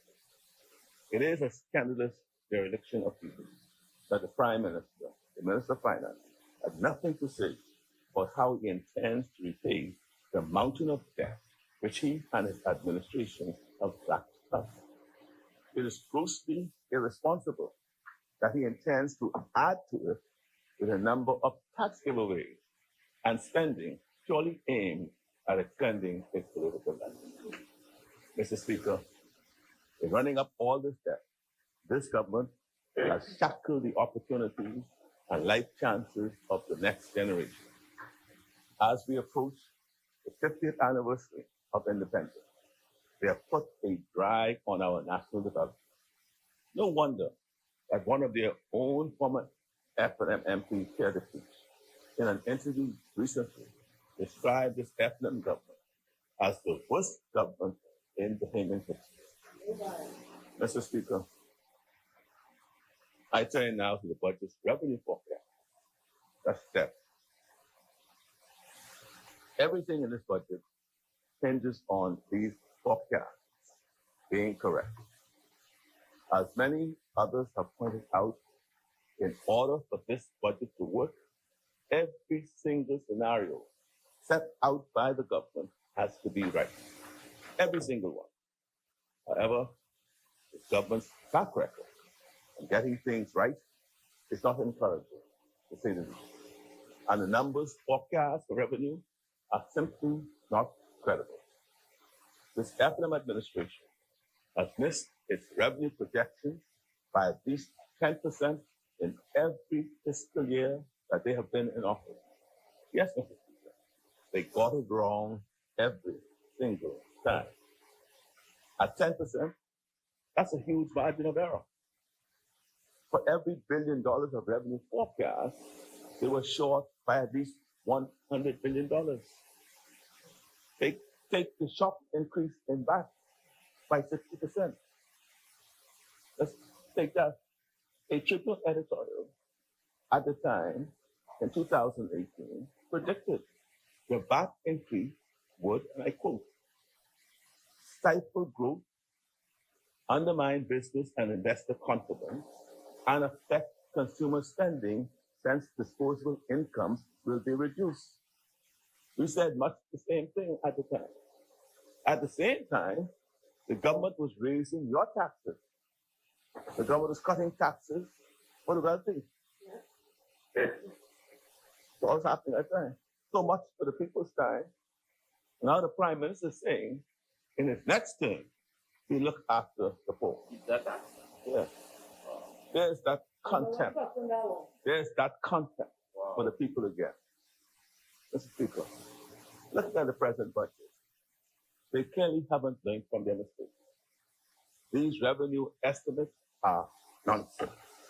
They simply do not make sense. For example, the government is forecasting that export duties will increase by over $48 million to $76.9 million over the previous year's total, and more than 24 million than the fiscal year 2019-2020. Now, can the Prime Minister, the Minister of Finance, these export tariffs, this is what they're going to be making from exporting. I want the Prime Minister, the Minister of Finance, to explain exactly what new export industry has been started. Right? It must have been started to be able to project it. Where does the magical, and I'm just going to use the lower number of 24 million, come from? Or is it just a case of plugging a number to get to the overall revenue total? And once again, the government is giving away revenue without any rhyme or reason. What is so special? What is so special about microbreweries in the Bahamas? And once again, they're deserving of special tax exemption. Are they performing some kind of public service? Are they contributing to national life? Or is it to do with the fact that the owners are friends with all the right people? Mr. Speaker, I don't know whether it's ignorance or incompetence, but some of the measures announced are in many cases a restatement of existing provisions. As the Prime Minister, the Minister of Finance know the laws of the country. Churches, for example, let's use the churches. They already have bought concessions for construction, and they pay up their sanctions, as well as duty-free imports on items of worship. In addition, churches are already eligible for VAT refund on items purchased. So I wonder if the Minister of Finance can explain what is different with his new provision. What's so different? If it's already there, like tell us that. But apart from the lack of credibility in the revenue forecast, the real tragedy is in the lack of strategic planning to expand the economy into new sectors. If ever there was a moment to chart a course of doing things differently, this was it. These new sectors not only reduce our reliance on tourism, but offer many new streams of revenue. Even in tourism, there's no calculated effort here to seriously expand or innovate. And Bahamians deserves better. Our economic plan is full of dozens of solutions for kickstarting the economy and creating jobs, for incentivizing the creation of new industries and new opportunities. It is faith, Prime Minister, it is faith in my fellow Bahamians that underpins our entire plan. I urge you to have faith in our fellow Bahamians. Faith that they deserve better than business as usual. Faith that they deserve better than business as usual. And faith that with the Bahamian people as partners. Desmond, tell them to keep quiet. Yeah? Tell them to keep quiet. That's right. Keep quiet. The member for Don't go there. Member for Carmichael will speak to you about that. Yeah? Yes, and not only him. So don't And go faith, there. and not only him. Don't go But there. we'll talk about it. I love them. God knows And you. faith, Mr. God knows Speaker, you. Don't go that there. with the Bahamian people Don't as go there. partners, yes, Don't go we there. can climb out of this crisis and build a more dynamic, more inclusive, more sustainable economy and country. From sports to culture to renewable energy, Yes. there are so many Music. possibilities. We don't have time for pessimism. No. We should not fear change. We should embrace it. Mr. Speaker, we face a serious crisis. In this, its final budget, the FM government leaves our beloved country in a much worse state than they found it. As a result of their poor governance and mismanagement of the economy, the Bahamian people are poorer, more frustrated, and unhappier than they were in 2017. That is your shameful legacy. What is it? And yet, a time of crisis can also be a time of renewal. I remind the Bahamian people of the promise made in 2 Corinthians. We are afflicted in every way, but not crushed. Perplexed, but not despairing. Elections are coming, and with it, the chance to choose a brighter future, the chance to choose a better way. This government will go down in history. No. Actually, I'll just leave it there. This government will just go down in history. Last year, Mr. Speaker, I spoke about the promise of independence. This is the birthright of all Bahamians, the promise of independence. In order to fulfill that promise, we now need to make some fundamental changes, not just to patch up the broken economy that this government is leaving behind. We need to build a better Bahama, one that works for everyone, not just the privileged few. Mr. Speaker, they want to put things back to the way they were before, when them and their rich friends had a vice grip on this economy, their knees on the necks of ordinary Bahamians. No more, Mr. Speaker. No more. This is the moment when we stand ready to bring about the kind of fundamental change that the Bahamian people are crying out for. We do not promise that it will happen overnight, but if we put the country on the right path, we will get there. The poor won't have to wait for the rich to get their time first. We will all get it together. We will all get it together. It didn't have to be this bad, Mr. Speaker. And once this wretched government is consigned to the garbage bin of history, a new day will dawn in our beautiful Bahamas. My party has a vision, a new progressive future. My party has already published plans on how we will get you there. And the promise of independence can once again be a hope to be fulfilled for ourselves and our children. May God bless our people, and may God bless our comrades of the Bahamas.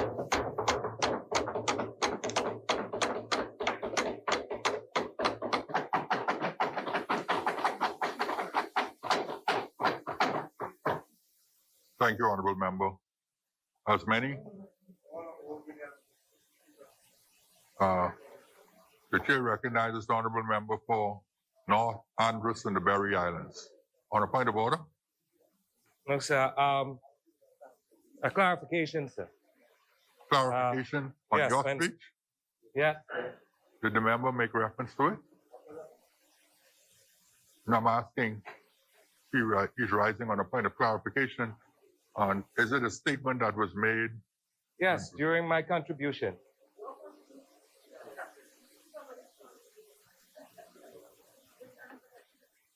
Honorable member, you are allowed to do that if the member had raised the issue or some other member had raised the issue in their speech.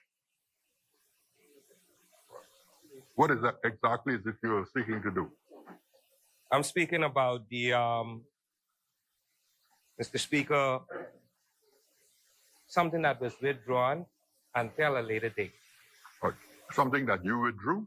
That I withdrew pending. Something that was challenged and you gave Yes, an sir. undertaking to Yes. produce the evidence? Yes, sir. Okay, what is the evidence?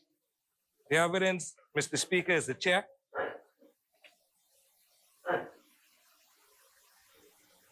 for $151,000.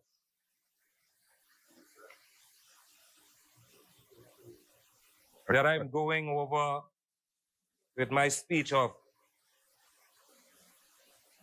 where I made a statement of during my contribution to the House in regards to my Cal constituency.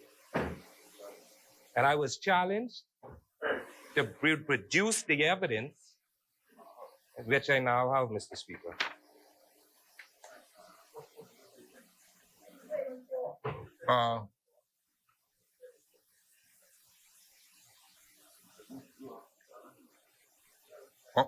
Honorable member, Mr. Speaker, this is a check for $151,000 that was payable to a job employment empowerment program for the Michael constituency that I was referring to.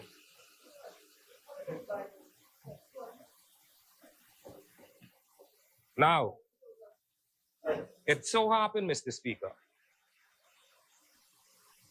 that the person in which I was talking about when I said that they were using monies to buy vote in Michael, I was told to withdraw the statement until I could bring my proof. yes, I remember, I recall. Honorable member, I have the proof right here, Mr. Speaker, and I could lay the document. I could lay the document, Mr. Speaker. The honorable member told me that I must present my proof of what I said. Now I must withdraw. I would want to put my proof, and I would like for this to go on the record. Now, first of all, there was a response, and I quote, it was for Christmas payment in December. This is what this was for Christmas payment in December, Mr. Speaker. Now, I said in 2017, this was something that was used to buy votes. This is something that happened in my constituency also. Now guess this. Now this is what happened, Mr. Speaker. Honorable member, order that the document be brought up. Let me take a look at it. Could you retrieve that document for me? Mr. Speaker, I think I should explain this first, and then you can go from there. I think I really should explain this. Now, in December, he said this was something to be paid. That's what the former minister said, that this was something to be paid for employment. I said different, and I want the record to reflect that I said different, because this is a check that is dated the 21st of April, 2017, weeks before election. And I told them I got the facts, but they didn't listen, right? Now I have a breakdown here, Mr. Speaker, where each constituency Each one of those constituencies in my cal. In the Michael constituency, I have each one of them right here. And I will quote this.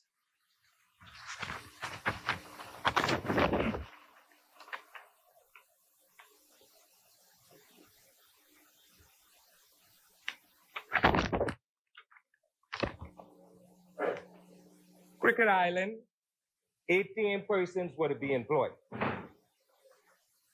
for 3 months. 19 were to be employed for 2 weeks.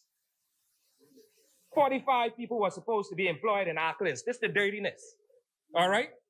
In 3 months, this is not funny. This is people's lives you're playing with. This is not funny. And then after this, 45 persons for 2 weeks inside of Auckland. Then in Inagua, you have 26 persons. A breakdown is right here. To show proof, Mr. Speaker, in Meguana, 22 persons. This is days before the general election. Honorable member, order that the documents be brought up.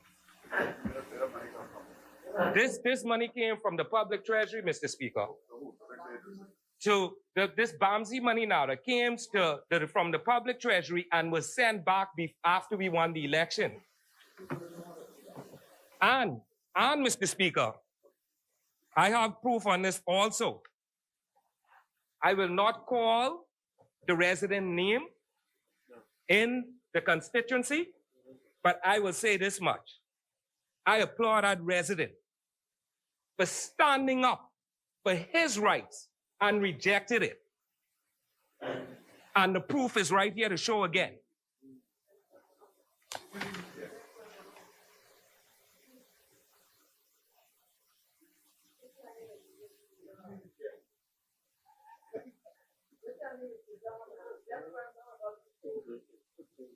I got it on there.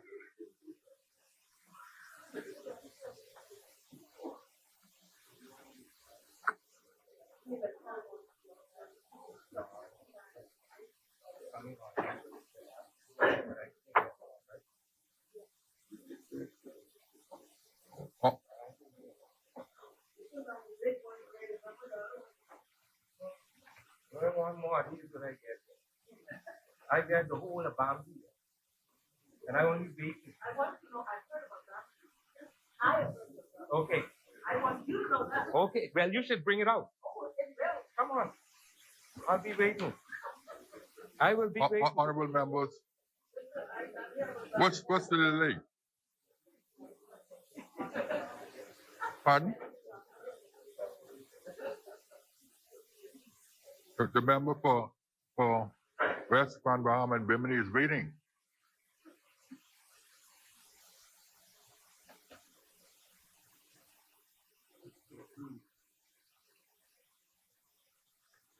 Honorable member for North Andros and the Yes, Berry sir, right Island. here, yeah, right here, Mr. Speaker.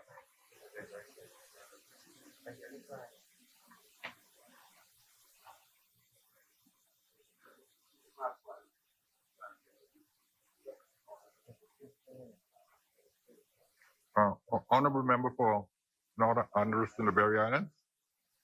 Okay. Yes. Thank you very much. Thank you, Mr. Speaker. Just a moment. Let me just table this document. Let me see.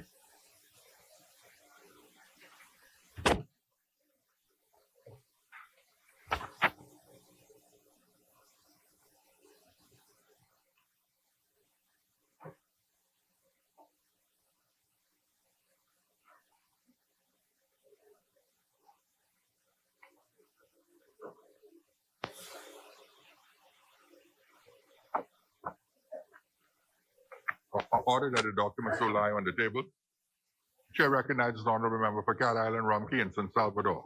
I wanted to, I was not here during the exchange, but just listening to what the member had to say, he indicated that he made an allegation that funds were used to buy votes. I do not see how, where on the face of documents that speaks to a job program, that could be translated to buying votes. And so I just want the record to reflect that that document is laid cannot be in support of that allegation. I mean, in fact, it speaks to it speaks to on the face of a job program, right? And the Speaker, you see, I just wondered, you see, when we go to the head, Honorable member. when we go to the head, Honorable member Caroline Rumkin from Salvador. I'm not prepared to hear any further argument on that matter because when the allegations were made, the person who objected simply asked for evidence of the check and the payment. no, yeah. That was what was requested. Right, but, she want the allegations to be withdrawn. Evidence. Buying votes. Evidence. Allegation. The matter was withdrawn pending production of the evidence. But that's a different issue altogether.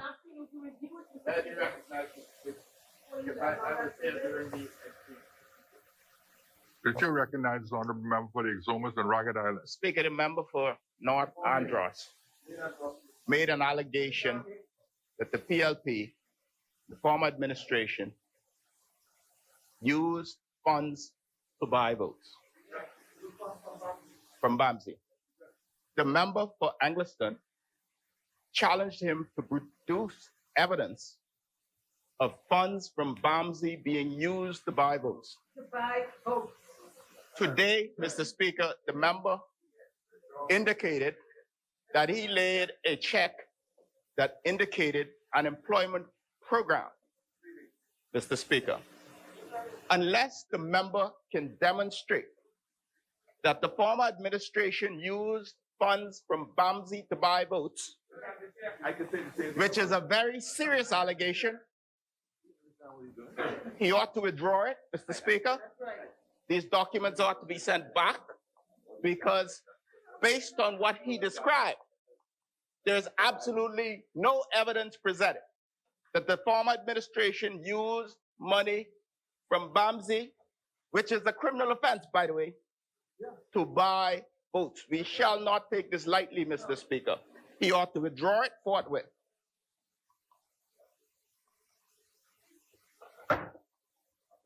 Honorable members, honorable members, let me give you honorable member for Cat Island, Rumpkins, and Salvador. I'm prepared to accept the documents that were tabled as evidence of a job program prior to in April. He's made serious allegations. He made criminal allegations. The chair recognizes the honorable member for Carmichael. Speaker, I have not seen the documents.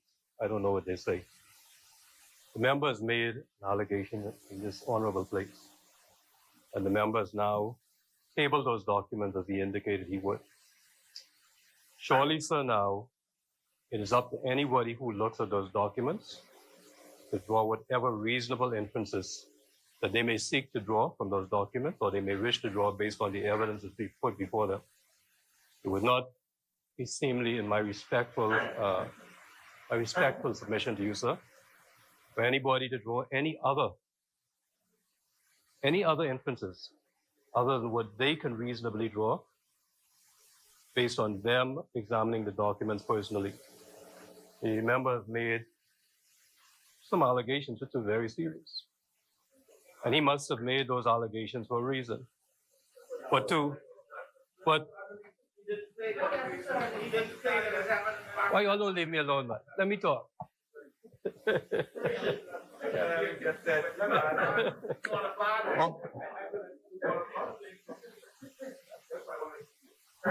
Honorable members, the allegation were withdrawn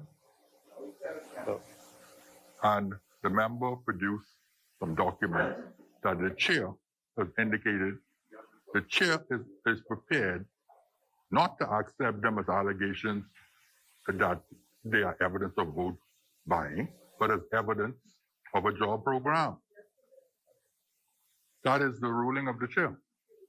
So, Speaker, if you have made a ruling, I can't go behind that. I would have wished to have an opportunity to persuade you otherwise, but you've made your ruling, and I respect the rulings of this honorable place.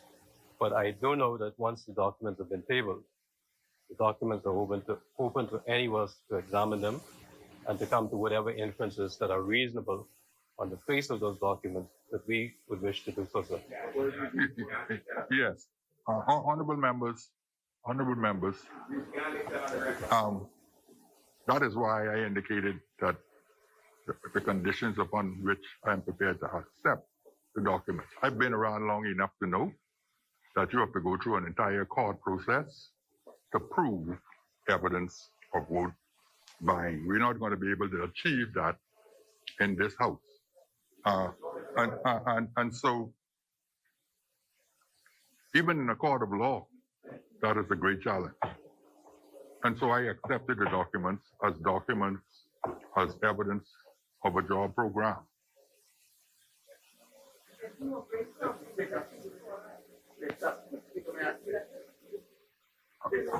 accept your ruling. And in doing so, Mr. Speaker, we request that the member withdraw the allegation of vote buying, or that those words be expunged from the record, Mr. Speaker. We are not prepared to leave them on the record as they are, accepting your ruling on the issue, Mr. Speaker. Honorable members. Honorable member for North Andrews, are you indicating that you are of the view that the member restated those allegations today? Yes.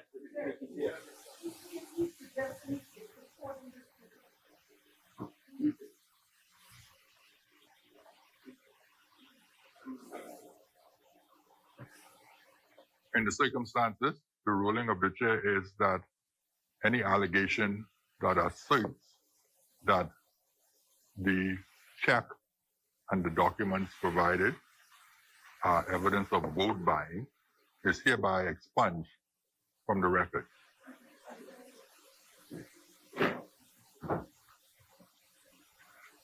The chair recognizes the honorable member for Cat Island, Rumpkin, San Salvador. Are you tabling some documents?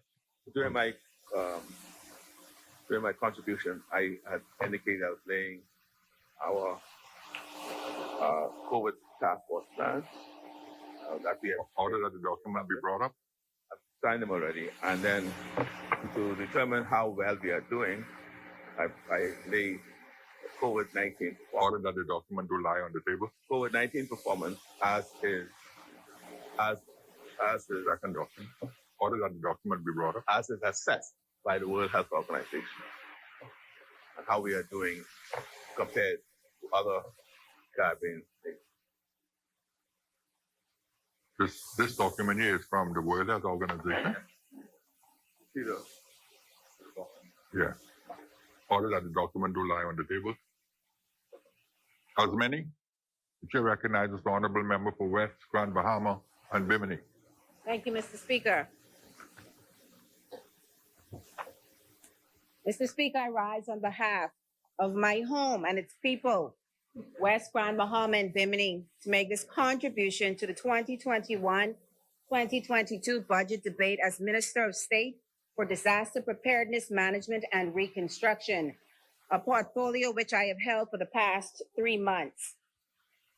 The ministry, Mr. Speaker, is a fairly new one, having been formed less than 2 years ago. I am privileged to lead it and a team of talented and dedicated individuals, namely the National Emergency Management Agency, NEMA, and the Disaster Reconstruction Authority, DRA.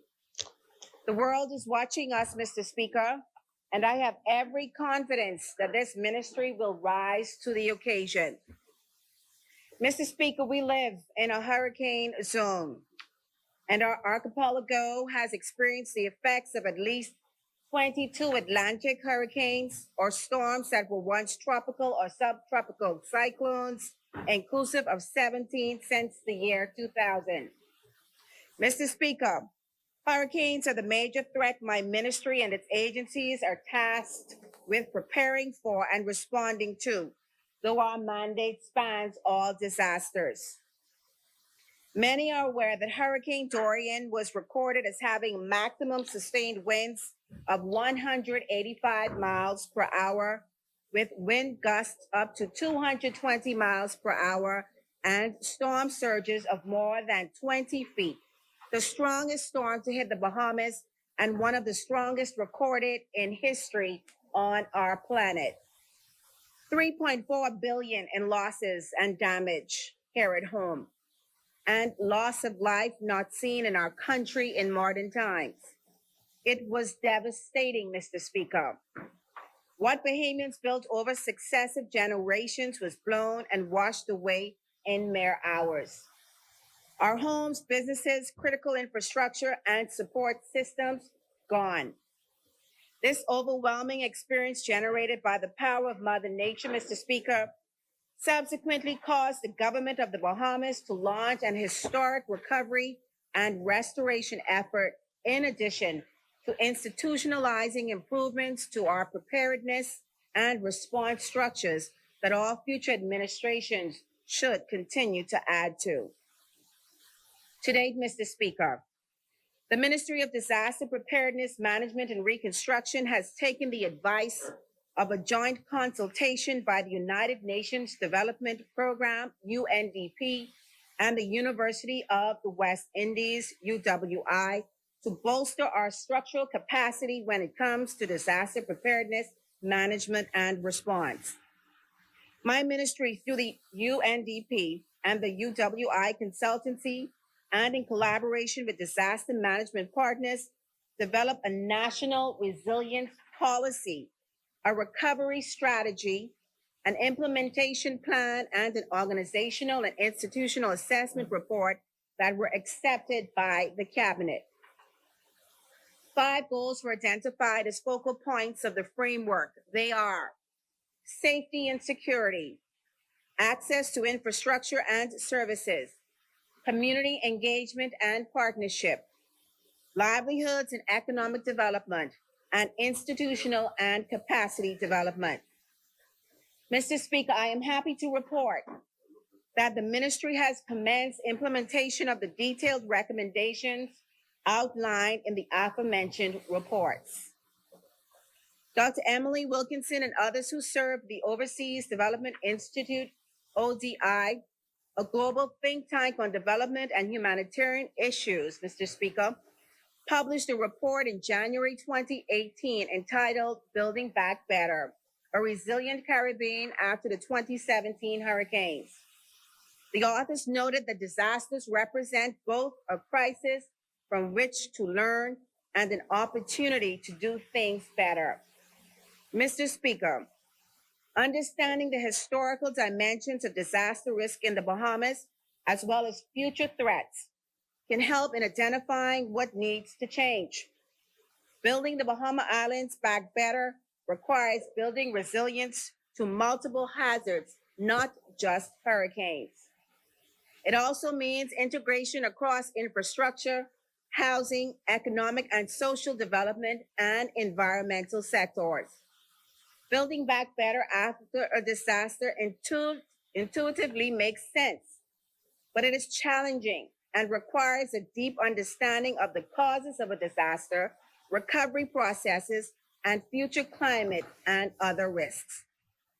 Critically, it requires high levels of commitment from policymakers and technical staff in government, from the international aid agencies and donors supporting recovery, and from communities already engaged in recovery.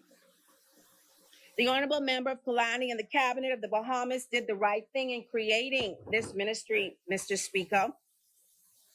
These institutions are necessary to partner with NEMA in providing focus and detailed attention to the varied aspects of a comprehensive disaster management cycle. from mitigation, prevention, preparation, and response to recovery and reconstruction.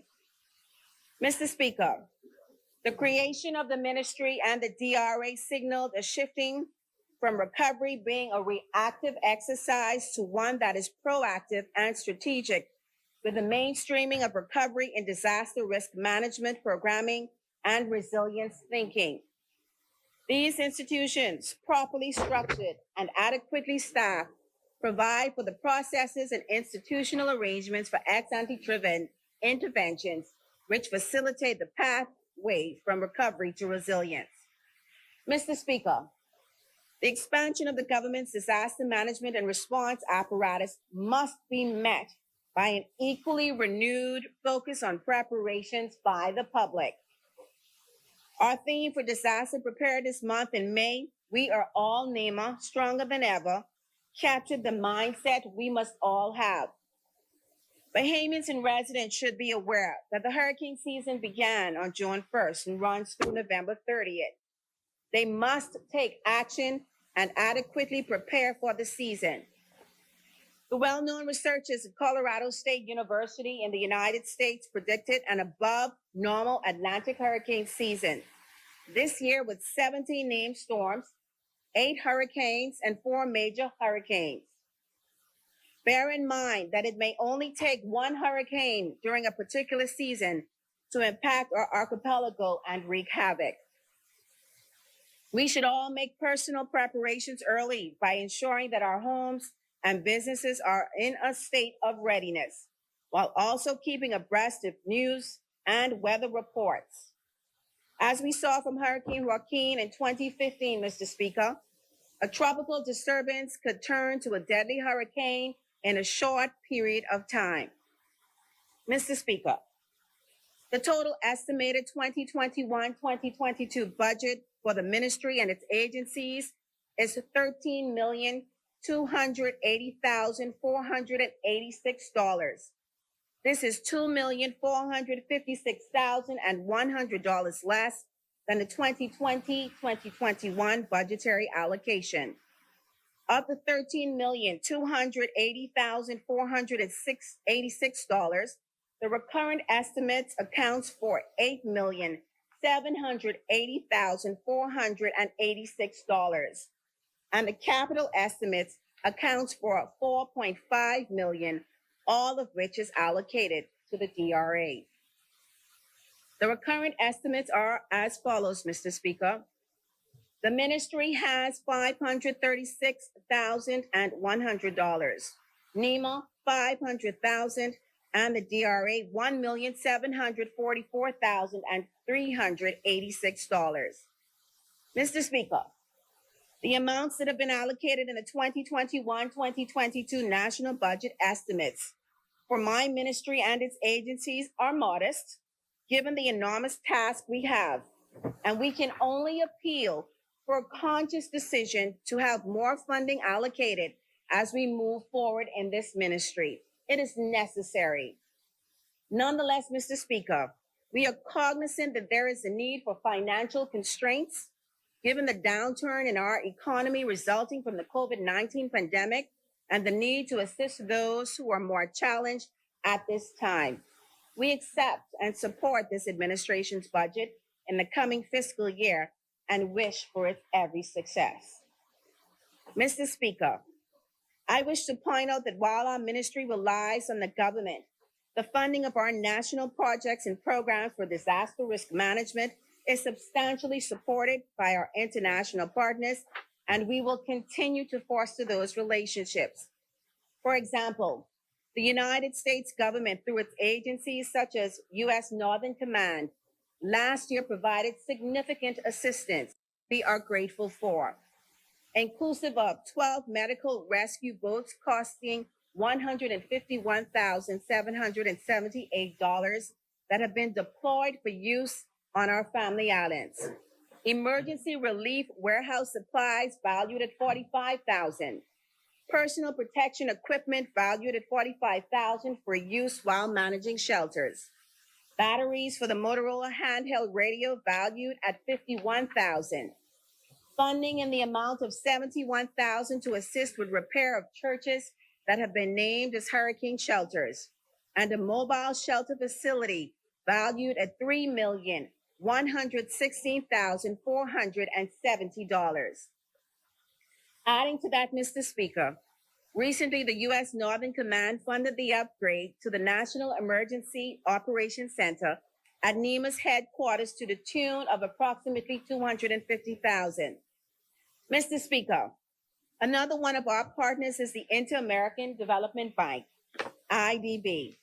We are currently benefiting from a technical cooperation project entitled Capacity Strengthening for a More Resilient Bahamas in the amount of $600,000. The government of India, Mr. Speaker, has also earmarked $1 million that will assist with funding the construction of a community center in Abaco that is purposely designed to serve as a shelter.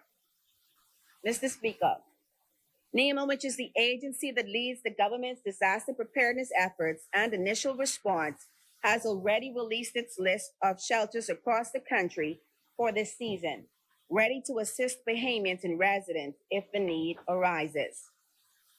Amidst this, however, Mr. Speaker, is the reality of our current fight against the COVID-19 pandemic, which has changed every aspect of life in our country.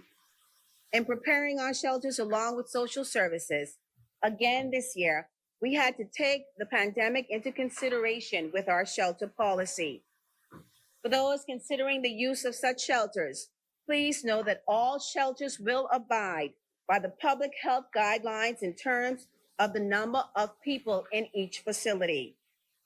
If a storm passes and shelters are required, we will rigorously enforce safety protocols outlined by the Ministry of Health, including mask wearing, hand sanitization, social distancing as best as we can. Additionally, those working at activated shelters will be provided with the necessary personal protective equipment to help them carry out their duties. Mr. Speaker, we are still in a pandemic, and I advise all Bahamians and residents to plan now for where you intend to stay in the event of a storm. I also want to echo the government's policy and strongly advise all eligible people in the Bahamas to get vaccinated. It will protect you against this deadly virus, which has killed millions around the world. The fight against COVID-19, while with its progress, is not over. Let me repeat that, Mr. Speaker. The fight against COVID-19, while with its progress, is not over. Honorable member, just give me a moment, please.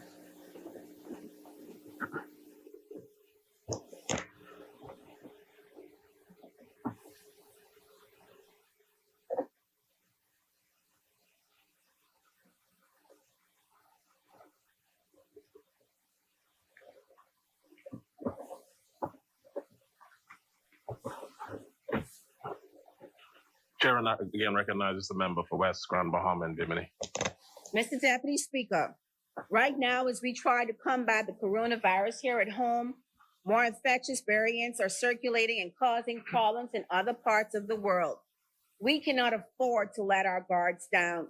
We have come too far. Mr. Deputy Speaker, as we are now in the hurricane season, we are wishful, prayerful that a storm does not come our way.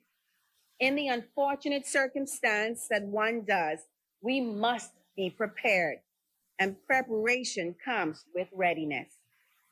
Mr. Speaker, during the 2020-21 fiscal year, NEMA implemented its annual work program with a focus on disaster mitigation and preparedness through training for knowledge exchange and capacity building.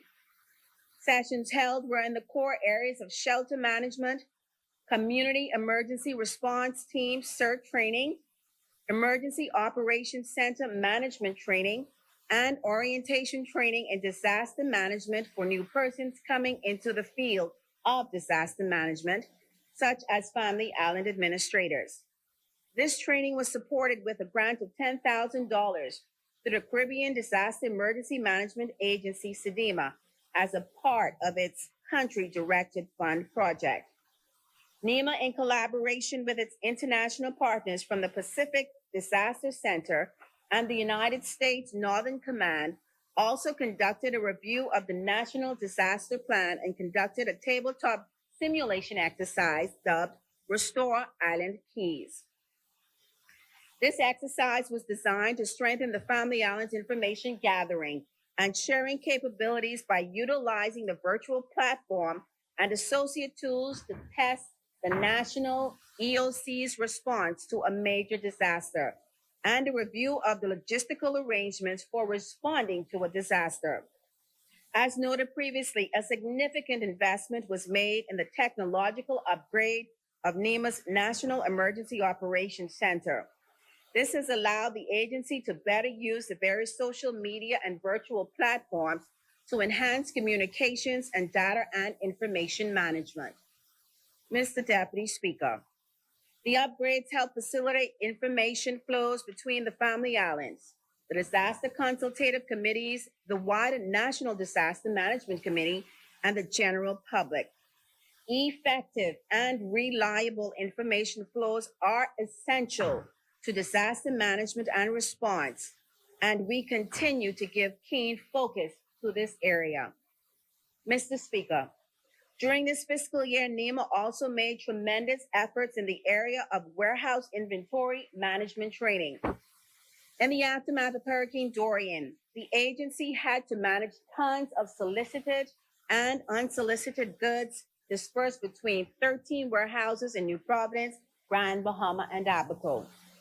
Due to the global attention, the Bahamas received unprecedented amounts of goods which came into the country from various donors.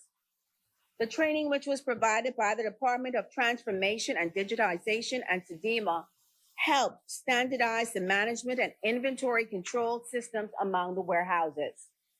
To further support the efficient and effective warehouse inventory management system, NEMA again was helped by SEDEMA as a part of the European Direct Fund and Country-Directed Fund project with a grant of $10,000. The funds are to be utilized for additional computer inventory software and barcoding tools. During this reporting period, NEMA aimed to ensure that basic equipment to support the disaster risk reduction programs in the Family Islands were in place. These included the delivery of floodwater rescue boats and associated gear to 10 islands, along with the installation of VHF radios in the Emergency Operations Command Centers in 14 locations in 9 islands so far. Mr. Speaker, in a recent test of the system, SEDEMA's coordinating unit in Barbados was able to hear NEMA loud and clear. Mr. Speaker, resources received are being put to good use. With the recent acquisition of the mobile shelter system through the United States Northern Command, teams from both NEMA and the Royal Bahamas Defense Force have been conducting training in setting up the systems and becoming acquainted with the component parts. During the upcoming fiscal year, NEMA will have teams visit islands to conduct training for swift water rescue with new equipment delivered to the islands, VHF radio use in islands where equipment has been installed, community emergency response team training for groupings in the tourism sector, such as jet ski and other pleasure craft operators, with funding provided by the Organization for American States, teens and communities in collaboration with the Ministry of Education and the Royal Bahamas Defense Force and the Ranger Program, and also, Mr. Deputy Speaker, wildland firefighting in islands where equipment has been delivered. Mr. Deputy Speaker, NEMA will also further standardize the inventory management and logistic process between all warehouses, along with facility maintenance and the security upgrade of NEMA's headquarters.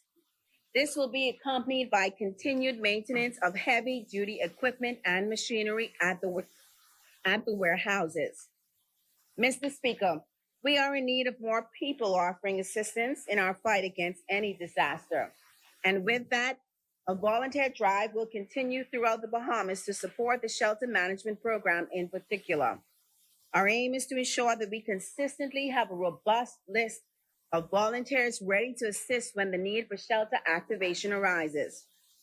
It is proposed to conduct this activity in collaboration with Urban Renewal and the National Neighborhood Watch Council.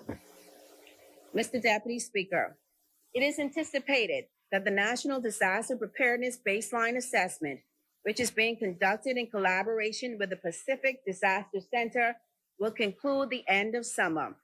Completion of this project has been delayed due to the COVID-19 pandemic. The project is gathering data on each populated island of the Bahamas to provide an assessment of the risk and vulnerability, hazard exposure, coping capacity, disaster management, capabilities, and resilience. Once completed, the results will guide us on how and where to improve disaster response and resilience. Additionally, a plan will be developed to include items like training, manpower development, updating directives, construction, early warning systems, and much more. With scientific data in hand, the Bahamas will be better positioned to successfully request regional and international assistance for projects that relate to disaster preparedness and resilience. NEMA will also continue work with integration of SEDIMA's comprehensive disaster management strategy concepts. As we are now in the hurricane season, Mr. Speaker, NEMA is using the Marco alerting platform to assist with messaging. This will continue throughout the upcoming fiscal period. If the need arises, the system will also be utilized for emergency messages. To carry out our mandate, Mr. Speaker, the agency is also evaluating its staff complement. A review is underway to determine what further technical competencies are needed to further advance NEMA's disaster risk reduction agenda.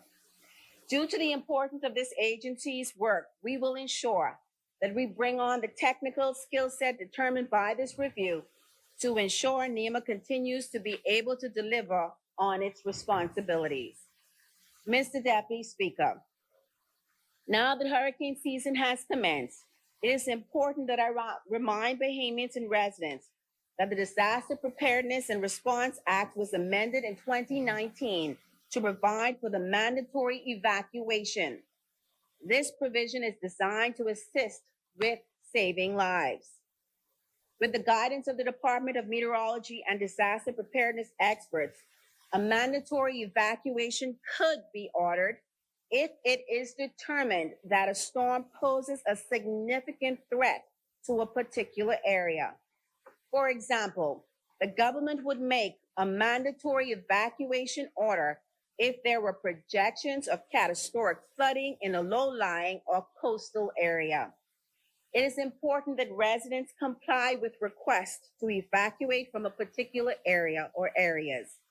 We all witnessed the worst-case scenario with Hurricane Dorian. Again, I emphasize that the government will only issue such orders in situations when our weather and disaster experts determine there is a serious risk to life in an area if people stay in their homes.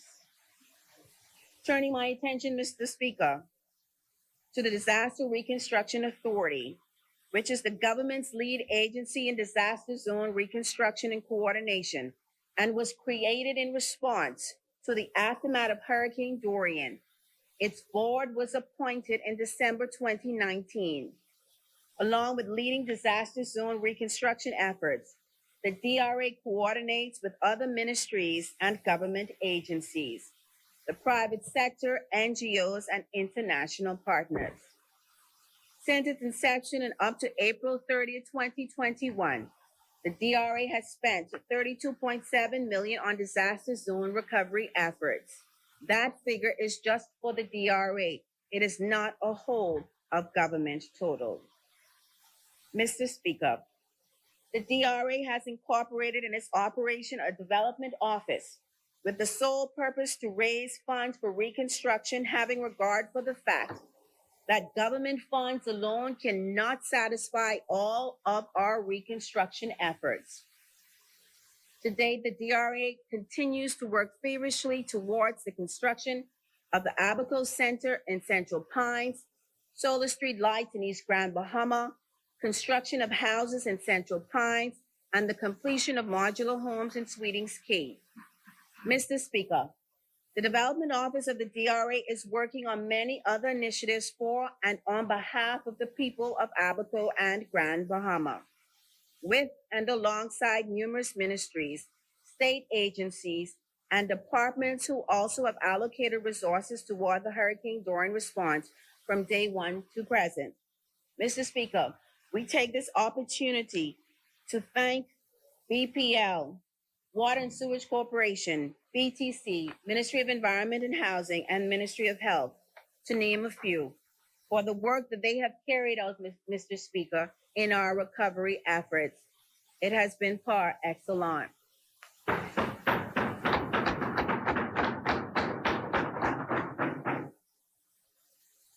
Mr. Speaker, the journey to recovery in the disaster zones will take time. It will take teamwork. Anyone who sells quick fix solutions in the face of the historic destruction and catastrophic damage done by Hurricane Dorian does not have the best interest of this country at heart. Truth be told, the necessary public health restrictions over the past year due to the pandemic have slowed restoration efforts. The restrictions meant that at various times, especially early in the pandemic, there were closures, limited movement, and supply issues. In recent months, due to the competent management of the pandemic by this F&M administration, the government, private sector, and NGOs have been able to resume more restoration activities. Mr. Speaker, the Small Home Repair Program was launched out of a need to help hurricane victims with the repair of their homes.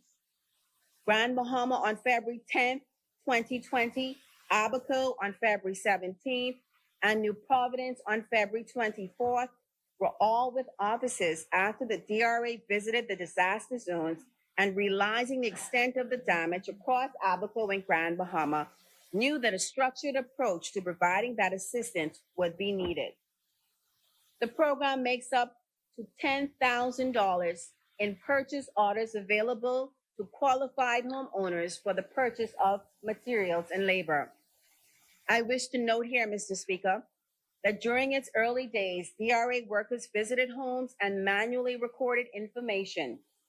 Subsequently, an online portal had to be created to serve the many residents who were seeking help.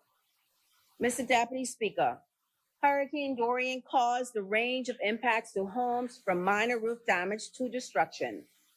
The DRA in its first annual report indicated that 3,735 homeowners were approved for assistance. Today, 50% of those homeowners have received 100% assistance from the DRA. The DRA has also collaborated, Mr. Deputy Speaker, with other NGOs on home repairs, which include CORE, St. Bernard Project, Church by the Sea in Fort Lauderdale, and GEMS. The work continues, Mr. Deputy Speaker. I am happy to report that the DRA signed its first grant agreement with the Discovery Land Company Foundation to commence the construction of the first 5 of 40 homes to be built in Central Pines, Abaco. These homes will be given to the most vulnerable in the community of Abaco, whose homes were destroyed as a result of Dorian. Mr. Deputy Speaker, construction on the first 5 homes is expected to begin at the end of June, with a completion date set for the fall of 2021. A selection committee comprised of key local stakeholders and the Department of Social Services will set the eligibility criteria to determine recipients of the homes. Having regard for the need to address the issue of housing in Abaco, the DRA, in collaboration with the Bahamas Development Bank, is developing a prospectus for a 100-unit rental community for Spring City. This initiative is being approached as a public-private partnership. Respective documents on the development are scheduled for release by July of this year. Mr. Deputy Speaker, while the rental community will target public offices currently living in recreational vehicles, The development will also address the overall issue of much needed rental units in Abaco. Hurricane Dorian caused such widespread destruction that the acquisition of these recreation vehicles was essential. We needed to have temporary housing for the government workers who provide essential services in Abaco. Mr. Deputy Speaker, individuals occupying the recreational vehicles will remain in them as we develop this rental project. However, recreational vehicles are not suitable accommodations for storms. The occupants would have to evacuate to a hurricane shelter or other safe accommodations if a storm were to threaten the area. Mr. Speaker, in Grand Bahama, the temporary relief housing has been constructed in Sweeting Ski. 18 of the 20 modular homes donated by the MSC Foundation have now been erected.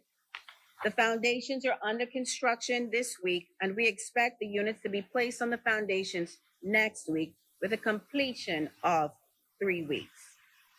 Mr. Speaker, I am happy to report that our relationships with NGOs, both here locally and internationally, has contributed significantly to our recovery efforts. Among them, Rotary International. Mr. Deputy Speaker, 9 homes have been constructed on Sweeting Ski by Rotary International in partnership with the TK Foundation. The homeowners were granted a Rotary house and registered with the DRA, and those registered with the DRA are receiving $10,000 in purchase orders from the DRA to complete the interior of those homes. The homes in Sweeting Ski, Mr. Deputy Speaker, are free of charge to the homeowner, and we thank the donors, Rotary International and the TK Foundation, for their support of Sweeting Ski.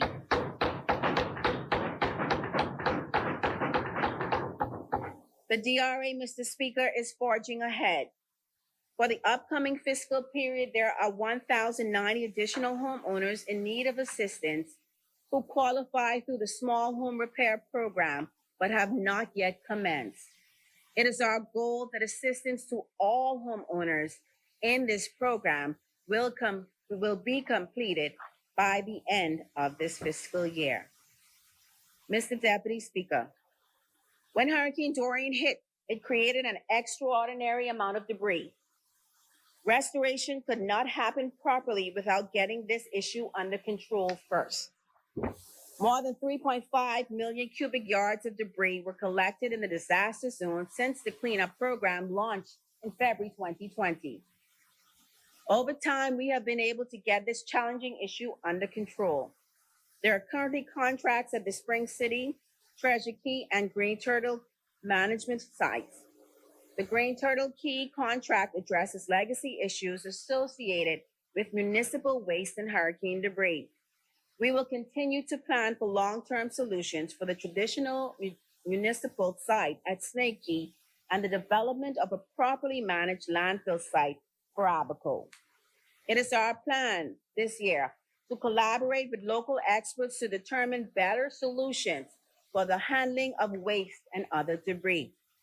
We will also focus during this new fiscal period on the reduction of debris currently on sites in Abaco and Grand Bahama. Another challenge we face, Mr. Deputy Speaker, is the challenge of cleaning up a large amount of marine debris. Hurricane Dorian sent many vehicles, boats, and other land debris into the water surrounding Abaco. This debris cannot be left underwater, as some of it poses a threat to our environment.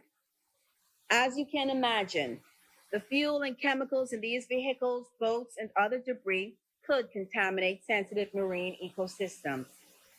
In terms of marine waste, the DRA, in collaboration with the UNDP, received a survey of marine debris around the Abaco Keys. We are in the process of developing a strategy to have the marine waste removed. This is no simple task. Various types of special equipment are required. I can report, however, Mr. Deputy Speaker, that we began work in April in the Elbow Key Abaco area to remove some marine debris in partnership with Friends of the Environment, and the major channels in Abaco have been cleared thus far. While there is access to the keys for the most part, the DRA is keenly aware of the need to remove the environmental hazards of this debris in the shortest possible time. Mr. Deputy Speaker, Premier Importers was selected as the successful bidder for the design and construction of the Abaco Community Center and Hurricane Shelter.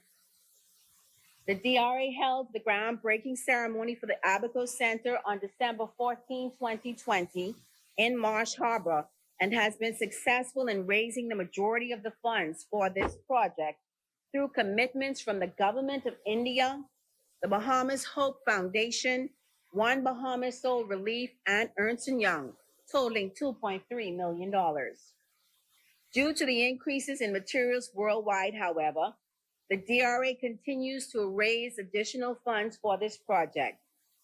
The site preparation to begin vertical construction is completed, and we expect the property to be turned over to the contractor by month end. This facility will be used as the community center and hurricane shelter.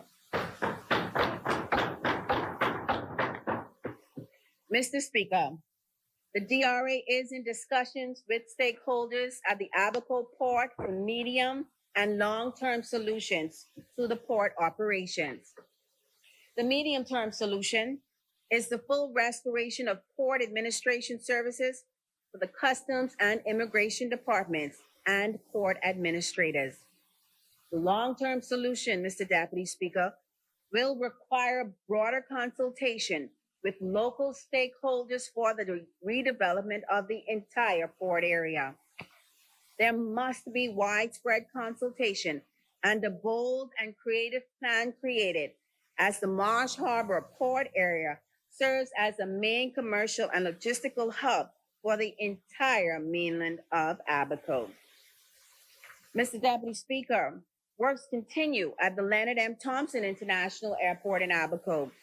The airport should be fully restored by the end of this summer. The scope of work in progress involves airside terminal and landside repairs and upgrades. These include extensive repairs and reinstatement of perimeter fencing, the runway and lighting, mold abatement and roof ceiling patching to correct water intrusion, air conditioning plant and duct work reinstatement, replacement of park lights, and landscaping rehabilitation. This work is being coordinated through the DRA and the Airport Authority. As for the Treasure Key Airport, Mr. Speaker, planning for its restoration of facilities is actively underway. Mr. Speaker, 150 solar lights, poles, solar panels, batteries, brackets, and other related equipment and their transport were donated by Food for the Poor to East Grand Bahama. Thus far, the poles have been erected. The renewable energy project is about 70% completed and is expected to be finished within the next 30 days. Mr. Deputy Speaker, the project covers Sweetings Key, McLean's Town, High Rock, Pelican Point, Freetown, and Water Key. Mr. Deputy Speaker, our administration knows all segments of society must be involved in the rebuilding process to get Abaco and Grand Bahama to full restoration. In presenting the budget communication, the Minister of Finance outlined the extension of the current relief order known as the Special Economic Recovery Zone Order to the end of December 2021. This is good news for the residents of Abaco and Grand Bahama, the restoration effort and their respective economies. I commend the Honorable Member of Killarney and Cabinet of the Bahamas for this extension. It is good policy that will help Bahamians. The order provides tax relief for a wide variety of construction supplies and activities. Mr. Deputy Speaker, The Minister of Finance also announced a policy for the communities of Abaco and Grand Bahama, which will eliminate VAT on conveyances for 58 properties under $250,000 in order to encourage Bahamians to invest in buying properties and homes on these islands. This policy, Mr. Speaker, will last 2 years. Foreign buyers under the same threshold will be able to get a discounted VAT rate. Mr. Deputy Speaker, this F&M administration was correct in introducing the Ministry of Disaster Preparedness, Management, and Reconstruction, along with the Disaster Reconstruction Authority, to join the National Emergency Management Agency. Amidst all that our country has faced in recent time and the impact of climate change globally, our best bet is to prepare for any eventuality. This ministry, Mr. Speaker, is timely, and this F&M administration, I have no doubt, will keep advancing policies to protect our citizenry in the area of disaster risk management and mitigation, not to mention incentivize investments in the current disaster zones of Abaco and Grand Bahama. This ministry, Mr. Deputy, consists of the DRA led by Chairman John Michael Clark and Managing Director Kay Forbes Smith, NEMA, Captain Stephen Russell and DPS Gail Monker, and the ministry itself, led by PS Carl Smith, and a team of new millennials, Mr. Speaker, who I know will make a difference in the way we respond to disaster. I am so happy, Mr. Deputy Speaker. Every day I walk into that ministry to see the young people that are engaged in making sure that our country goes in the right direction. And I want to today, Mr. Speaker, give my hat off, take my hat off to all of them. They are truly making a difference. Shifting gears, Mr. Speaker, I am privileged to be among the women serving in our legislature. I am also currently the only female in cabinet. And let me say emphatically that I know when it comes to the advancement of women, the Free National Movement continues to lead the way. How else would it have produced the first female member of parliament, Dean Janet Bostwick? How else would it have produced the first female Governor General, Dame Ivy Dumont? How else would it have produced the first female Speaker of the House, Mrs. Italia Johnson? How else, Mr. Speaker? There has been much discussion of late regarding the number of women in frontline politics. And hear me clearly when I say, I am a supporter of more women being involved in decision-making. Truth be told, Mr. Speaker, there are many women in the public sector in leading roles. However, there is a need for more in this House, in the Senate, and in the Cabinet of the Bahamas. Mr. Speaker, it is important for major parties to get with the program and intensify the recruitment of women to serve as officers and candidates. It is equally important for women to come forward and enter frontline politics. However, it is necessary for women to support each other. As the largest voting bloc, Mr. Deputy Speaker, we have failed in forwarding our very own to represent our nation at this level. The blame lies within us, Mr. Speaker. We have the power to make that change by voting female candidates into this parliament. What are we afraid of? We can no longer afford to sit back and watch as decisions impacting our lives, our children's lives, and our communities are left only to the head. It has to include the heart. Mr. Speaker, the time has come for the constitutions of major political parties to reflect a certain percentage of women candidates.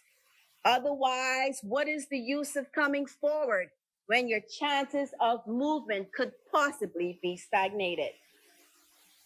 We have so many talented and qualified women in our country who could make a tremendous impact on the front line. As someone who has done it, it is not easy. There are constant attacks, criticisms, and outright untruths told. That, however, Mr. Speaker, for those in the arena becomes null and void when the objective is to do the right thing and contribute to a better nation. Mr. Speaker, women on the front line and serving in elected office provide the opportunity to make the change we desire. I encourage more women to become involved. Join a party, be involved in a constituency, offer for party office, offer as a candidate, be bold and come forward. Mr. Speaker, you know, I go back to my daughter at one point in time before being fortunate enough to be a part of the cabinet of the Bahamas. I'm not quite sure which minister I was speaking to on the phone at the time, but my tone of voice wasn't the normal one. I think I was really pressing for something to happen. And she walked in the room and she looked at me and while she was walking out of the room, I don't know where it came from. All she said was, "Tell them to put you at the table." I wasn't quite sure what she meant, but now that I am at the table, I am thankful and I plan on forever speaking on behalf of women.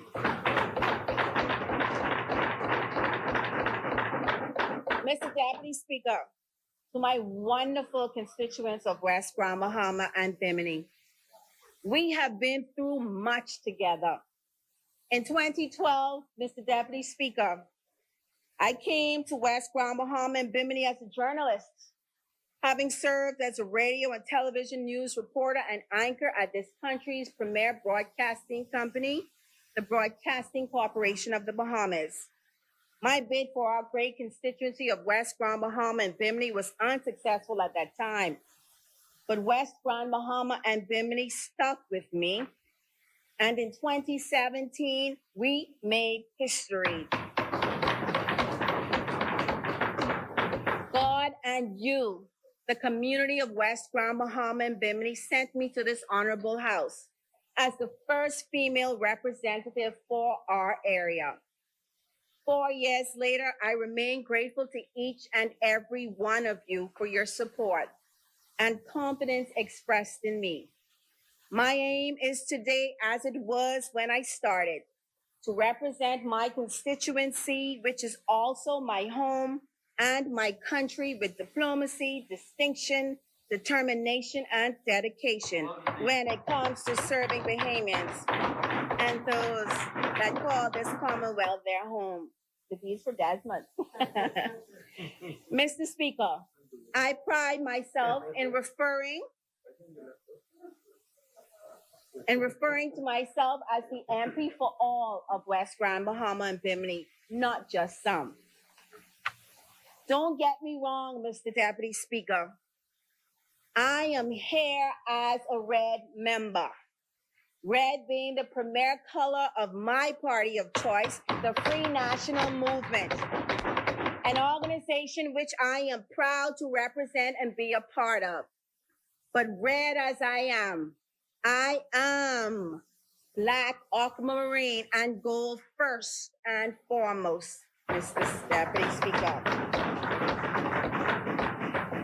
Mr. Deputy Speaker, I am, want to help me with that, Central?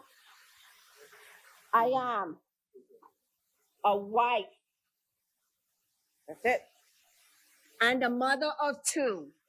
I am a daughter, sister, but all, above all, and amidst all the imperfections, I am a believer in God.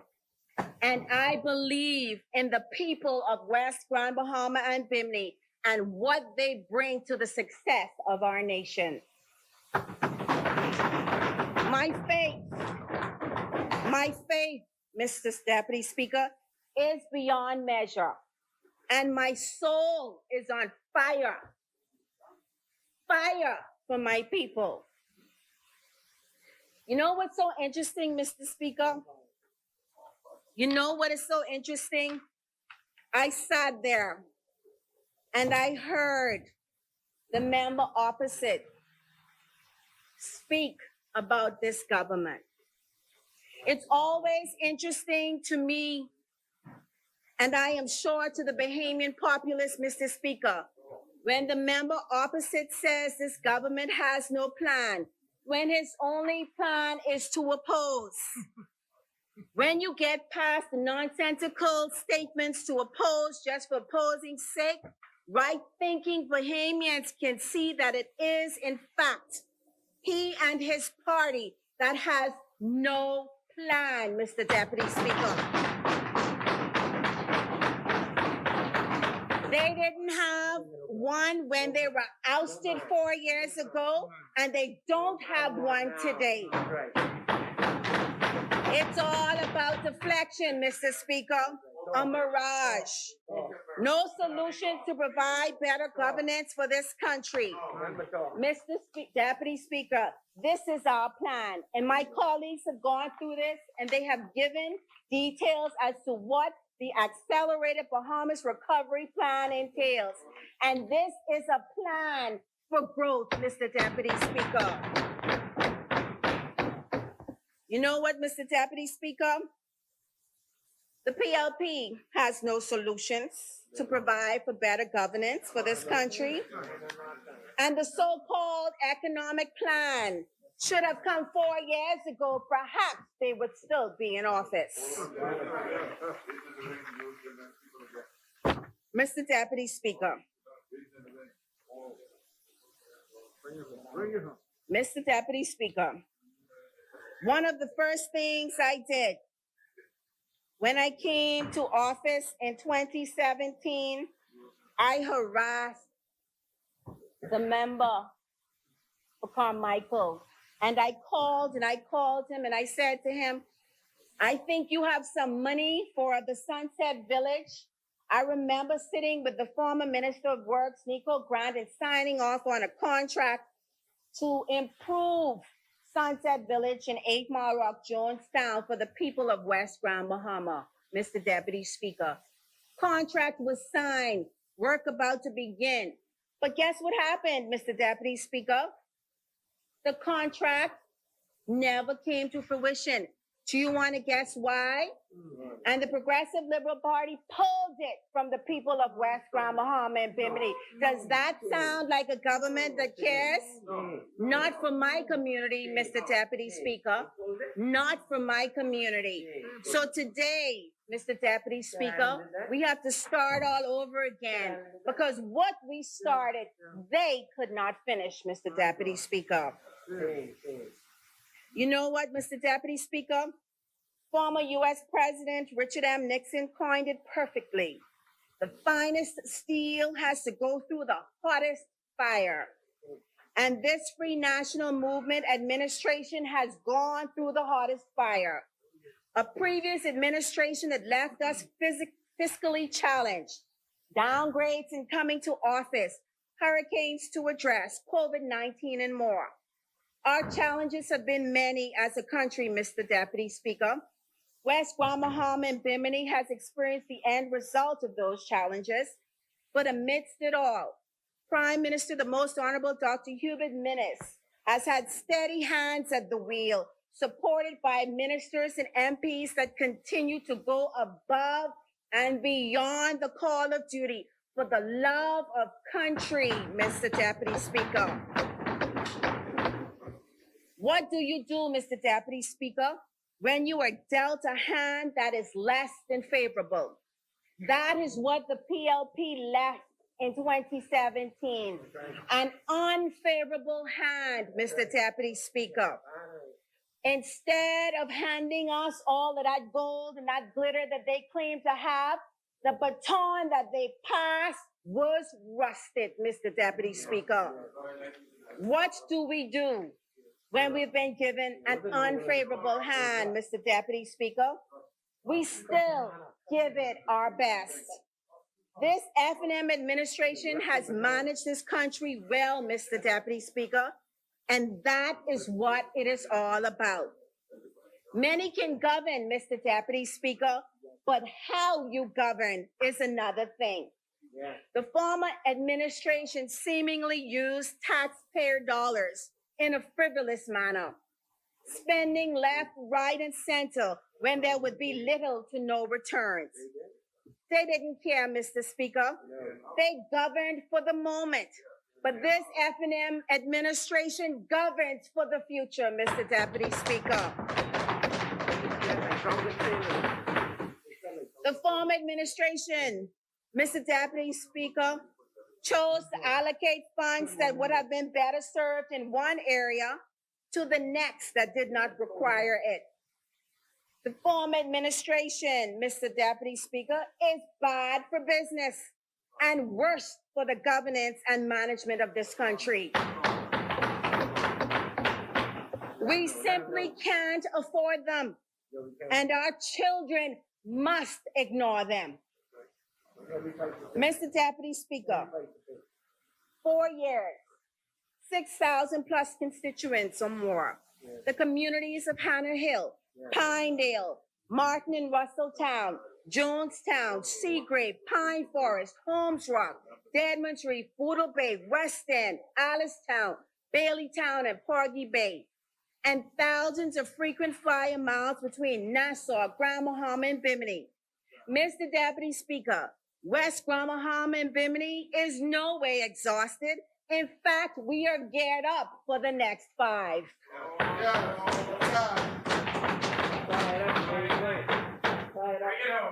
Mr. Deputy Speaker, West Grand Bahama is my home. I moved into the Freeport area for a while and I felt like fish out of water. And I returned to my roots, Mr. Deputy Speaker.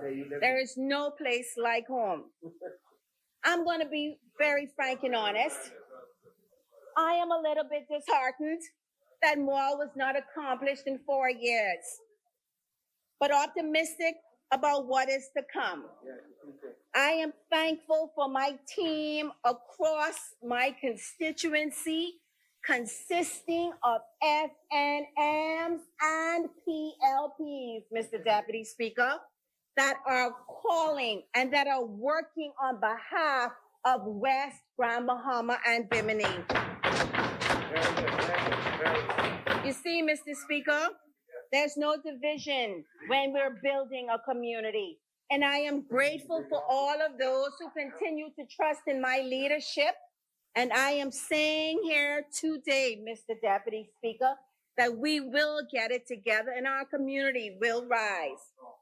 Mr. Deputy Speaker, 1 million plus in road works and verge cleaning thanks to the Ministry of Works, covering parts of West End, the Bight, Poodle Bay, and stretches in Old Bahama Bay. $6.2 million in the tarmac at the South Bimini Airport, thanks to the Ministry of Works.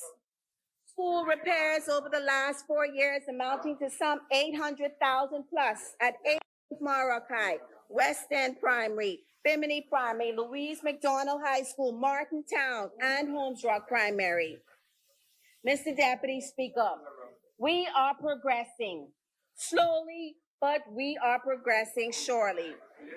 Out of 503 homeowners, 320 in West Grand Bahama have received help from the DRA to date, with some 203 awaiting assistance.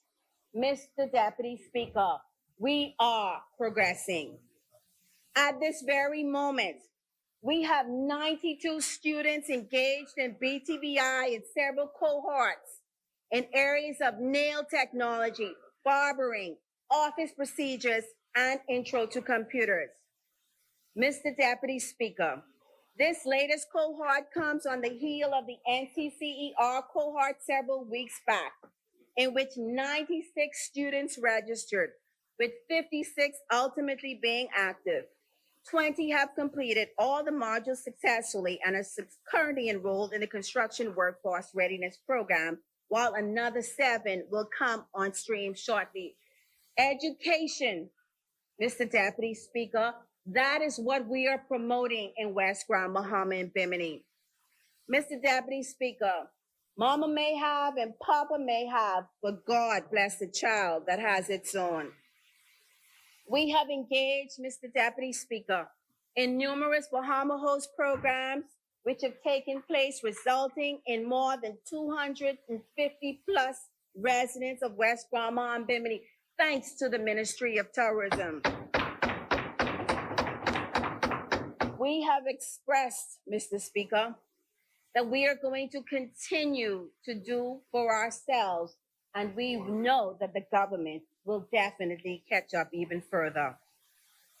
We have helped college students, Deputy Speaker, and students abroad, locally and abroad, with college assistance, funds towards their studies. And we are thankful to the Minister of Education for ensuring that every single child at every school in West Grand Bahama and Bimini has access to digital devices to carry out their course assignments. Every single child in all of the West Grand Bahama and Bimini-based schools, Mr. Deputy Speaker. Entrepreneurship is something we continue to promote. Through our office alone, Mr. Deputy Speaker, we have licensed more than 400 businesses for constituents to legitimize their operations, with a minimum of 300 being in West Grand Bahama and others throughout Grand Bahama and the Bahamas. You know what's interesting about this, Mr. Deputy Speaker? When we first went and we started to tell those individuals who didn't have a license that they needed one, there was a community outcry as to the fact that the government was shutting down businesses. But when we told them to become legitimized and we assisted them in getting their licenses, these were the very same individuals who were able to benefit from NIB's self-employed program to get money during the pandemic. Had they not had their licenses, Mr. Speaker, they would not have been able to receive help. Mr. Deputy Speaker, grants from the Small Business Development Center, and we are hoping that there is more, have been given throughout our community, and for that, we are thankful. Mr. Deputy Speaker, I wish I could stand here and pat myself on the back and name every single thing that has been done in West Grand Bahama and Bimini, and there has been many. And as I go about my business and through my community, Mr. Speaker, this will be presented in literature form.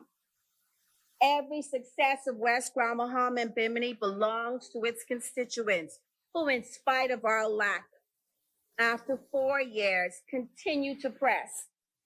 Those that continue to give do their best with what they have. This, Mr. Speaker, truly demonstrates the strength of a community, an empowered community.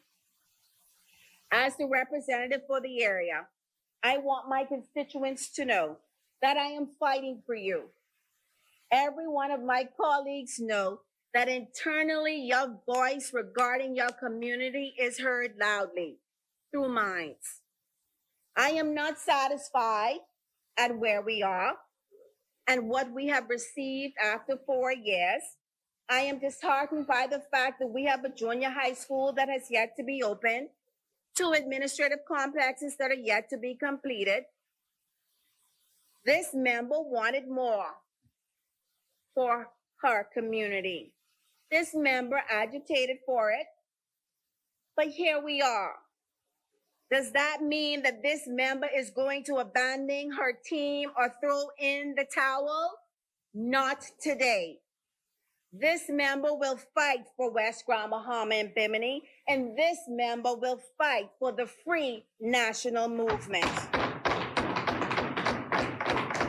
Recognizing what this country has went through in the past 4 years, this member of parliament is thankful for what we have received and looks forward to what is about to come.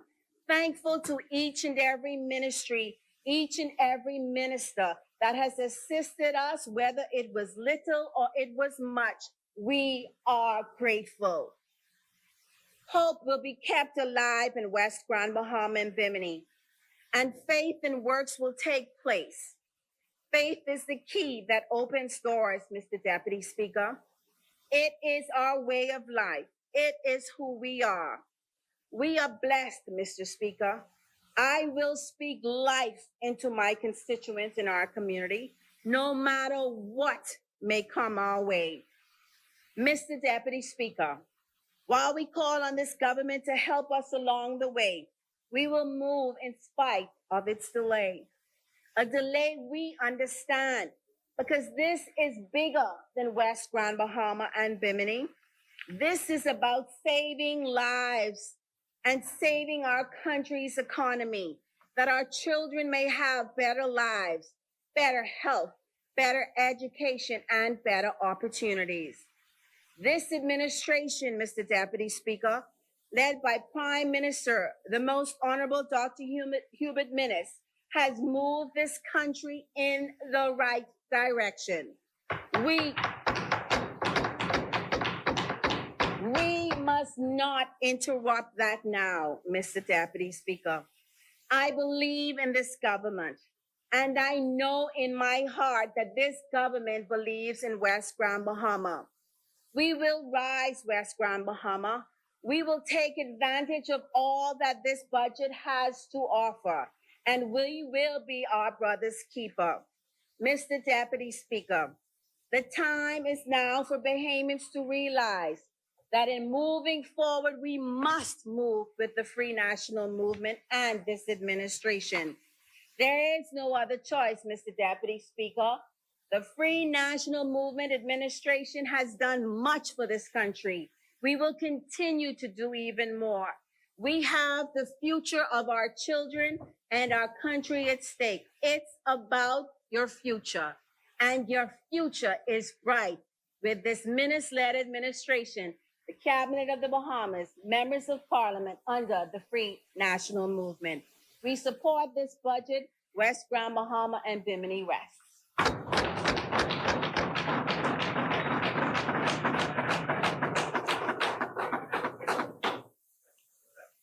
Thank you, member for West Grand Bahama and Bimini.